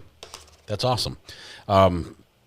So what we're going to do is this. I'm going to show you a little bit about what came in the mail, really quickly, and then we're going to come back after lunch and continue another day, because that was all of day 3. Now we're going to do day 4. Somebody else surfs up. it's on Hawaii time. We're just done. All right. Let me just say I am so excited. I've been this has been something I've been working for a long time. You guys know that I had plans for this channel from the very get-go, and I've always this channel's my love. I love that. But to make the channel work, I own a media company. The media company is the parent company. Recovery Addict is business operated underneath the media company. That media company does gigs like corporate work, church work, just other live streams where people hire me to come in and broadcast or record or run their event and just run screens and projectors and sound and all that, and it's a blast. The stuff I got is for that side of the company, but what it does is it makes it so I don't have to tear apart my studio here to run that side of the company. I don't have to rip my switcher out and take everything and break it down, the hyperdecks and soundboards and all that. So yeah, so here we go. The heart of this new system is an ATEM 2ME Constellation 4K, which is a switcher. It's like a switcher with the buttons here. It's the same. It's this same sort of thing right here that switches. This one has 8 inputs. This one has 20, which means I can take 20 different 4K camera feeds at the same time and manage them all on 2 screens like the one I have over there. And I have 12 different outputs. I can put out 2 different live streams at the same time. It's crazy powerful, like absolutely insane. This sort of switcher could run an NBA basketball game broadcast. Okay, that's what this does. I am so thrilled. It actually has many fewer buttons than my switcher here, but it's all managed by a computer, and I'm getting another button thing soon. I need a control interface for this. I can run it from a computer, and I can run it from my Stream Deck, but I'm getting a control interface. That's later. So that's the main part. This goes in. You guys watched me do the build for the audio stuff when we were doing the wireless microphones. I got another one of those identical cases. It's a Gator X Pro rack mount rolling case. It's also 6 units, which means it has 6 like 2-inch slots or 1 3/4 slots that holds the switcher and a power supply. Power supply is right here. This makes it so I can just plug in, and it's just one of these. It's this one here in the middle with the red button in the middle, not all 3 of them. But this plugs in one power cord to the wall, and then it has it's like a power strip on the back where it powers everything else in the rack, including the switcher. And I know what I'm going to show you in just a minute.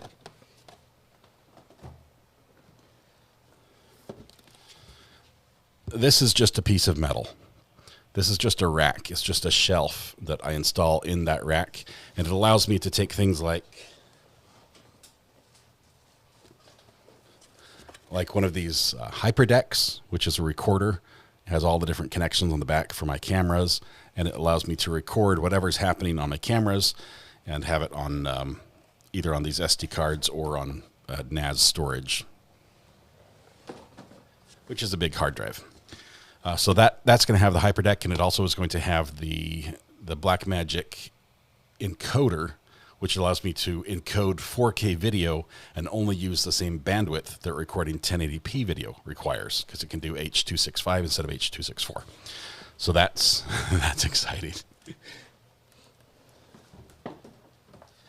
And then part of the hassle in doing a remote gig is bringing screens so you can watch everything. So I have here these are 2 8-inch monitors that will be mounted in that rack. So just in the box, you'll already have 2 screens, so I can have production, I can have a multi-view on one, and it can also give me all sorts of breakdowns as far as the histogram, the lighting, the coloring, the setup of the cameras. I can adjust that and monitor that through these. So that's really cool. I'm super excited about these. That's the box. Everything else is stuff that I already have. So we just put it together. It's just going to be a really cool, setup. Did this all cost $10K? It's under $10K. It's about half. Well, it's about 6. It's about $6K. But I can't tell you, this saves probably 2 hours of work on every single gig I work. So it pays for itself really quickly. A normal gig, a 3-hour gig, I usually charge between $1,200 and $1,750. That's about the rate I charge for a 3-hour gig, which is a typical meeting or something. But there's 2 hours on the front end and an hour on the back end of cleanup, and this just cuts that time off, and that's what a lot of my time is. So pays for itself really fast. It can also be installed in my my next item. Not my next, but I hope one day. This is like years down the road. A Sprinter van, a vehicle that can house all my gear, and I can either run it out of there or I can install it in a venue and then bring it out. But the ability to go on the road, take it to either court proceedings if we're doing the pool media, or if we're just in the media pool, we can bring it there, just connect to it, and we'll have the bonded cellular, we'll have the satellite, we'll have not true bonded, but failover internet, multiple internet connections, battery backup, and maybe even a telescopic antenna mask that'll let us, if we go to an event, say like if we followed another manhunt and we wanted to be there in person, we could put up a camera. And I've got ideas for something that nobody else has done yet with cameras on event sites like that will rival or maybe even be better than what the police have. So that's where we're going. A little mobile van, a little spy van, like a TV crew, yes. But I think of Gabby when I hear Sprinter van. Oh, yeah, it's basically that type of van, but all for equipment. So. Letitia Stout conviction overturned. She's coming back. The Harefort's going to be back. I wonder if are we going to get the same judge? And what was the reason for the overturn? Does anyone know the scoop on that yet? I haven't looked. I know Grizzly True Crime is doing a deep dive on that. And Karen, I'm never going to get famous if I keep buying equipment, or I'm never going to get rich if I keep buying equipment. I'll have to tell you. I did tell my wife. I said, Jen, this is the last switcher I will ever need to buy. But there was a little asterisk at the end.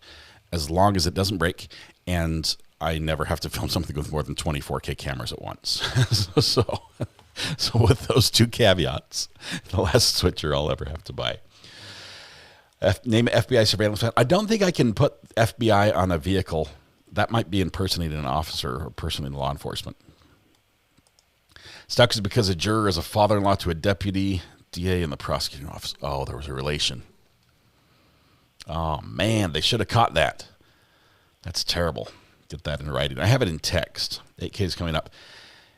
But the internet speeds, it's just not catching up. The 8K, it's already so hard for people to stream 4K. Most people, even with broadband connections, 4K can push it. So I don't think it's going to be. I don't think it's going to be that quick. Plus the quality jump. Going to 8K, it's the usefulness of 8K and beyond is in zooming in and still having a 4K image. So it's great on the production side. And you'll see that with ESPN where they can have a big, huge 8K picture and then zoom into 4K in one area of the game or something. But I'm not trying to be ESPN. FBI LLC. Yes, we'll have to think of something for the acronym. Where there's not a tech update. Nexus Lexus, all my gear, everything I bought today is Blackmagic Design brand, except for the power supply. They don't make power supplies. Blackmagic Design, their ecosystem, I love it. They have really made things work together well and just work. Like they do what they say they're supposed to do and it just runs. And the other thing I love about the company is they'll make the hardware and release it, and then they'll find ways to make that hardware exponentially better with just a software update. And they'll release that, and it's free. And so I've got equipment that I've owned literally for years. The Blackmagic Design is now coming up saying, hey, we figured out a way to make this support network storage and just this update. And now suddenly you've updated your equipment to something that would have cost you another $750.